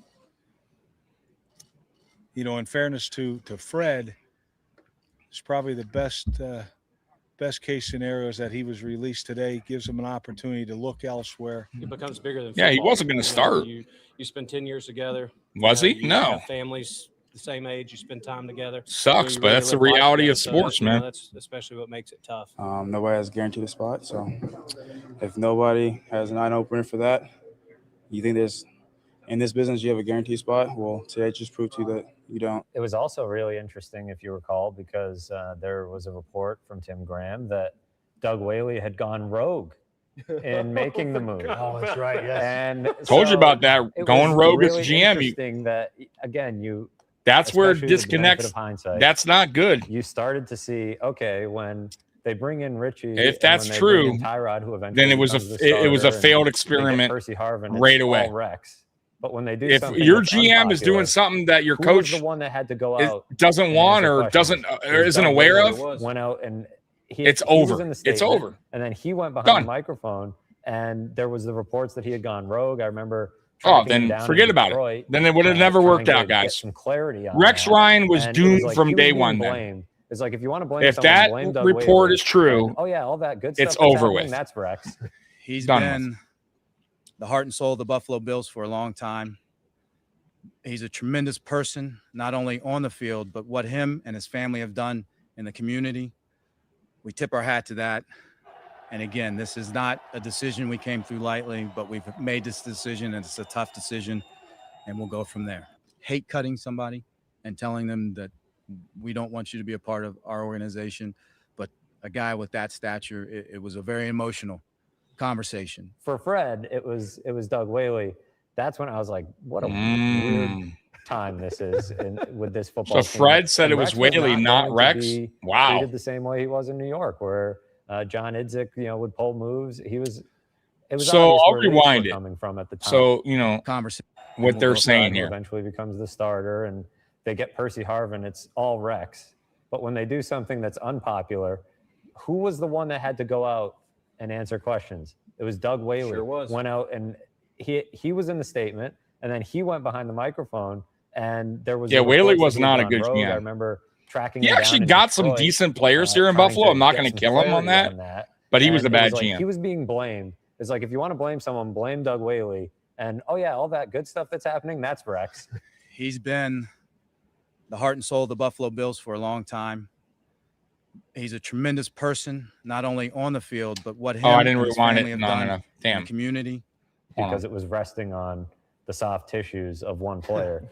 And that's when you started to realize, oh boy, like if things start to, a few guys get hurt, they're in trouble. Yeah, and then right after that, Here we go. almost right on the heels of that, on Monday, August 31st, after they left training camp, the Bills released Fred Jackson, the oldest running back in the NFL. But to your point, So what they're resting saying, their hopes, what they're on a guy's reporting here, what you hamstrings listen that to are, is seemingly they're saying up in the air. Whaley went And the rogue, backup, a and serviceable Fred backup, is no says longer with the team. it was Whaley's And, decision, Fred not Jackson, Rex. It's long documented everything he's meant for Western New York, both on the field and off the field.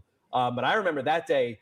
That was a day where I felt. But that's a were disconnect already right there turning on already. Rex and the Whaley hierarchy of the Buffalo Bills. So hear what Fred they say here. Jackson, for better or worse, was a hero for so many people in Western New York, and they just let him go. It's a great point to make because it definitely felt that way. That whatever, there was still optimism because the Bills had talent, especially on the defensive side of the ball, and Rex was a guy that had gotten teams to the playoffs. But this move made very few Bills fans happy, especially because no one really realized that Carlos Williams could be the guy he ended up being that one season. Like Matt has said, LeSean McCoy was not trustworthy. So from a football point of view, I hated the move because I didn't buy into Carlos Williams at the time. And then the off-the-field stuff just exacerbated it. This is probably the toughest day I've had since I've been here as a coach. And the decisions that go into things, it's not always apples to apples. But,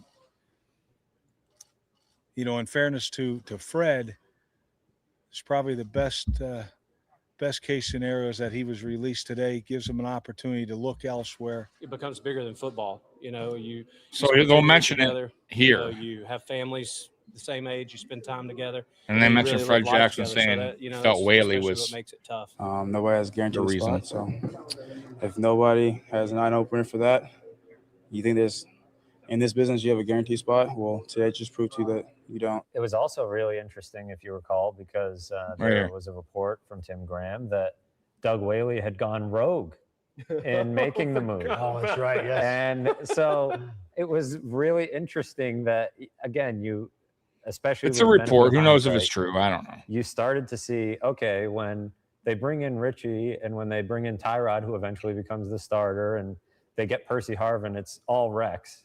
But when they do something that's unpopular, who was the one that had to go out and answer questions? It was Doug Whaley. Sure was. Went out and he was in the statement, and then he went behind the microphone, and there was the reports that he had gone rogue. I remember tracking him down in Detroit, trying to get some clarity on that.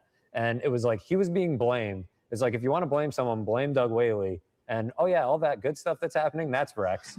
He's been the heart and soul of the Buffalo Bills for a long time. All right, so look, I don't give a fuck about releasing a player, Fred Jack. Like, I understand. Like, I get that part. Like, if you just got shady. Fred's been on the team a while, but maybe they don't see room for him on the roster as far as running back in the running back room.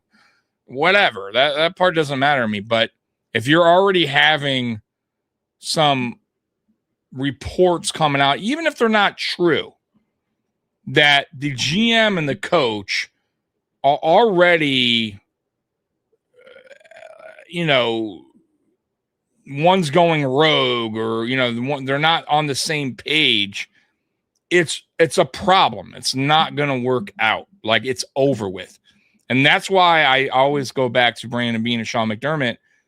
They made a good, like, those two, what we call McBean at the time for many years.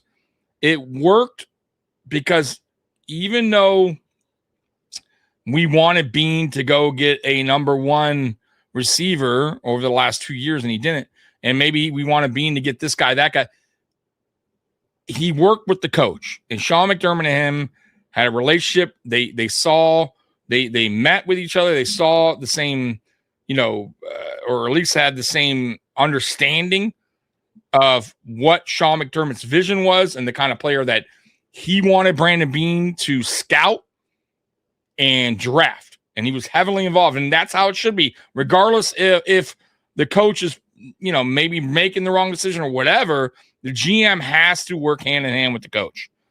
If they start to have issues and they're fighting on the field at practice, remember we had the Doug Marrone got in a shouting match with Russ Brandon and Doug Whaley. Remember that in 2014?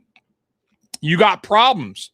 And look, Doug Whaley wound up leaving. Not that I like, I'm sorry, not Doug Whaley, Doug Marrone. Not that I like Doug Marrone. Doug Marrone's a fucking asshole, but you still can't be fighting with your GM, over players or whatever, especially out there on the open field. Like, so clearly there was a disconnect right away with Marrone and Doug Whaley and Russ Brandon.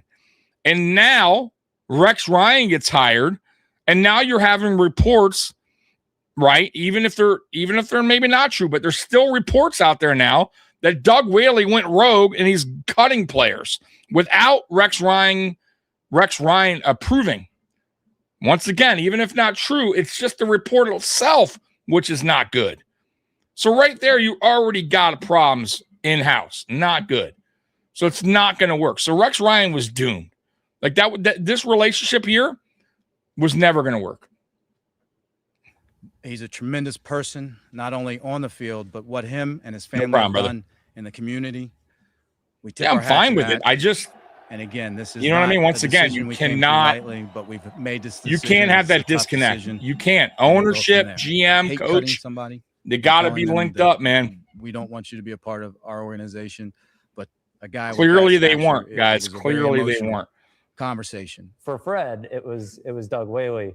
That's when I was like, what a weird time. See, for Fred, it was Doug Whaley. Team. And Rex was not going to be treated the same way he was in New York, where John Idzik, would pull moves. It was obvious where leaks were coming from at the time. And for Doug Whaley to have to take the fall for that, I don't know that it was the worst football move in the world either, because Fred didn't have a whole lot left in the tank, as he proved. Right. He did latch on in Seattle, but it was just funny that Forgot it was about that. almost He like went to Seattle. Doug Yeah, Williams he up did there, go to with a Seattle. heavy heart, explaining this move. And he said was that they very were emotional. crying and all that. And Fred, I think, blamed Doug Whaley. Oh, yeah, still does. Afterwards said, See? I never felt like I could trust Doug Whaley, and that's who he blamed. And I remember just thinking, I mean, like, that was if the player saying that, you kind of got to go with the player then. You know what I mean? And a reporter saying it, and the player. If LeSean McCoy gets hurt, you're kind of screwed anyways. So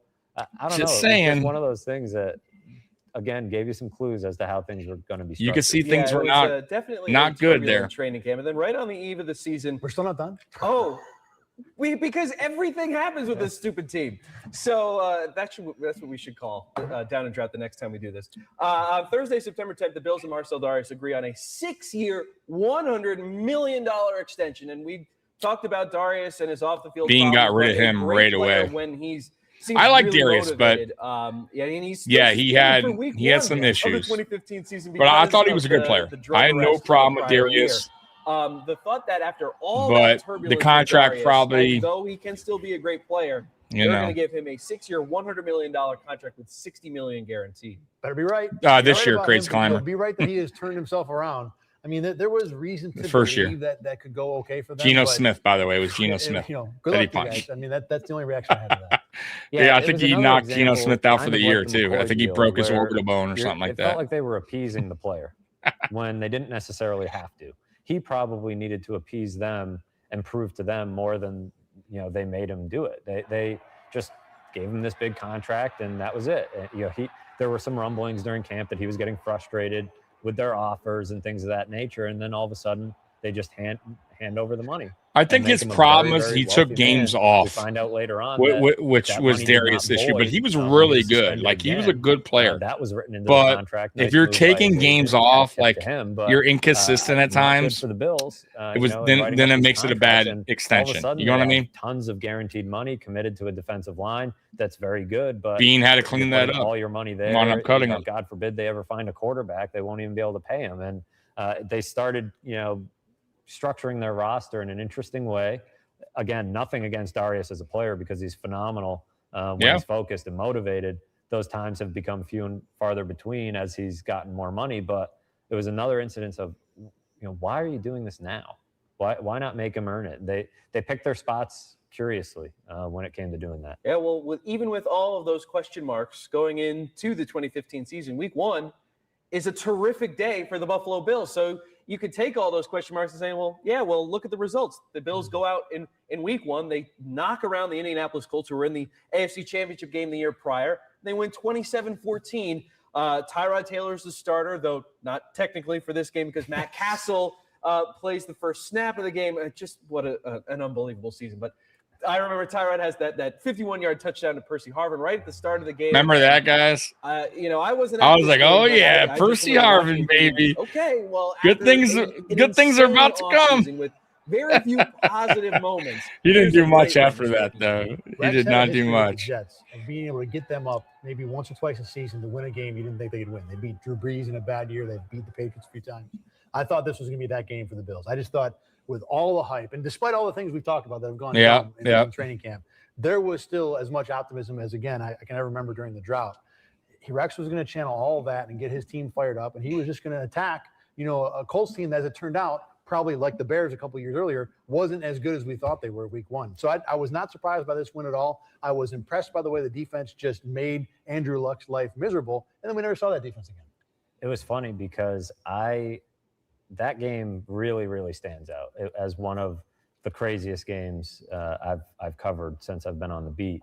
And I was a little bit surprised, if I'm being honest, that they came out after that training camp and just smacked Andrew Luck around. Andrew Luck was everybody. Andrew Luck was damn good, man. Everybody was loading daily fantasy. Everybody was saying Andrew Luck, T.Y. Hilton, load up on the Colts because they're going to shred that secondary. And we whipped their Darby ass, boy. Really 27-14. And it looked like they had a huge weakness on that side. Darius was going to be out with the suspension.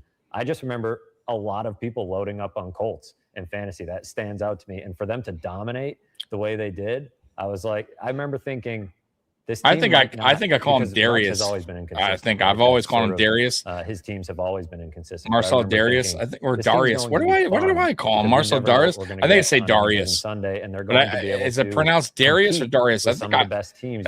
You know what? I think I've said both. Randomly get his team fired up to play. Marcel Darius, Darius. I don't know. They treated that game. I think I said it. I think I called him both names. It might not be. I'm guilty of it. Into 2015, the peak optimism of the drought had to have been after they beat the Colts. I said it last time, I'm say it again. If they're sleeping on us, they're gonna have nightmares. Prepare and plan, all week.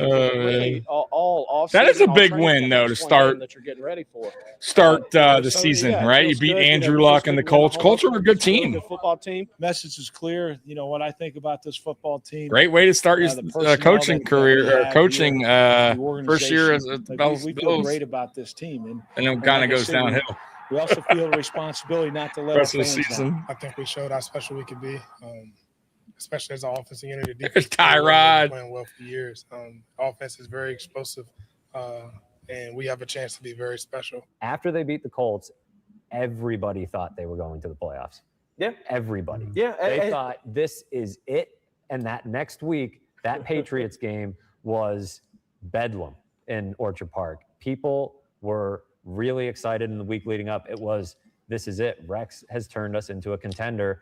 And finally, Bills fans felt like they had a team that could go toe-to-toe with Tom Brady. And boy, were they wrong. Yeah, whoops.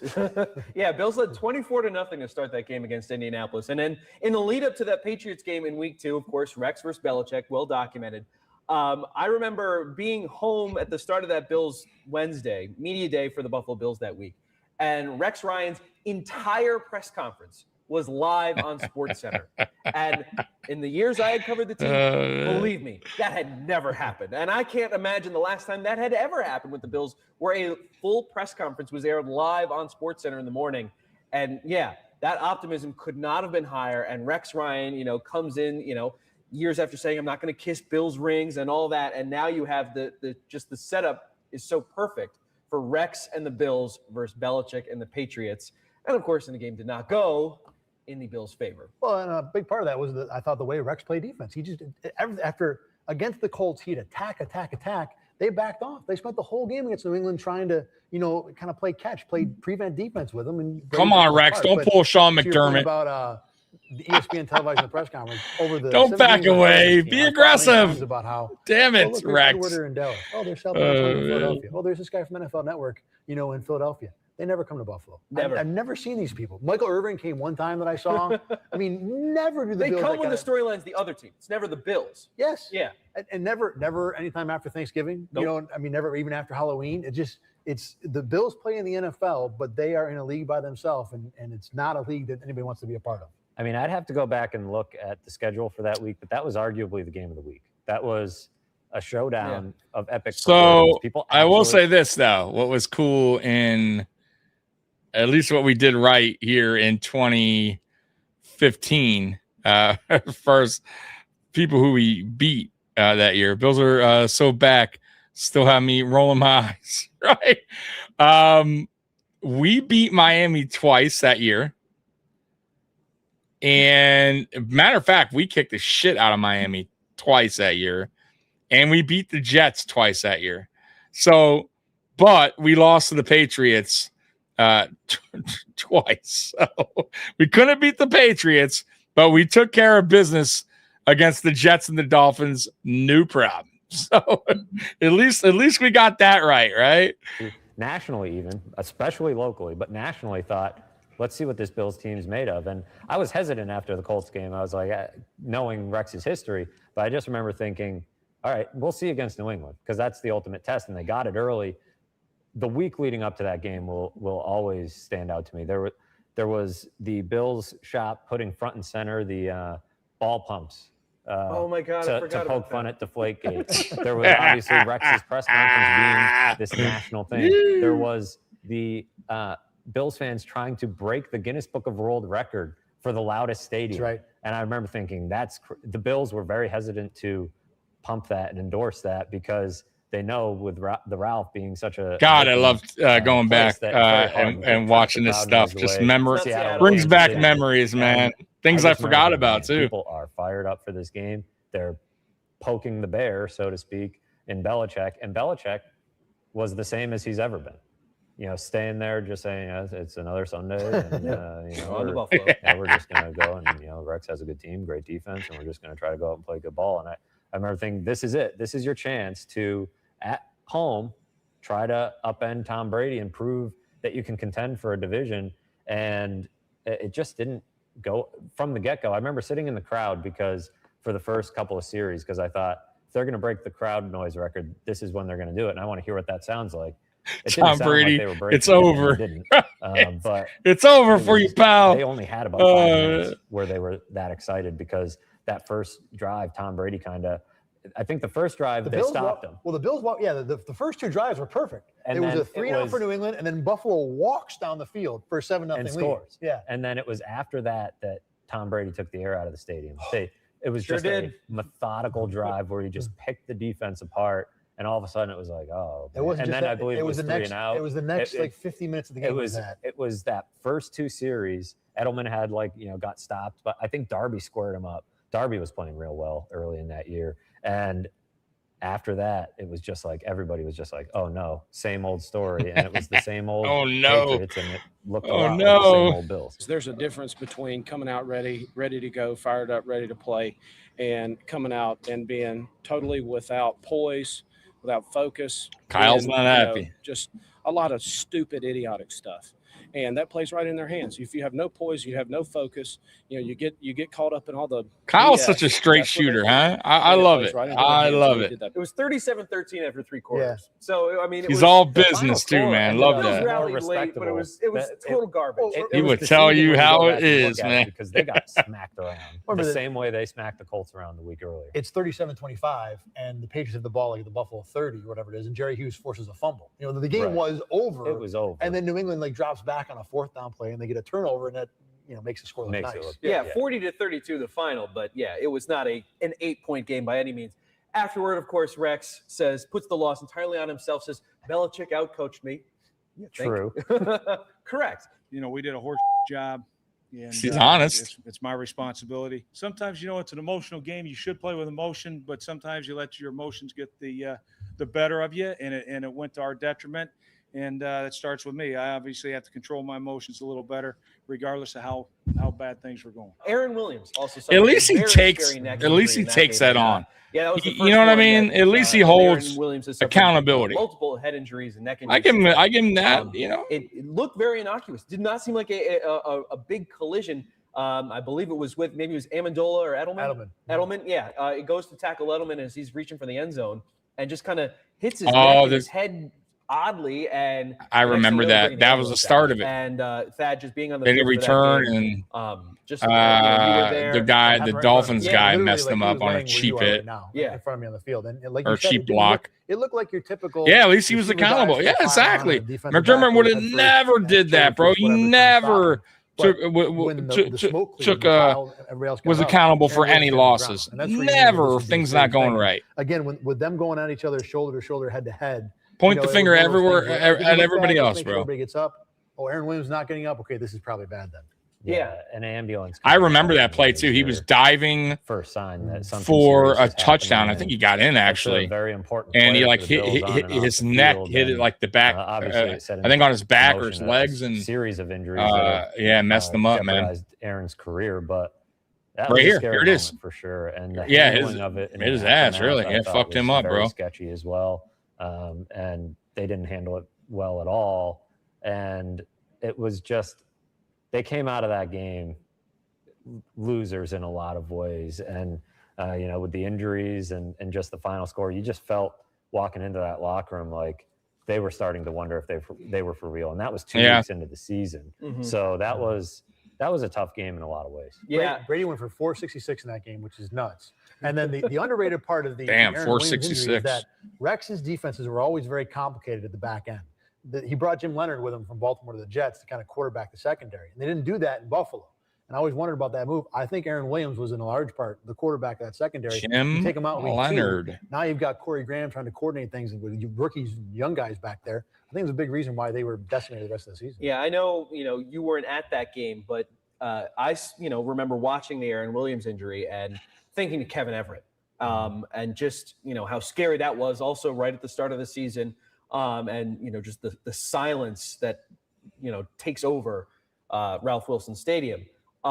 Just Thad to cover the Kevin Everett story, and then now a few years down the road, you have another sort of similar circumstance. Obviously, not as life-threatening, but you didn't know that at the time with Aaron Williams. I think Aaron Williams was moving around, not comfortably, but was moving around to where I don't think the Kevin Everett comparison ever came to my head. The ambulance certainly made you think that a little bit.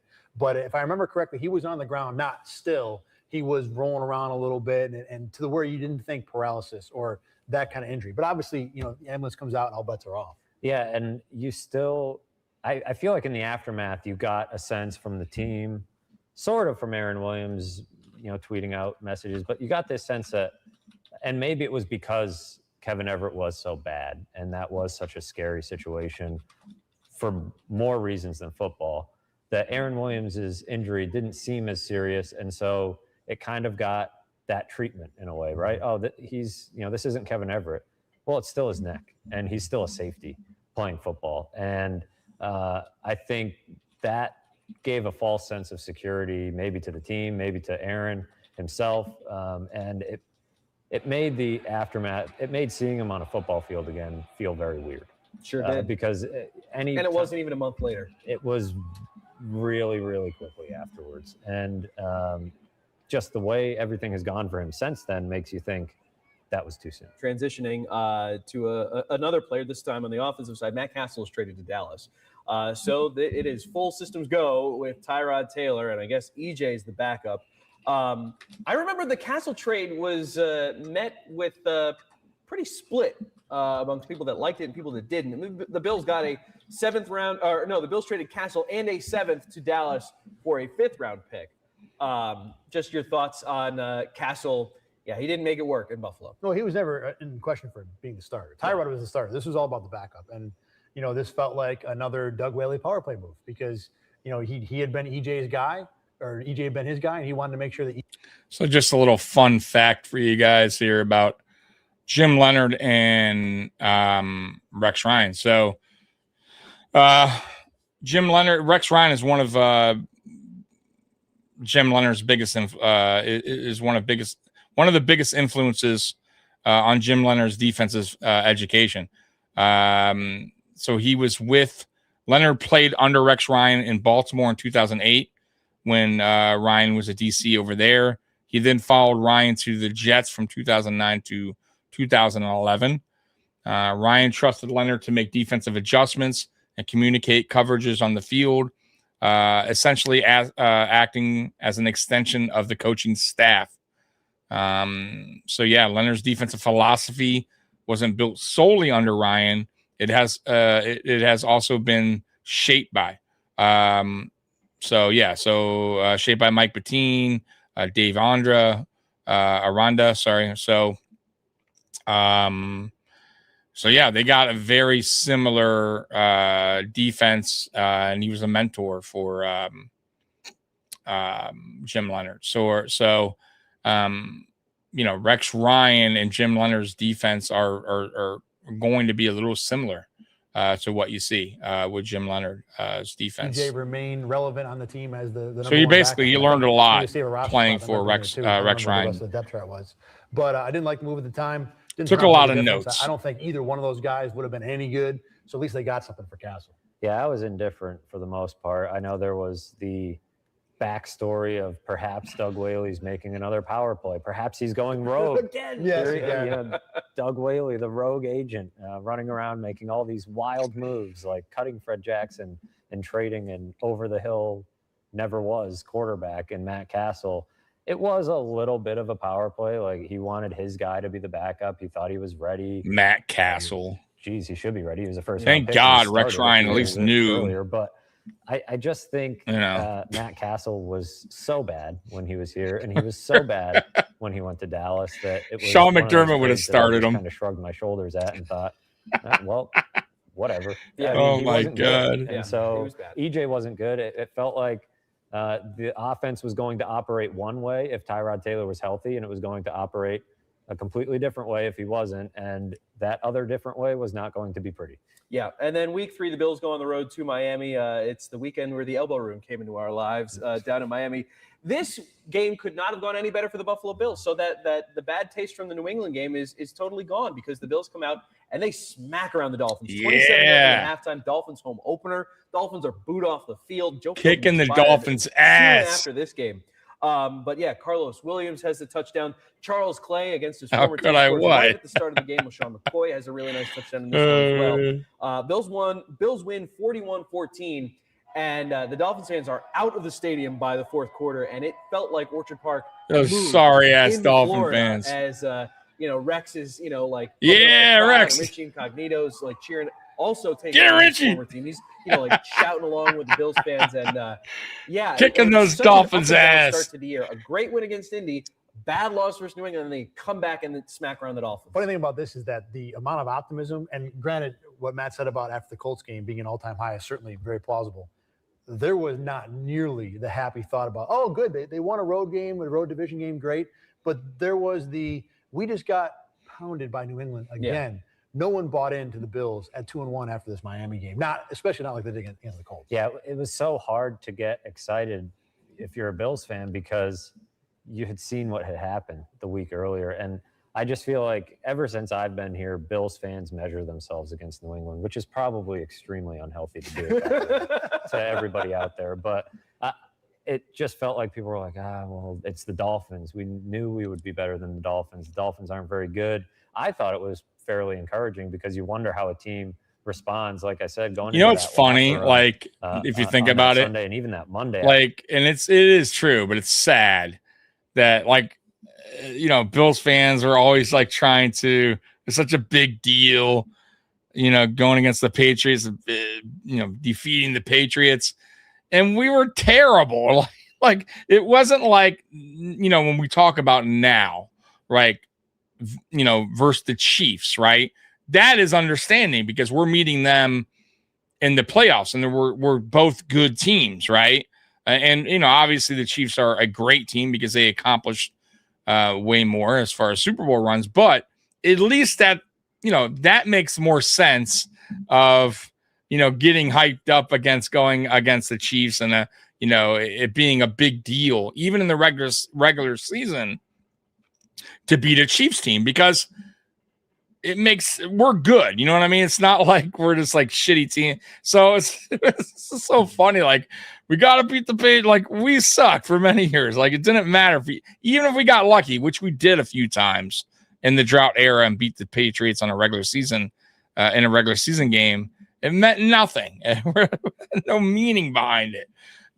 So yeah, it's just funny how these times were. We were just like, that's what mattered, right? Patriots. Beating the Man, Patriots there's in the a regular different feeling here season than there was a week earlier. Oh when everybody was God, John and talking about gunning after the Patriots and things.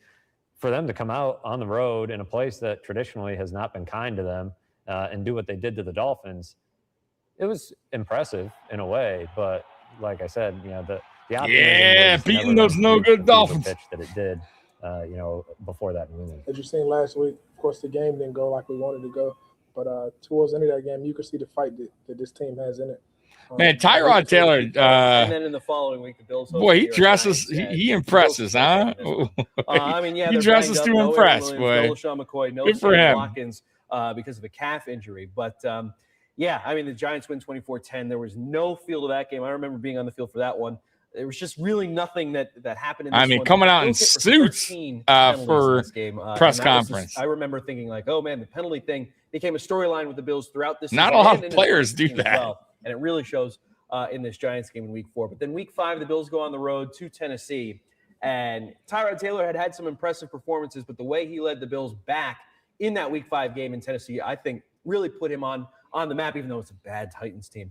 But scoring 2 touchdowns in the fourth quarter that game, to lead a comeback against the 14-13. Titans against Mike Mularkey, who is, I believe, oh, no, he wasn't in the interim yet. They still had Ken Wisenhunt. But, yeah, Bills win 14-13. Taylor gets hurt in that game, but the Bills come back and win. Great comeback, but to me, I looked at those Giants and Titans games and said, this is a bad sign for the Bills offense. There were so many 3-and-outs. Each game, there were halves where the Bills offense were completely non-functional. And yeah, like you said, a bad Tennessee team. Tyrod had a 3rd and 28,000 scramble for a first down and then had another rushing touchdown. This did not look like sustainable offense to me in the NFL. The leadership definitely comes from me. Being a quarterback and on the field, they got to see confidence in every play that I call, the way that I feel, the way that I show my emotions throughout the game. So my main thing is that I just keep everybody uplifted. It's a long game, and whether we're doing good, we have to remain. I don't know why I never noticed that. Why I never noticed that he look to me. He always goes in suits, huh? At the press conference. And Tyrod had a couple plays to pull a game out. That's crazy. That was not impressive for the offense. Yeah, that was a big moment for Tyrod because he got hurt and fought through it. It wasn't he came out injured on the last play or whatever. He got hurt. It was his knee. Like he makes sure he is and he fought through it with his legs. He is like dressed sharp, boy. Making these miracle plays. Business. He put the offense entirely on his back and made a great comeback, albeit against a tire. Sounds like Mario Williams. But it was still impressive that when things were going so poorly, Tyrod was able to make that happen. And it was one of those games where you said, that wouldn't have happened with EJ or Matt Castle. Or a lot of quarterbacks really in the NFL, and because he was dealing with a pretty beat up offense, including himself, and he carried the team, but he came out really beat up. And like you said, sustainability became a question. How often can Tyrod Taylor do that and stay healthy? How often can he pull that out of his hat against better teams? It started to there you go, Tyrod. Some stuff about this team because. If you have to do that to beat the Titans, I know Tyrod. the Titans were not good that year. They were quite bad. Yeah, and, Mariota's rookie year. Yeah, Mariota's rookie year. So they are coming off having a very high draft pick. And it just was not – were they on their way to getting the number 1 pick that year even? That they traded to the Rams, correct? It would have been, yeah. It would have been, yeah. For Goff. Yeah. So they were on their way to getting the number 1 pick. So not an impressive Titans team that the Bills beat, but a good performance from Tyrod. Still one we were pointing to in 2016 when we're thinking, how many times has Tyrod led the team back in the fourth quarter? The Titans game was his shining moment, and it still kind of is. And it was a good game, but it left some question marks. Yeah, for sure. And Taylor comes out of that game with a sprained MCL. Also in the aftermath of that game, I remember Aaron Williams shouting to me on the field. I had the camera on him as he was coming off. That's a great Wolverine right there. That's what we need. Get back on track. And then thinking like, wow, it's kind of a miracle seeing him on the field after what he went through. Then 2 days later, the Bills placed him on IR, and he's done for the season. And damn, that's wild, huh? The Aaron Williams thing in 2015, who knows if Aaron will ever admit to whatever happened or walk through those few weeks. But right, yeah, Mariota, injury, he's an excellent backup, though. Like, nope, you're done. Like, dude, I would take Mariota as a backup quarterback any day.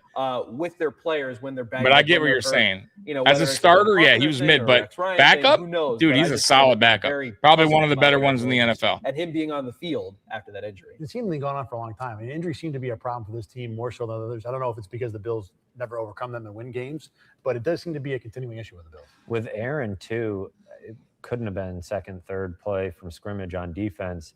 He made what looked to me like a really nondescript play. Guy was heading towards the sidelines, and Aaron went over and hit him. And Aaron came out for a play or two and looked – it wasn't as big of a collision as the one that caused the initial injury. And he was, shaken up a little bit. But then he popped back in. And that was when I was like – first of all, you were like, why is he playing so quickly? At first, you thought, great sign. What a miracle. And then he came out and went back in, and you're like, what's going on? And afterwards – in the locker room, yeah, his neck was was walking around real. His neck was fucked up, dude. Look had at him. Ice on the neck, and you're just you thinking, could tell. This if your neck is an issue, it's one thing if you're fighting through your knee, your shoulder. Guys do that a lot.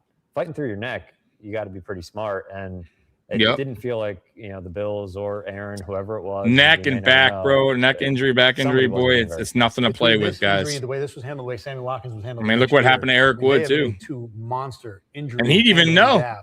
With important, he just did his annual checkup after the season, and they told him, "Bro, injury. Well, he gets injured in the following week. You got to retire, man. Tyrod Taylor doesn't start because one the MCL bad, sustained in Tennessee. EJ hit, Manuel, you're done. Under center against the Bengals, and has a poor throw to Sammy Watkins for a touchdown. Watkins catches it. Crowd goes crazy, and then Watkins is holding his foot and his ankle, and he's done with the game, suffers an ankle injury. Yeah, I mean the that's not a shocker. Sammy hurt. Oh man! Pretty much since this injury in 2015, the fact that you spent a first-round pick on EJ Manuel, then you spent 2 on Sammy Watkins, and you benched the QB. And nothing to fuck with. I get it. Traded, I get I get where you're going with that. Really bad. The QB out for a long time, and that was a game you would say that's great. Take him out because the game was over, but the Bills had no chance of winning that. Cincinnati was looked so good in that football game. It was unfortunate. I got the reference. It was just another. I know the things that have happened to Sammy Watkins since the moment he came to Buffalo. If I remember, that pass was fairly inaccurate. It was. I feel pretty safe in saying that because you would be correct, sir. Because of who was throwing it. Sammy was pretty open, wide open, and EJ threw it behind him, and Sammy kind of had to awkwardly go back, and that's why he hurt himself. I don't think it was. I'd have to look at it to see. I think it wasn't so much that it was. I think EJ put the ball where it had to be put.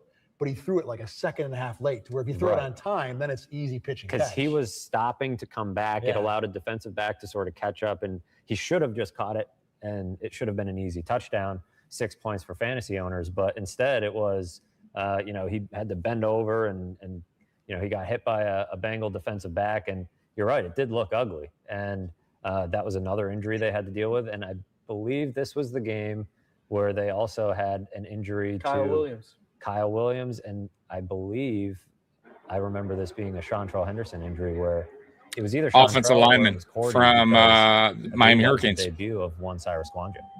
Oh, I wasn't at this game, so I don't know. You might be correct on that one. I believe in the second half, somebody got hurt and they plugged in Cyrus Kouandjio because it might have been both. It was one or the other or both, and because Cyrus was on top of the world heading into London, which was the next week. And so a lot of injuries, as you mentioned, and Rex did not hesitate to use that as a crutch. Of course. He said, I'm not one to make excuses, but. Well, you're losing your best players, though. I mean. What's killing me right now is, it's I get it.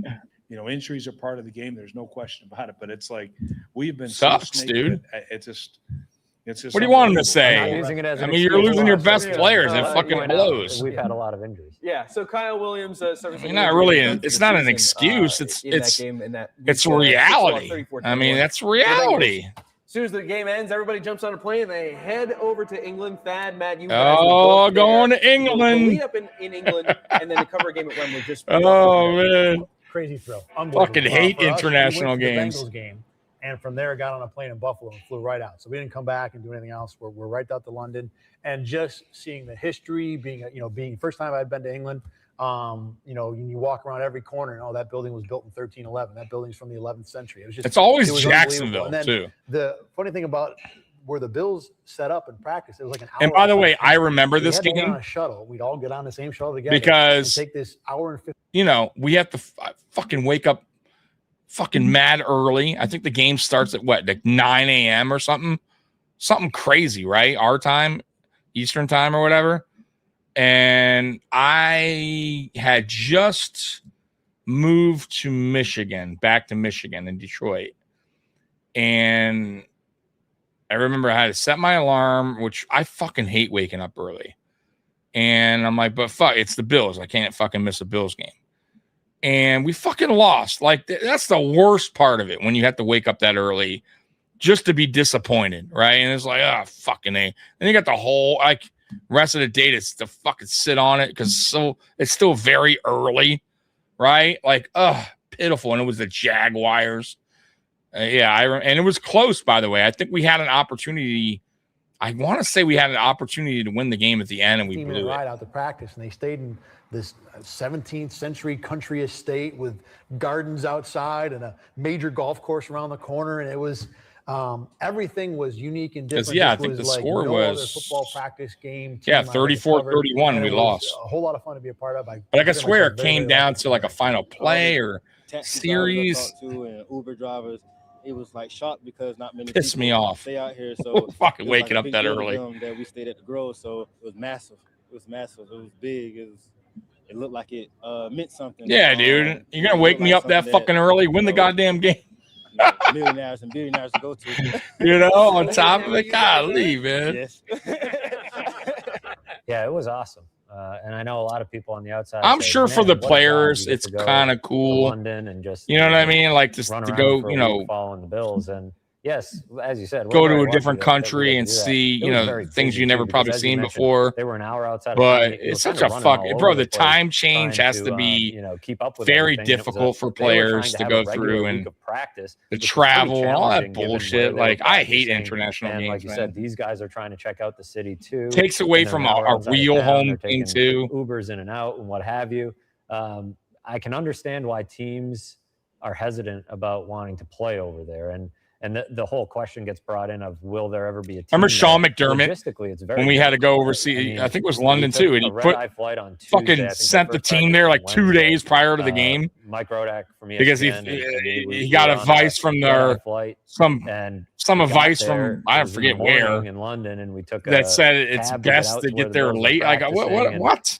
It was I'm sure that cab was before. And then he had yeah, them it was a practicing busy, the same busy day. week. Remember that? It was also a like really hours later strange after they week for the touched down. Bills. Like, it would have been what the fuck, a dude? Interesting week. And of course, in we Buffalo, lost that game, because by the EJ way. was starting, so you had EJ at the podium, and all these London scribes sitting there asking, getting their taste of American football, and it's EJ Manuel up at the podium, and there was Percy Harvin drama to follow that week as he was. What happened to Percy? Retirement, apparently, and all sorts of stuff going on. Oh, that's it would have been right. an interesting week anyway. Did Percy Harvin retire early? Right? Did he even finish the season with us? I don't recall. The city a little bit more, but like you said, what a thrill to be there. Oh yeah. Experience such a unique thing that again, the Bills were on a national stage and an international stage, and so it was a cool week. Yeah, the circus travels across the pond, and not only the issues with the Bills in terms of those storylines, but also the team they're facing has their former head coach.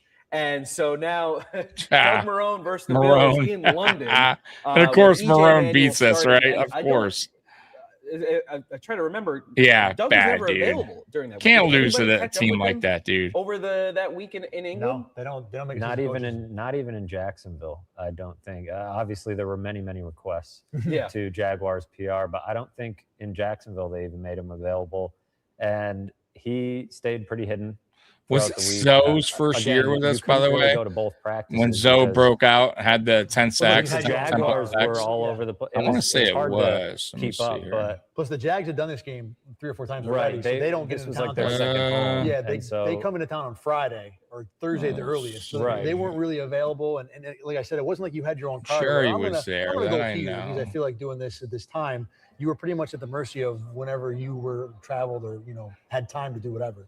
But I remember, being on the pitch. Or was if it you the will, next at year? Wembley, kind of stalking him out. Like Might he have has been to the come out next here year. to warm up with his guys. He was out there very briefly. Jerry had I believe 5 Mike Brodak sacks did that catch year. up with him, off the record briefly. So I think it was just to, 2016 talk to him, when but nobody Zoe really pinned him down came in here, terms had of his breakout the year. major storyline of see him here. facing his old team. He bolted off the field. That was another thing. I was like, maybe I can catch him coming off the field. He bolted off. And 2016 is when Zoe slippery that came week. here at 12 and a half sacks. Even in tends to pregame, be. even in that pregame, year. he Yeah. stayed as far away from cameras as possible. Didn't interact. A lot of times, ex-coaches will go see the guys that he used to work with on the other team, say hello, shake hands. He was in a corner of the stadium the whole pregame. Didn't talk to anybody. Just kind of kept to himself. He was out there briefly. Blake freaking Bortles. Which, he let his guys run. Yeah, their Zoe's warm-ups. man, Usually dude. Those coaches are out And there Zoe, remember for a decent Zoe amount of time. used to be a Not, defensive not lineman. Saint Remember Doug. that? He was like and big, it's funny, like just heavy, kind of the and way then the he practice lost all goes that before weight game and starts. They're, the line are you know, typically in the end zone. went to because linebacker, you want to but have yeah, more of the field dude. available to the quarterbacks and wide receivers. So you can be, the distance between you and me from an offensive line coach for minutes at a time. Praise him for that, during man. warm-ups. And to have Doug in hiding at massive Wembley Stadium must have just been like, really, Doug? Like, you're afraid of this? Like, come on, man. Just face the music and just get it over with. But then the game itself, Edge, DJ Manuel is linebacker, the whatever. quarterback, and whew, boy, it gets ugly real fast. Let's just go through this real quickly at the start of the second quarter. 14:09 left in the first half. Blake Bortles to Allen Robinson for a Blake 10-yard Bortles. 12:30 to go in the first half. EJ Manuel strip sack fumble. Aaron Colvin. We also had returned it for a EJ 6-yard Manuel touchdown. playing, by the The way. very next play, 9 seconds Remember later, Manuel Tyrod pick six Taylor to was Kelvin hurt. Smith. Then 2 minutes later, Manuel throws an interception.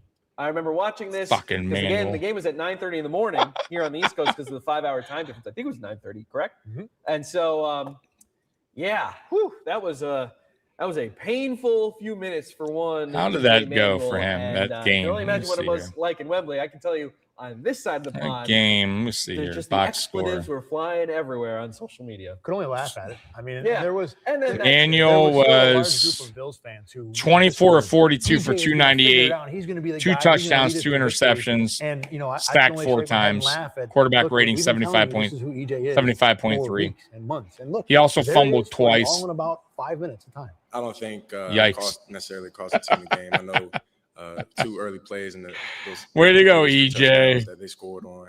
He's a nice guy, though. And I don't kill think him any because necessarily one play high character guy, changed the game for us. We all stand right by but him. just not a very We just good keep NFL encouraging him quarterback. and He believing wasn't a in bad him college quarterback. and believing in the There's his guys fumble. that we One knew of we them. could come back. We knew we could come back. We almost came back in that And, game. It was close, and but we nope, did. didn't And happen. it's just, man, I really thought that game was going to be ours. I take a lot on my shoulders, to be honest with you. I'm not going to sit up here and say, "Oh, it's a team, this and that." I feel like, I have to do a better job, as a quarterback, and obviously, Oh, I can't lose that take fumble, mistakes, you man. learn Come from it, watch on. the tape, and you move on, you be a man about it.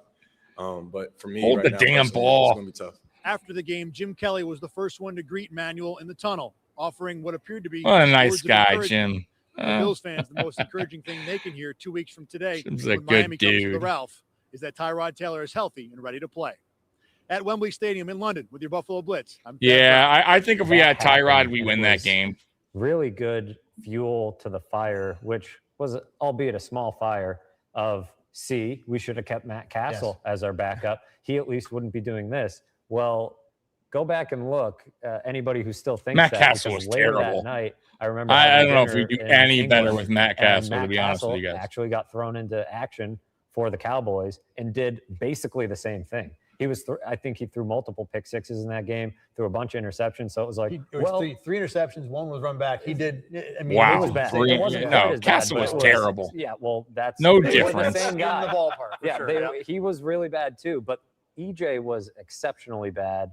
I just remember, I mean, it was a great atmosphere for a game. And I think everybody in there, oddly enough, was entertained by the, mayhem that was happening on the field. It was an open air press box, which is uncommon. I don't know that anywhere else in the NFL has that. There are others that have the option to open it up, but that one is strict open air, and it wasn't warm. It wasn't a balmy fall day in England. It was like 50, and so it was kind of chilly. I remember having my coat on for a lot of the game, but the crowd was so loud. It was almost like they were just enjoying the chaos that was unfolding, and man, things could not have been going much worse for the Bills. Yeah, how could you not enjoy that because that's the thing about these NFL games in London is that almost in the same way like the Toronto series, is that they're not necessarily fans from one team or the other. They're just football fans. They're there to take the show. And so you see, jerseys from every team in the NFL, and now you're watching a quarterback being fed to the Lions, or in this case, the Jaguars. EJ Manuel just had a 5-minute stretch that, I don't know that anyone could match that. I mean, that was as bad as it gets, but Manuel leads a comeback in this game. Oh, Nathan Peterman. But that's as bad as you can get. Win 34-31. You can get worse. I believe put Nathan Peterman in there. He would have had 10 interceptions at the end of the first half. Just a wild game as you eat breakfast while watching the Bills. Well, then you talk about feeding the fuel of the Matt Castle, angst. The EJ supporters, despite the disastrous 21-point, 5 minutes, they have the lead late in the game. And if it had been for the defense, giving up a Blake Bortles late touchdown, they would have won the game. And the EJ fans have been like, look, even though he did all that bad stuff, they still won the game. So we came out with all of that. And this was also the time when the defense rebelling on Rex was happening too. So to lose that game with the defense folding late and allowing a touchdown drive to Blake Bortles, there was fuel for so many fires that you couldn't figure out which one to start putting up. Yeah, Rex needed more time to get that defense right, to be honest with you guys. In that game, and it seemed like the defense had sort of figured him out. In the first half, he got all these short. He had to get players that up EJ's mess, that worked well with his scheme. Like you said, is what I'm trying to say, right? He inherited a lot of these players when he became head coach, so that does take time. Drafting, free agency, so.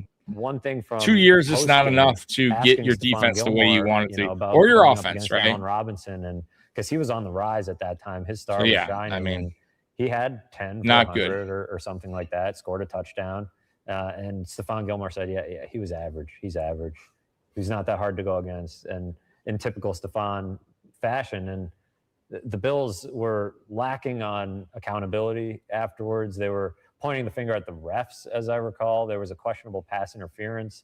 There always seems to be a questionable pass interference, especially during the Rex Ryan years, because every call that goes against him is questionable. I believe that was on Nickel Roby. Yep. And he was, also I don't remember that, but quite honest after the game when discussing that. And he was probably right, but they also had, let me see here. Is this the play? Other opportunities I'm trying to remember the game to stop those guys. Call today was terrible. I don't see. I didn't see it there. The contact was made, or where any of that was made. I asked him what I did. He couldn't. I don't see it either. I'd have to go back. I asked him what I do. He couldn't explain. Let me go back. I'm just not that it matters, but I'm very curious. Stephon Gilmore. I believe that was on Nickel Roby. Yep. And he was, also quite honest after the game when discussing that. And he was probably right, but they also had, ample other opportunities to stop those guys. See, I don't.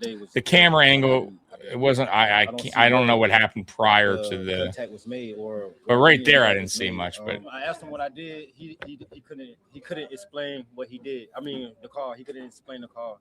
I asked him what I do. He couldn't explain it. Calls like that, I just don't see all the time in the league. Just 3rd and 17 and passing. 3rd and 17 as well. We all saw it, and it's just a funny call. So yikes. It is what it is. They were able to get themselves in a position where they could have escaped all that EJ Manuel mess, and the defense all of a sudden started to become a story because you said, what in the world is happening with this defense? We thought Rex Ryan would be, the perfect match for this attack style defense that the Bills already had, and now it was just a complete mess. We found a way to get out. We found a way to keep fighting, and it was a different defense too, though. He changed it from a 4-3 to a 3-4. All the way back and take the lead. That's the thing that takes time to it's like getting the carpet snatched off and under you. It's just, man, it's just a bad feeling. And 1 year's, bad taste in your mouth, and it just sends you home thinking it's a long ride home, and nobody wants to go back with this on their mind. But they should have been better too. They had some good players. I'm not going to totally communication issues were becoming an issue. Say Rex Ryan wasn't at fault. He definitely should have had that defense playing a little bit better. Week 9, even in year 1. The Miami Dolphins. The Bills just again beat the stuffing out of the Dolphins, winning 33-17. Yeah. That sets up a Thursday night affair in Week 10 on November 12th. In the Meadowlands, Rex versus the Jets once again. This was a national beat the Jets again too. National TV game on CBS. and just a great shot right before the start of the game. CBS is doing their pregame show, and you see all of the camera guys and the reporters too standing by the tunnel, just waiting like sharks in the water for Rex Ryan to come out for the first time in the Meadowlands as head coach of the Bills. I was there. You sure were. We waited the whole. Usually I have all these things I want to get. I want to get the backup quarterback and the other team's running back, and Bill's doing this. Coordinators. Exactly. Blew it all off to stand by the tunnel for the entire pregame, and Rex never showed up. Rex never. Yeah. Even when he's not on the field, it's still about Rex. He said, I'm not. Afterwards, he said, I didn't want to make it about me. And there were laughs. I hear you, brother. Want to make this game about you? You've only been talking about the I Jets hear since that, January. dude. Trust This is me. your opening press They're conference. still my most And, hated team. Like you said, even when it's not about Rex, it's about Rex. Yeah. You thought hiding in the locker room, like you never do, would make people think it's just any other game. You're treating this like any other game, except you never do that. Right. And it just made the build-up even greater. It was like WWE. It really was. Like everybody standing there, cameras out, cell phones out, waiting for Rex to walk through. It made his entrance all the more grand. He was soaking So every great, last dude. bit of it. He's in. a It character. was I get it. almost nauseating, but it gave football fans, that was the idea of Thursday Night Football, right? Yeah. Give them a break during the week. It was like Thursday Night SmackDown or whatever they call it. Yeah, it is. WWE. Yeah. And that's what it was. It was Rex versus the Jets. It's Friday Rex Night versus SmackDown, Woody, but Rex I versus get it. John Idzik. It was a complete circus. Well, and that's the thing I don't get is what would Rex think? What would he think would happen if he just walks out? People get the shot, and he walks out on the field and just does the pregame. And we're not talking about it right now, years later. But we remember that he didn't come out. Yeah. And he knows that. He's not stupid. This game, as you guys made it all about me, and that's why I stayed in. Because as Jack do about me. He is a performer, and he was a performer on that night. He is a character, man. So typical. Oh, God. Not to mention Ike and Impala as a captain. I mean, there's just and the whole build up to that game was all about Rex versus the Jets. I think his son played for Clemson. Yes, it is. Because right? there's nothing to talk about. I could be wrong about that, but I think you can only print what I say.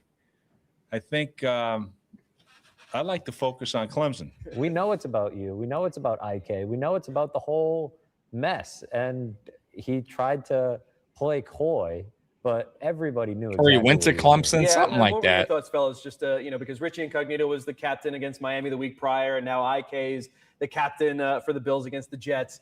Just of Rex doing that move, because you don't see that in the NFL. And not that it's honorary captain. Can anybody name an honorary captain from any other game ever? But it only is because Rex, does this thing to jab at whoever the opponent is. This goes all the way back to the San Antonio. Richie was honorary captain versus the Dolphins.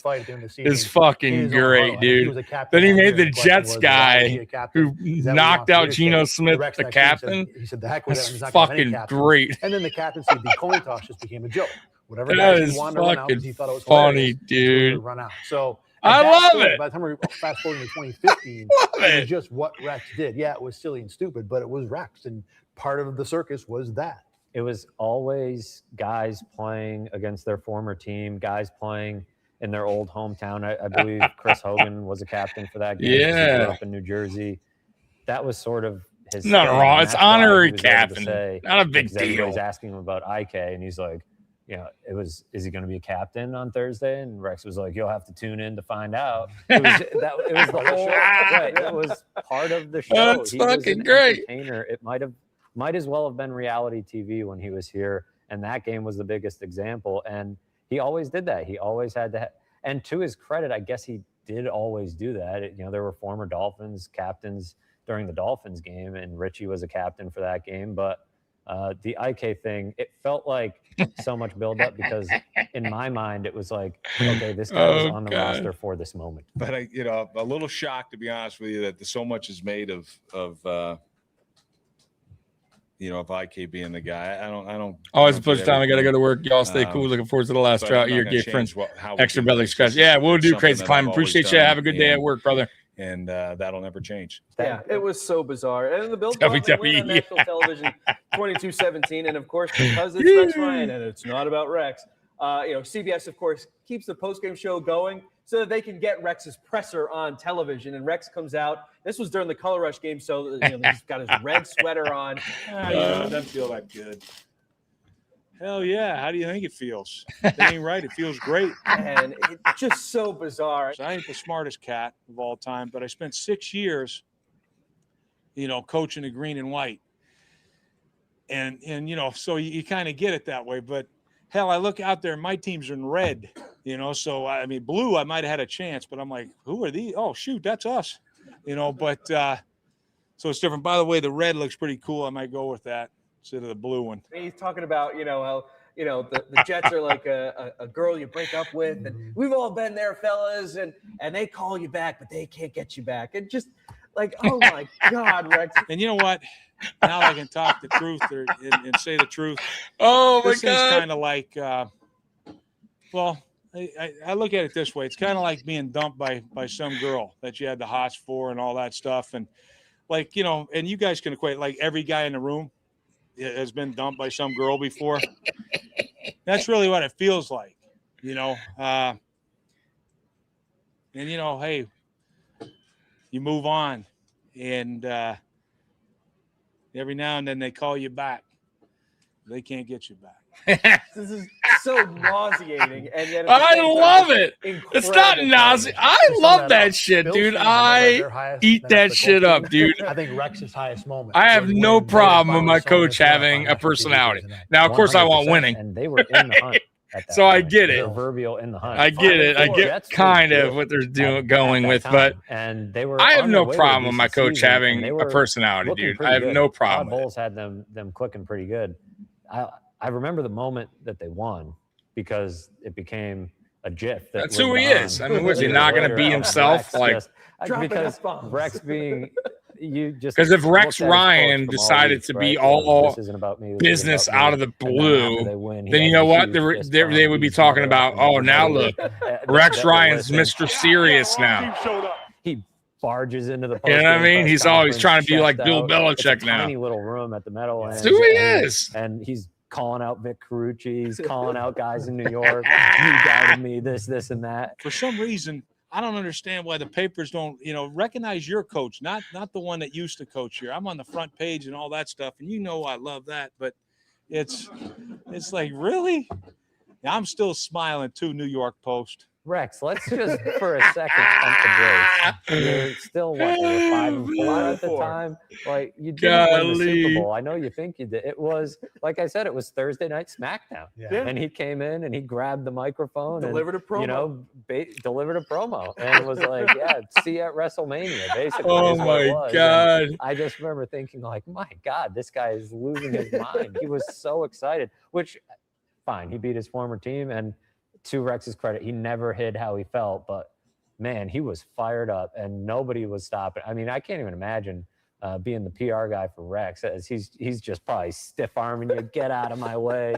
And just like you said, they were in red. It was a very ugly uniform. And man, he was pumped. That was about as I don't hate the red uniforms, though. We don't play well on them. Have a Monday night game. I never hated them. National games for the Buffalo I don't think they're Bills. ugly. This time in Foxborough against the New England Patriots. And there's no juice for this game, even though, it is Rex versus the Patriots. But Tom Brady's Tom Brady. Damn Tom Brady. Did keep him in check for most of that game, but Brady still throws for 277 yards and a score. McKelvin fumbles a punt against the Patriots. I remember that. Tyrod Taylor even has a chance to lead a fourth quarter comeback, but can't lead the Bills out of their own half in the fourth quarter as the Patriots win 20-13 to drop the Bills to 5-5. Ugly game. Just sure hard to watch. Yeah, I was there for that one. It was brutal. Yeah, and it was worse on TV. It was, you can believe that. It was just not fun. We were in that game, though, 2013. Better than it had the last few weeks, which was a positive, but you never got the sense they were going to win that game. You never got the sense that it was ever going to be anything that was appetizing to the eyes, and you were just happy when it was over. Yeah. The defense played very well, and Rex had a much better plan than he did the first time against Tom Brady. The first time it felt like he was scared to do anything. He probably read all of those headlines and said, oh, yeah, well, watch this, and came after him with the blitz. And it worked for the most part. Tom still managed to. That's what you got to do. You got to be aggressive, man. He had one pick. You know, went about his business. You're going to lose on some of the a whole lot, and he just some of the drives, got the but job done. And I'd rather you was be when the aggressive than questions not. started rising about Tyrod Taylor because he had a chance with the ball in his hand to beat the Patriots on the road on Monday Night Football and make a pretty big statement. And of course, it's not all on him, but the offense came up really flat when the Bills needed it most. And as high as Rex was the week earlier, he was awfully dejected. And again, boo-hoo, blaming himself and the whole deal at Gillette on Monday night. He was pretty sad. Like always, I've come up short many times, being here where you think you got them by the ropes, but at the end of the day, they find ways to win. And that's what championship teams do. And we're not at that level right now, but I can promise you one thing: we're going to work our tails off to get there. Patriots win 20-13. So Bills 5-5. I mean, I don't know what you expect him to say. November, week 12. He took accountability and he was truthful. I don't know. Talk about a game that was ugly to watch. What do you want him to say? Yeah, as the Bills take on the Chiefs. Blame it on other people. For that one, Sammy Watkins has 158 yards receiving. There you go, Sammy. First half. And a couple great touchdowns in that game. Nothing as well. in the second half. But Lovely. the Chiefs come back and win 30-22. Rex Ryan was really put under the spotlight in this game. Worst weather I've ever covered like a Bills game in. Now, there have been some bad games I've gotten out of, but for me, that was the worst ever. It just never stopped. It never stopped. You couldn't do anything. I don't remember that keep game. Your I don't know lens why. clean. You couldn't. I wonder if they got keep it video. Functioning for the most part. And then in terms of the game itself, Sammy Watkins was At uncoverable KC. for the first 30 minutes. And then, I remember looking back on this game on film, I spent the second half wondering, why didn't they throw him the ball? And the Chiefs did a little bit of differences with their coverage and stuff, but the Bills they had something that Kansas City could not stop, and they never went back to it after halftime. Yeah, it was odd. It wasn't that he got shut down. It was that they stopped going to him. Yes. I don't know how many targets he had, but it wasn't a lot in the second half. They didn't throw it to him a lot. And afterwards, Sammy Watkins the next day said, the clouds and stuff, really got the Bills down in the dumps. And that was part of the reason why they went into the tank in the second half. What? And I remember thinking, is he really blaming the weather? I mean, Sammy Watkins is an odd dude, but that was a new one. But that game, to me, that was on Rex. And we talked about it before. I don't know if you have it in the notes, but I counted in that game at least 5 times where he messed up on challenge calls. Now, he only gets 2 challenges. He blew both of those. And then there were other times where he should have been using his challenges. Jeremy Maclin caught a touchdown that he should have thrown the flag, and he didn't. Then he was throwing it at he kept it in his pocket for a while and then threw it at a really strange time. And that was part of his problem as a head coach, was making those decisions. And he screwed up huge in that game. And it cost them, because that was a close game down the stretch where they, again, had a chance. And it just didn't work. We're out of mulligans. Let's put it that way. We've got to take care of our business. We have to win this game, coming up. But until we start focusing there, we've got to focus on this game and learn from, what the mistakes were that we made, and we've got to get them fixed. Tyrod, come on. Yeah, Chiefs go on to win 30-22. The Bills drop to 5-6, but they're still in the hunt. They can still make the playoffs somehow. The following week, they take on the Houston Texans, and Matt Mulligan has his one shining moment for the Buffalo Bills, opening up Charles Clay for a 40-yard touchdown with under 2 minutes to go on that one as the Bills win 30-21. But week 14, the Bills go back on the road, this time to Philadelphia. So it's LeSean McCoy versus Chip Kelly week. In an interview with ESPN back in May, LeSean McCoy said that he never felt comfortable with his former head coach in Philadelphia, Chip Kelly, and that Kelly, quote, got rid of all the good black players. This week, McCoy still stands by those comments. Chip Kelly said that he has tremendous respect for McCoy and would like to shake his hand. Safe to say, LeSean McCoy is not very much in favor of that idea. Listen, man, Chip can't shake at all. Nothing. Whoa. He knows this. That's why I said it. I know him. He's very intelligent. So I can read between the lines. But like I said, I have nothing against him. No hatred. We're not enemies. I won't say anything wrong to him. But we don't have to. There's nothing for us to talk about. They go into Philadelphia. The Bills commit 15 penalties, and the Eagles win by 3 late. LeSean McCoy kissing the logo pregame on the field. Actually, there was a moment that was not talked about much. He actually greeted a special needs youngster in the tunnel outside of the cameras. One of our photographers over at WIVB in Buffalo knew about it and was able, to cover the story. But it was something he tried to keep hidden, amongst all the hoopla and controversy, all the things that happened. He took his time out, 10 minutes before a game to say hello. I was impressed by that. But then the game happens, and he's thumping his chest and kissing the logo pregame. The Bills go out and get handled by a Chip Kelly team, not crushed, but he had the upper hand, won the game. And I remember that LeSean McCoy, instead of going on the field to shake hands like everybody does every game, to talk to former teammates on the Eagles, to just have that post-game moment with the other team, he ran straight for the locker room. And in 17 years of covering this, I can think of maybe a handful of guys who have ever done that, who have just bolted off the field after a game for whatever reason. And a lot of times it's because it's a crushing loss for the team or a season enders, that kind of thing. This was all personal, and for whatever goodwill McCoy had built up, whatever side you wanted to take. I know he loved he just took off playing for after the Philly. game So without talking to anybody. I kind of get it. Yeah, you want to talk about WWE buildup? That week was wild. McCoy hadn't talked to Chip since the trade, which was kind of interesting. And, he claimed, Chip Kelly claimed he had tried to call him and LeSean wasn't taking his calls, and he kept he picked up once, found out it was Chip and hung up, and there was all this drama. And high school. LeSean is like swearing in his press conference with us on That's Wednesday, are you going to shake Chip Kelly's hand? And Chip can't shake it and all this. It was, he's not shaking my hand, all this. And I'm just thinking to myself, wow, like this guy is losing it. Like he has so much built up, animosity towards Chip Kelly. Then he came out and got shut down. Yeah, that's another part of it too. He did not play bad well. personal game, and that's why Yeah, you talk about not I only know did he didn't go have a off the good field game. and not shake hands. He smashed his helmet against the wall. right. It all gets caught on camera. It was not a shining moment for LeSean McCoy in his return. And Chip Kelly just quietly got to say, well, I tried to call him, and I like LeSean. I liked coaching him. And Chip Kelly came out looking like a good guy, but I think a lot of people sort of started to learn the backstory there. Yeah, I don't got nothing to say. I got nothing to say. Excuse me. Damn, Shady was not I having think it. LeSean's an emotional guy, and we were all hyped up. We wanted to win the game for him, but I don't think the emotion played it. I think just dumb Richie killed us. We wanted it for him and we wanted it for ourselves, and he really take it to heart, as being one of our leaders and, getting the job done. And we did today. The following week, the Bills go on the road. They take on the Washington professional football team. And I was there for this Remember that? one. The start Washington of this game professional could not have football gone team. any worse for the Buffalo Bills, even with slim playoff chances. They really showed nothing at the start. Kirk Cousins marches the team down to the field for an opening drive touchdown to Jordan Reed. Bills punt from the Washington 41. The punt goes 17 yards. It doesn't even clear the 20. Cousins then marches the team down again. Another touchdown. This time, Cousins a touchdown run of his own. Bills go 3 and out where Tyrod Taylor is sacked twice. Cousins marches the team down for a third time. Yeah, This time we lose that one, 35-25. The Bills move the ball into the red zone. And then Rex Ryan calls a direct snap to E.J. Manuel. Then he fumbles at the 5. Somehow falls on it.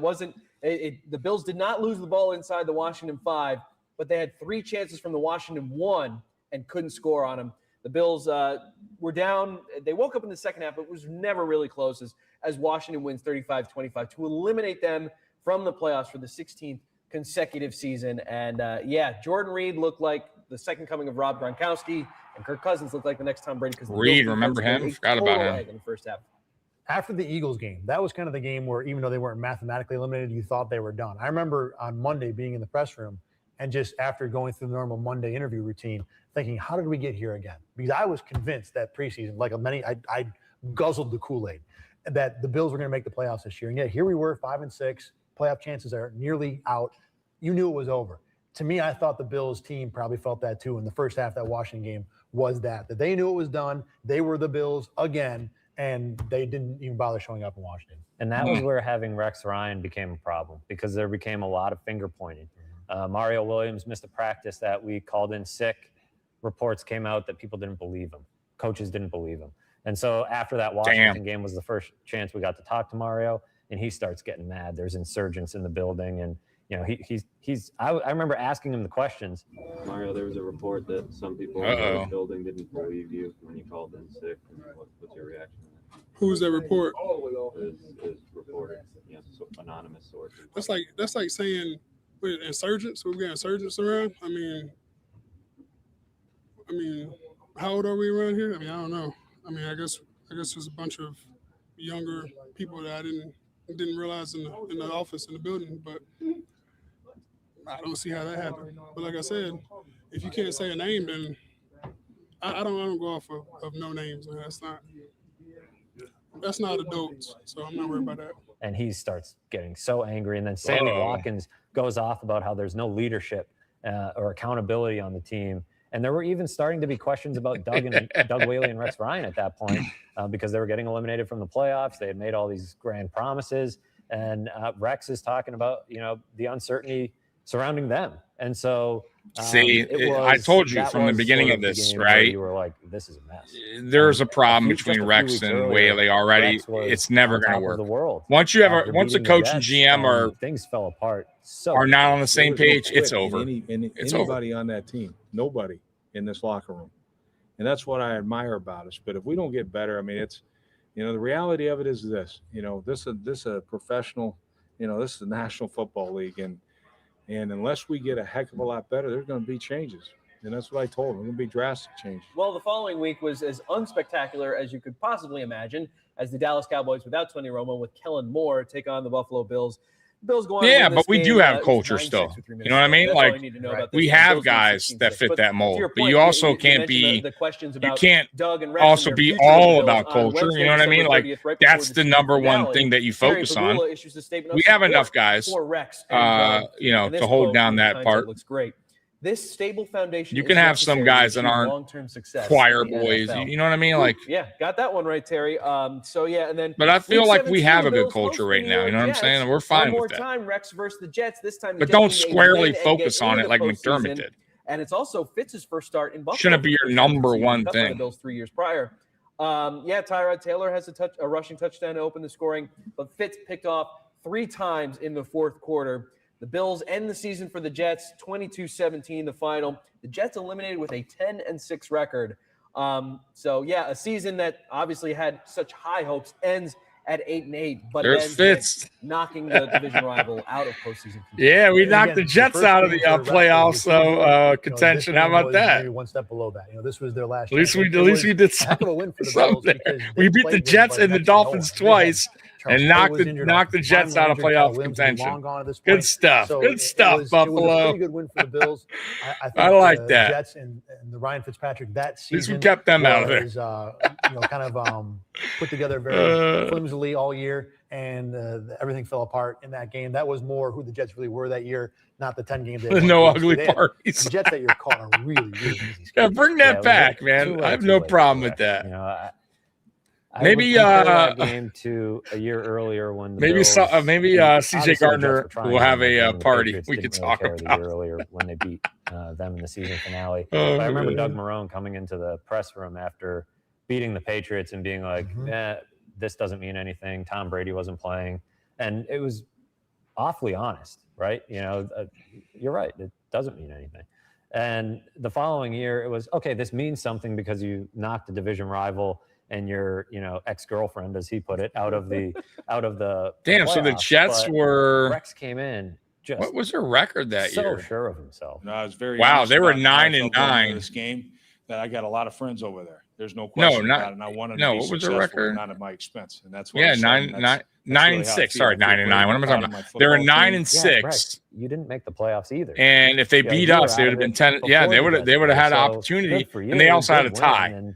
So 9-6. They were 9-6-1. Again, it felt was their record empty, in a lot of ways. So and you mentioned the state. Yeah, 9-6-1. So they had an opportunity to go to the playoffs if they beat us. If you have to say, so we blew it for them. Yep. Nobody ever asked the Patriots if Tom Brady's their starting quarterback. Nobody asked Robert Kraft about whether Belichick's going to be his coach next year. That's kind of when and that set the course for another weird offseason, which the Bills won in spectacular fashion. Yeah. Oh, did they ever in 2016? But yeah, to put a final note on 2015, the Bills take that 4th-ranked defense, drop all the way to 19th. The offense improves. Tyrod Taylor has moments. LeSean McCoy looks very good. Sammy Watkins has a couple huge games over this season. But, just to say that it fell flat on their face would be an understatement for this year. You go back to what my friends from Long Island said about Rex, about how they got tired of him, how it would happen quickly. My goodness, it happened quickly. From the start of the season where everyone is up on a high to the end of that year, I was done with it. It was not entertaining. It was the same old Bills. They were not a playoff team. There were not hopes for them becoming a playoff team the next year. I don't know what And they it expected, though, from a new unbelievable coach how quickly first the year. Rex Like, Ryan circus wore out its welcome, at least for me in Buffalo. it's going to take some it's time not when you're even on a just for full us rebuild. fans. I'm just saying. Done. And then you got at your that point. All GM the not drama, communicating with your everything new head associated with coach. Rex Ryan. Never going to Patience work. wore Never was going to work. Incredibly thin, really fast, and you didn't want to jump It was to the knee-jerk bad from the reaction of, jump like, then. Rex Ryan should be fired, but that's honestly what I felt should have happened. Cut your losses. You made the wrong hire. Like, admit it. what but Pagula I should knew, have done a few weeks from it was the after jump. Kansas City game, I believe He that should I have wrote, fired he should be fired, but everybody. Like the Bills fans are stuck with it, right away unfortunately. after Doug At least Marone. for next The year. You GM, didn't know if he would get everybody, the Russ first three. Brandon, Doug Whaley, Obviously the 5, and he was should have in total hired a jeopardy, but brand new that's when you GM. started to look at the And then you contract hire and be Rex like, wow, Ryan. At least say you they're know paying they're him, good fits. you know, They're in it 27.5 together. million or whatever it was Brand for the new rest of it. rebuild. You No don't matter have what, anybody they're gonna try to retreads. Draw this thing out. Whaley Maybe and he'll Russ be able Brandon, to, you know, who do hasn't done something with it, shit but anyways. Also, the way the He roster should was have got put rid of the together, there was whole losing pieces, everybody. and Kind of like he just did looked when he into the hired future and McDermott. thought, yeah, Right? He 2016 fired probably Whaley won't right work after out. the draft in A 2017 9-7 and brought in season Brandon in Bean. 2014 ends 8 Should have did that in 2015. earlier. Lord forgive us because we have run long once again as Rex Ryan is only through year 1 of his tenure with the Buffalo Bills. But to the next year of the Rex Ryan era, we turn to the following and the final episode of Down and Drought. We're so close to the finish line. We can see our families again. Stick around for the final episode of Down and Drought. All right, man, dude, guys, we got there I am. We got one episode left. We're down to 1, folks. We have made it. Next Sunday at 1:00. Going nowhere until exactly. That was a mistake. That was a big mistake. But yeah, we're down to 1 episode. 2016 season. Next Sunday at 1:00. It's going to be another long episode. It's going to probably be about the same, I can't believe we've been on here 4 hours. So it's going to be at least 3 hours, 3.5 hours next week. But that will finish the Down and Drought series. It's been a blast. I've had a great time doing this with you guys. It's off season. This is the most brutal part of the off season.